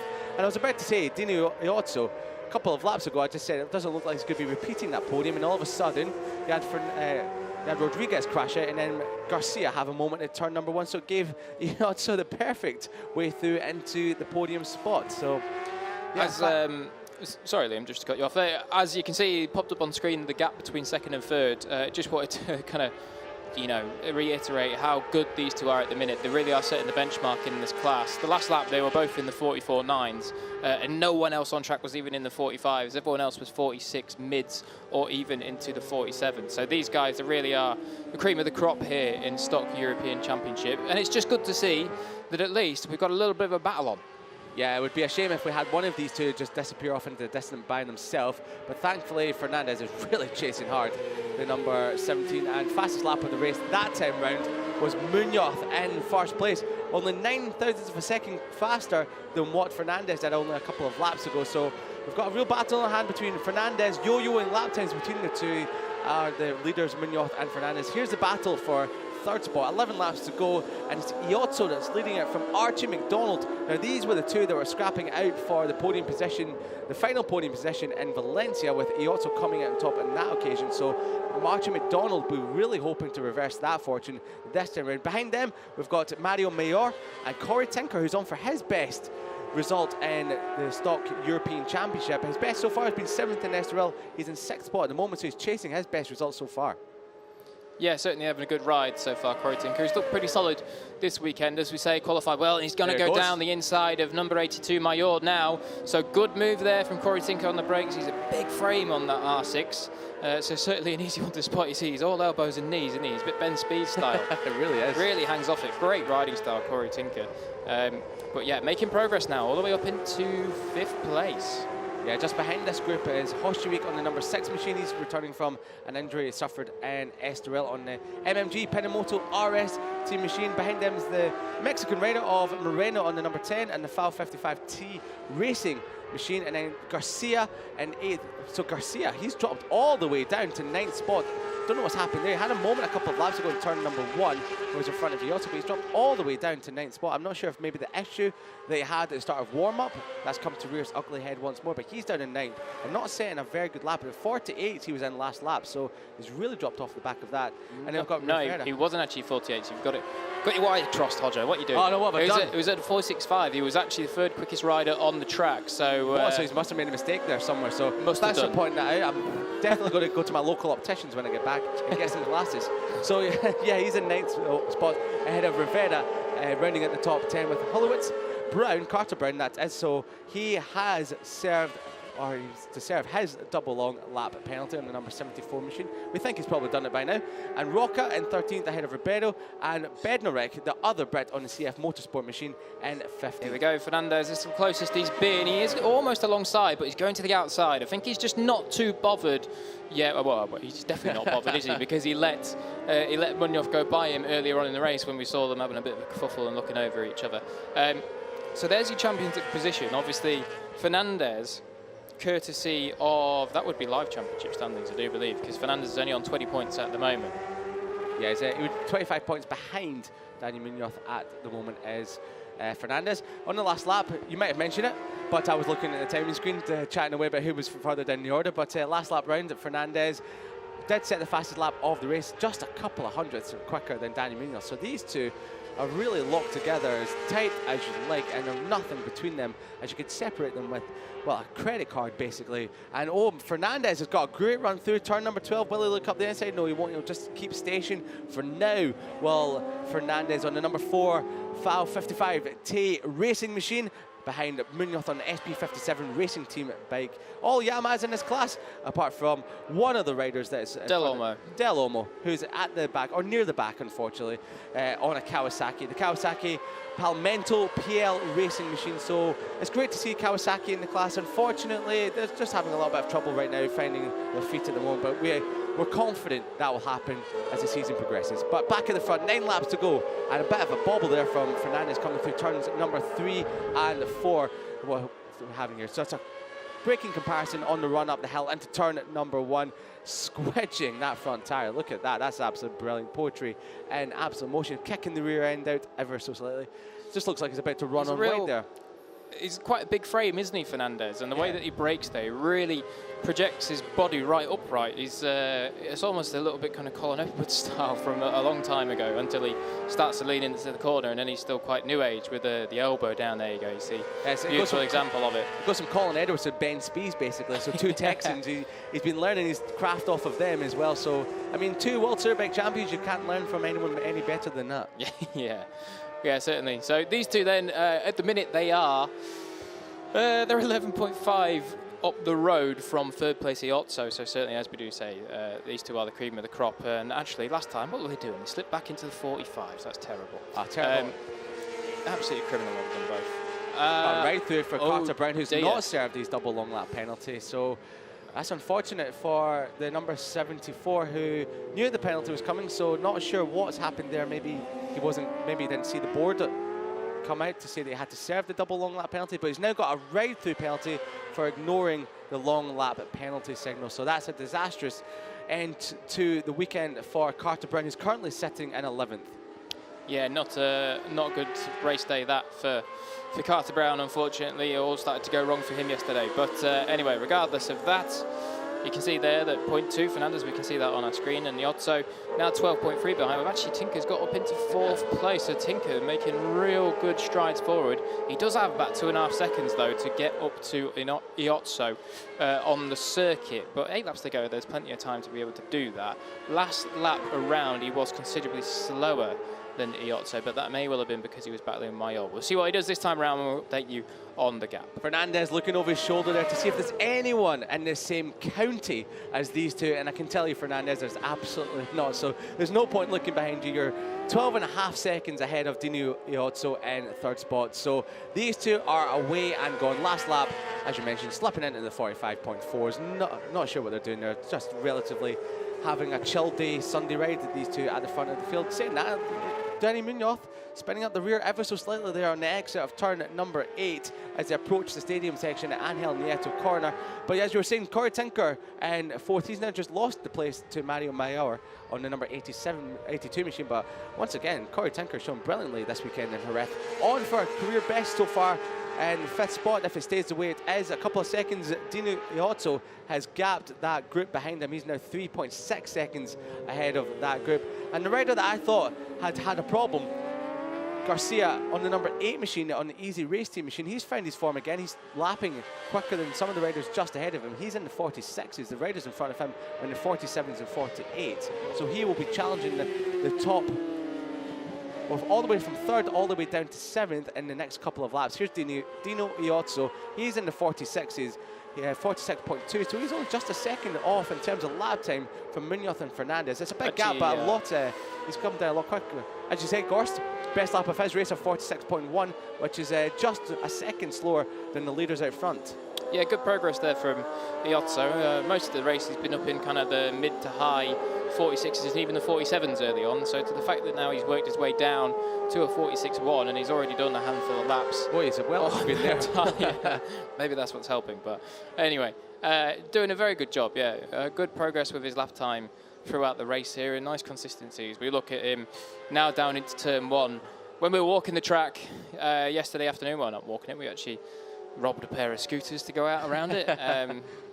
We didn't rob them, don't worry. We were kindly lent to the keys. But yeah, you don't realise in Jerez how much, there's not a massive amount of undulation here, but there are some more significant changes than what you would think. And turn 1 is one of them. There's a nice gradual upslope into there. So it's quite a tricky corner because it puts a lot of pressure on the front tyre, and it's often why you see guys go wide and a little bit deep into turn 1 while they're on the brakes there. Here is Corey Tinker in that battle with number 82 Mayor, and also Archie McDonald, the Australian, just behind them, still just lurking there and waiting to pick up the pieces of any shenanigans. Cue the Jaws music for Archie McDonald there as Mayor looks over his shoulder and sees a couple of very hungry English speakers behind him, Corey Tinker and Archie McDonald as well. These two have just been glued on track all season long so far. You feel McDonald and Tinker as well. Great showing from both of them though. Great showing from Mayor on the number 82. This has certainly been the best ride we've seen from him thus far. So clicking off another lap, 6 laps to go that time round. It's only 1/10 of a second between Munoz and Fernandez. They've slipped back into the low 45s once again. And Dino Iozzo just behind them, 14.6 seconds behind the top 2 in this race. Half a second now between Danny Munoz and Fernandez on our timing screen. So I'm not sure if there's a bit of a moment there for Fernandez in the first sector of this lap. But yeah, we'll definitely see if the gap starts increasing over the next couple of laps. But as we come through sector number 2, the gap is now just back under half a second between your race leaders. Mario Mayor, the rider from Spain, on the number 82 Yamaha GV Stratos machine, just ahead of Easy Race Team rider Corey Tinker and MRE talent Archie McDonald. These 3 are locked in battle as Corey Tinker goes for a late move. He's going to slam it up the inside. Whoa, chopped off the front there from Mayor was Corey Tinker, but Corey Tinker is good on the brakes there as the young Brit, so he'll be definitely looking on up the inside of Mayor once again for the rest of the race. So 5.5 laps to go. We've got plenty of action, especially for 4th, 5th and 6th here, and well, plenty of action up the front again, as however Munoz has just opened up that gap. Hey, there we go, Corey Tinker up there. Good move. Oh, it's gone a little bit wide though. Archie McDonald might have a bit of a move here as well. No, just slots in behind him once more. So Corey Tinker, who went for it, clearly listening to us, decided, well, I'm not going to try and mug him at turn 6. He'll be expecting that. Let's try turn 9 instead. Runs a little bit wide, but he'll love to fight another day. Yeah, it's quite interesting to see these three on track because they've all had quite varied routes to get here. Of course, here we go, Corey Tinker looking at the inside again. He's pretty desperate to get past Mayor now, but no, not able to do it just yet. But Mayor, obviously, riding in Spain the last couple of years, doing some stuff in the ESBK 600 category for 2022 and 2021, and doing pretty well, not on the podium so much, but certainly consistent and getting really good point scores. So taking a big step up to come to European Stock Championship. And then Corey Tinker, of course, who's been doing a lot of stuff in BTC in recent years and riding 600s now over in Spain. And then Archie McDonald's Australian, who came from last year riding, I believe he was riding in the Yamaha R3 Cup. So certainly quite a change, and before that on 300s. So all very, very different riders that have taken hugely different routes to get here. Yeah, it came from the formerly known as the Blue Crew Oceania Junior Cup Series, did Archie McDonald. So yeah, a rider of a lot of talent is Archie McDonald, and a lot of progress will be happening throughout the entire season for the young Australian. Now, here are your leaders, 4.5 laps to go, and that gap is a bit big now. It's almost 0.6 of a second. Last lap, Danny Munoz set the fastest lap of the race, a 1:44.4. 0.4 of a second quicker than the man chasing him, Eric Fernandez. However, on this lap alone, Fernandez has pegged that gap at 0.5 of a second, matching him in every single sector. And that looks a little bit closer than 0.5 of a second coming in to Lorenzo Corner there. So yeah, that must be at least 0.3 of a second. As they come across the line now, we'll know exactly for sure because the timing monitor will not lie. 4 laps to go. Danny Munoz leads the race, 4.5 of a second, as Fernandez drops into the 43s, a 1:43.9. That's just 0.1 of a second quicker than Danny Munoz. So these two are really starting to drop the speed now. Well, I mean, that's 2 blistering lap times. Just to put that into perspective, the pole time from Danny Munoz yesterday was 1:44.159. Eric Fernandez, his fastest time of the weekend before this race, was 1:44.6. So he's just gone 7/10 quicker in this race. So talking about rides into the challenge, Danny Munoz, 5 laps to go. He's seen that board and he's gone, right, pull the pin. And yeah, Eric Fernandez has done the same, and he's replied back to him, and he's hanging right there with him. Yeah, let's see if he can keep up with this young one. So yeah, Fernandez is really put the hooks into Danny Munoz just in front of him, and not letting this go at all. He's still chasing his first win of the season. Potentially could have won an SRL before, unfortunately dropping it at turn number 3 about a month ago there. But Danny Munoz is not to be deterred. As Munoz, he's a cool, calm and collected head on some young shoulders as the Spanish rider on the number 17 machine. He's done a lot of racing in the junior categories, junior GP as well. He's got a lot of experience across many classes, and the gap is coming down ever so slightly again. As you can see, that the fastest first sector of anyone for Fernandez, a 25.5. So it's almost like qualifying laps between these two at the front here. Just one's going a bit faster and the other one's trying to keep up and going even faster than that. And that gap is down even more now. That's less than 0.4 of a second. And Fernandez comes into the corner where he'd lost it in qualifying. So, but thankfully, this time around, Munoz almost out on the green there. He doesn't want to be doing that at all with the last couple of laps to go. 3 laps to go, coming across the line now. And this time they drop back into the 44s, a 44.2. Oh, Danny's gone wide a little bit. He has gone very wide. It's the apex there. Oh, we cut back to Dino Iotto. That's great to see Dino Iotto, but he's 21 seconds back. And we want to see what happened with Munoz and Fernandez. Did Fernandez manage to take advantage of Munoz going wide? But Munoz was 0.1 of a second slower in that lap. And Iotto, yeah, he's well and truly in no man's land in 3rd spot at the moment. The gap through the first split between the top 2 is less than 1/10, so it was a big mistake. Oh, look at this shenanigans going on. Archie McDonald's managed to punch his way through, but 82 Mayor is not having any of it. With Corey Tinker now. And then Garcia's back in it as well. Under pressure, yeah, from the number 8. Actually, number 8 Garcia is through on his teammates, so great job there from Garcia to recover after we don't really know what happened to him. He must have made some big mistake somewhere that we didn't see. But yeah, now coming through to try and pick off the number 69 of Archie McDonald, and then as well Mayor on the 82. Yeah, I can imagine Garcia is going to come through this group like a hot knife through butter. He's almost 0.7 of a second quicker than the riders in this group. He was in the 47s last lap. Everyone else in this group were in the 48. So there he is in the number 8 machine, shaping up a move on McDonald, who's also in turn shaping up a move on Mayor. Like that. And then here we go, easy as you like. Looks down at the bike. That was nice and simple for Garcia. See, away he goes. Ciao. See you later. I'll see you next week. Ciao for now. Bye bye. Everything you can think of. Sayonara. Garcia, he's back into 4th. Unfortunately, Dino Iotto is 10 seconds up the road, so that's as far as Garcia is going to get. But the battle still will rage on between the 3 behind him, Mayor, McDonald, and Tinker. As here we go, another lap completed. 2 more laps to go. The gap is now up to 0.2 of a second. They both set exactly the same lap time. So despite Munoz running wide at this corner, 1 lap ago, he's managed to recalculate himself, re-energize himself, and he's managed to open up or keep that gap pegged at 0.2 of a second.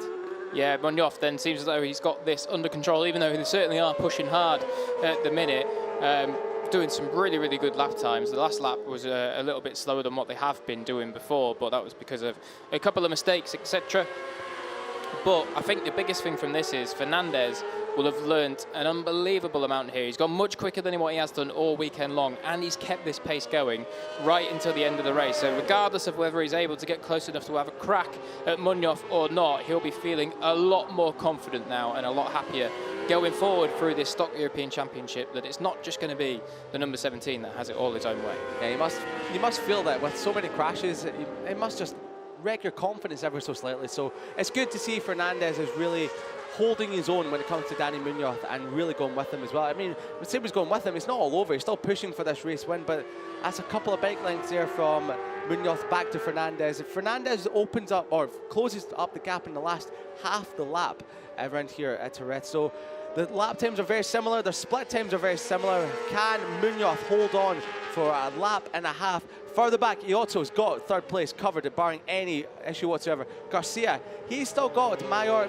Tinker, and McDonald on his tail. And then Hoshwick, Moreno, Rivera rounding out your top 10 for now, as the top 2 start the final lap of the final race of the day here in the Stock European Championship. Munoz across the line leads it by 2.5 of a second. Can Fernandez lay a glove on your championship leader, the person that's won the opening 2 races of the year? Bit of a bobble on exit from Munoz. He takes the defensive line. Fernandez, a little bit of a wider line into turn at number 2, bobbling on the rear as Munoz. Their tyres are screaming as you come through the double left-hander through 3 into 4. It's a couple of tenths of a second as it comes through the first split as well.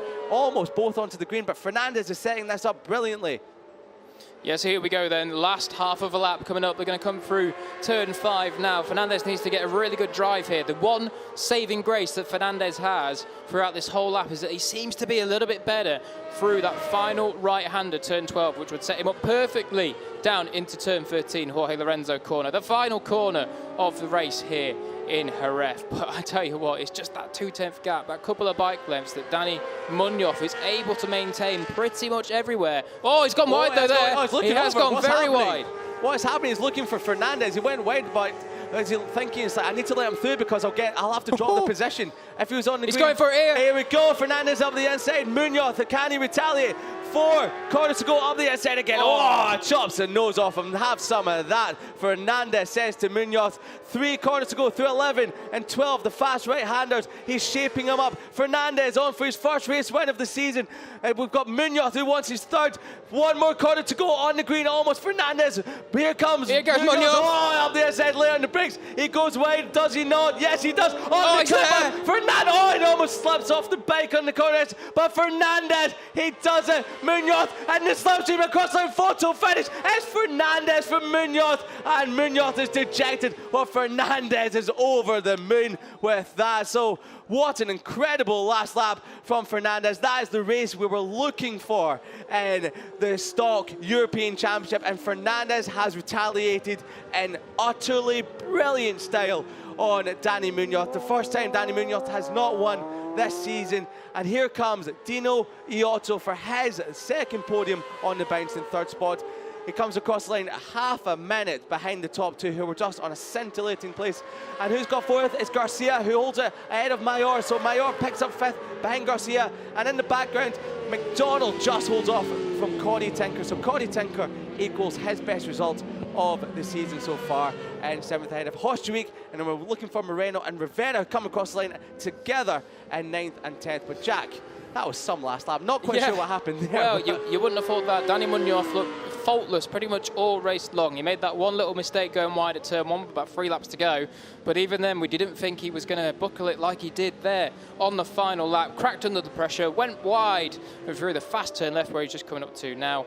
And Danny Munoz, there's no wonder this is a rather fast cooldown lap, because he is going to be furious. Yes, I'm wondering if Danny Munoz ran in the green on the exit of turn number 7, which would have been an automatic drop of 1 position if he didn't give the position back. So maybe that's why he tried to let Fernandez back through and hoping that he would retake the lead on the final corner. But yes, Danny Munoz not very pleased with that outcome of that race whatsoever, and it's an outcome that was possibly in the making of his own doing. Dino Iozzo, second podium on the bounce. Congratulations, very good ride for the young Italian, the 22-year-old from Italy on the number 13 machine, the IUM Motorsports machine, half a minute back from the leader. So the gap isn't great, but another podium. You can always be happy with that. But Fernandez, wow, he put the pressure on Danny Munoz. He made Danny Munoz, or pushed Danny Munoz into a big mistake on the final lap. And, well, once you keep the pressure on someone for long enough, they will eventually boil over. And that's what happened here. Fernandez gets congratulations from his team. The number 4 on the FAL 55T racing bike pulls in the park for me, but does a Jack Miller and top rack Razgatioglu style stoppy before he gets there as well. And his team are there to greet him. And what a ride, what a result for Eric Fernandez. 200ths of a second, he held it over Danny Munoz. Dino Iozzo running out the podium. And that's his first win of the season, a win that we did expect potentially to come in Estoril before he unfortunately lost the front into turn number 3 when he was just running ahead of Danny Munoz.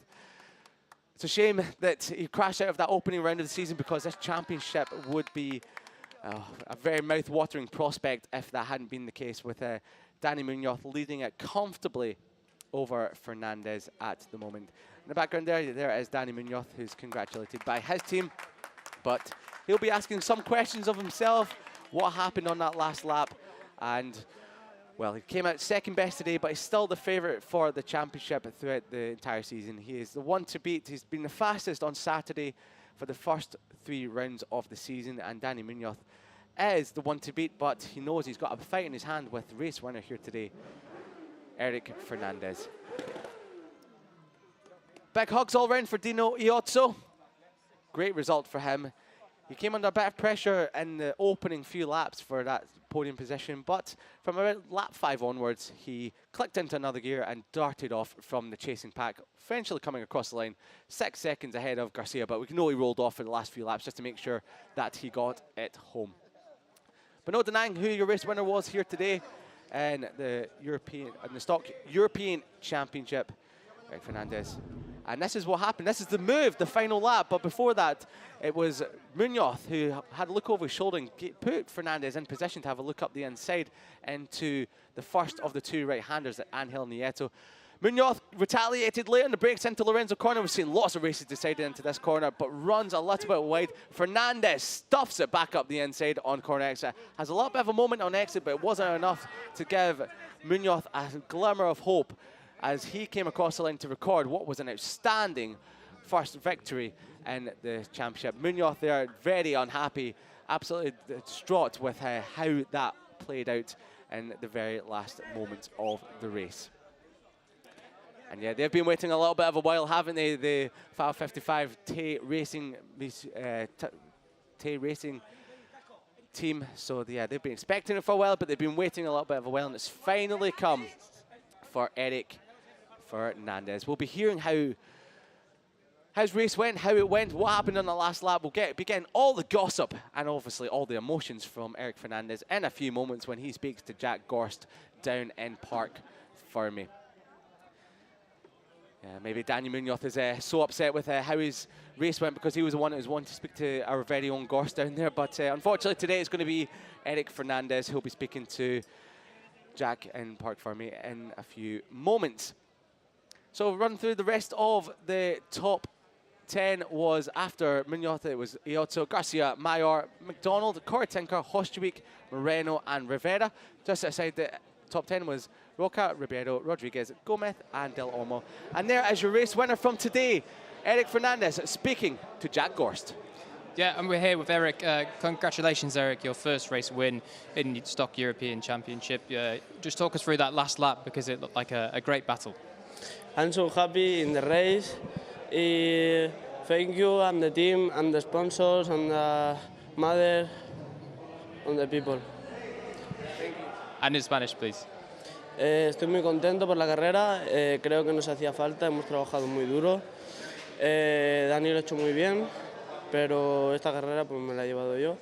Y quiero agradecer a todo el equipo por todo lo que hacen por nosotros, porque sin ellos nada hubiera sido posible. Y sobre todo a Josete, porque sin él nada de esto hubiera sido posible. Congratulations, Eric. Well done.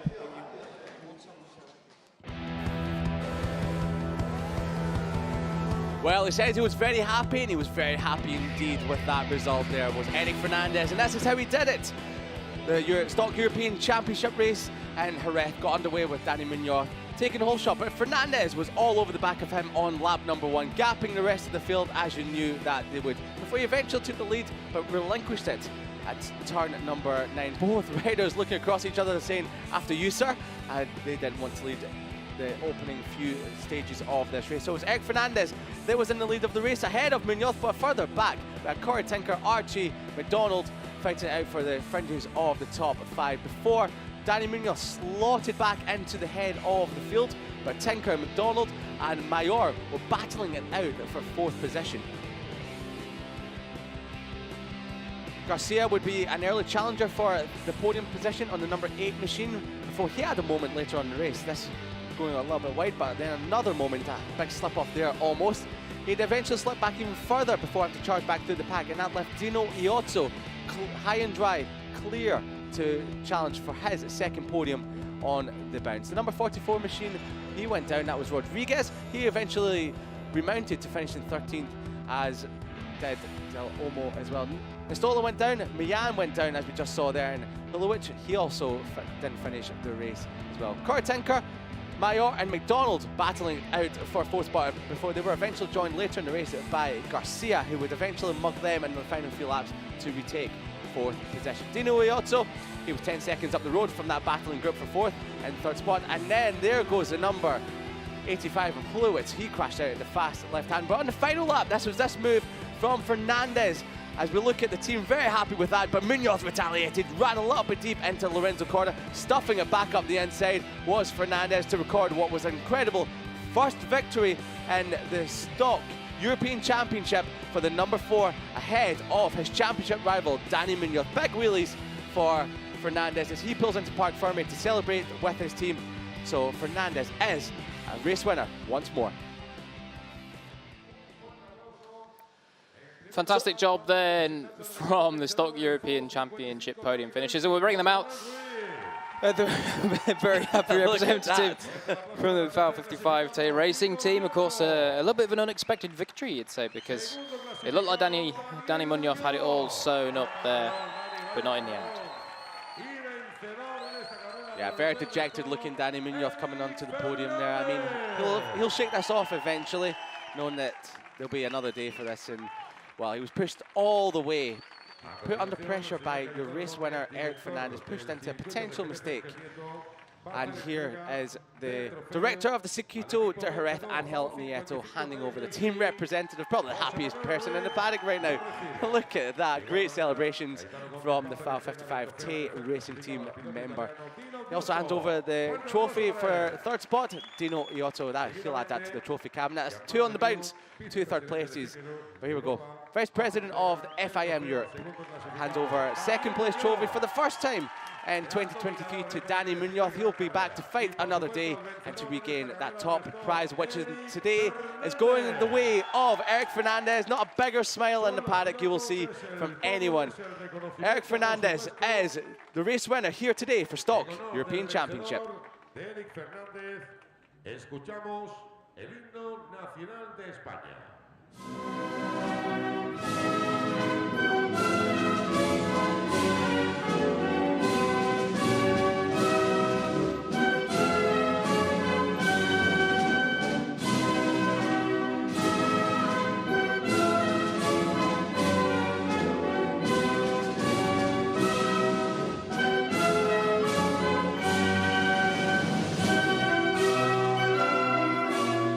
Fuerte el aplauso para los integrantes. Spanish national anthem rings out across the Circuito de Jerez. Ángel Nieto for Eric Fernandez. The final time today that we'll be celebrating a winner on the top step of the podium. 6 races down, 6 incredible races, and if you've just joined us for the end of it, where have you been? Make sure you go back and onto the Finetwork FIM JuniorGP World Championship YouTube channel, or anywhere else if you've recorded the action here today, because you've missed a day's action of incredible racing. And well, that's me and myself, Jack Gorse, we're going to be heading home tonight discussing a lot of what happened here today, because it was absolutely incredible. We'll have to mull it over a nice meal in the airport, probably. Most likely, yeah. We're getting something from the airport. A quick cerveza, and that'll do us. Yeah, but no, it's some fantastic racing here, as always, in the Junior GP Championship. Honestly, this place really is the place where the stars of the future are born and made. Yes, and one of those stars for the 600 class in the Stock European Championship will be Eric Fernandez, who takes his first win of the season ahead of Championship leader Dani Munoz, Dino Iotto, and third about half a minute further back. Marco Garcia, a great performance to recover for whatever happened to him back in the fourth ahead of Mario Mayor. Archie McDonald, Corey Tinker equals his best result of the season ahead of Hostruik, the Romanian rider, and the Moreno in 9th spot. Rivera in 10th for Colombia ahead of Maximilio Roca, and then Roberto, Adrian Rodriguez, who came from an off earlier on in the race ahead of Arieta, the Argentinian rider, and Javier Del Olmo rounds out your podium position, your points finishers. You just saw there Bednarek and Carter Brown, the 2 CF Motorsport riders, just missed out on a couple of points there. So then in the championship picture, it's business as usual for Dani Munoz, but he will know he has a challenge on his hand now, as flying up to second is Eric Fernandez, 25 points behind, with Marco Garcia in third. Archie McDonald, the Australian, still there in fourth, going well. And Dino Iotto, thanks to his 2 third places, up onto 32 points. Mayor, Mian, Rodriguez and Tinker, who steadily added into his total, is in 9th there. Moreno with 20 points in 10th place from Roca. Nestola, Hoshuk, Ribeiro, Rivera, Florov and Dan Brooks down there in 17th with 5 points. And completing the point scorers that we do have in the European Stock Championship so far is Jack Bednarek on 4, Javier Del Olmo, the only Kawasaki out there, also Arieta, and that's your lot. So that's pretty much going to be it from us here. It's been a fantastic day of racing. I think you'd agree, Liam. Oh, incredible day's action. It's been 6 brilliant races, lots and lots of action throughout, lots of surprises as well. And we get to do it all again in 1 month's time when the Finetwork FIM JuniorGP World Championship makes its way to the Algarve International Circuit in Portimao for round number 4 of JuniorGP. Ciao for now.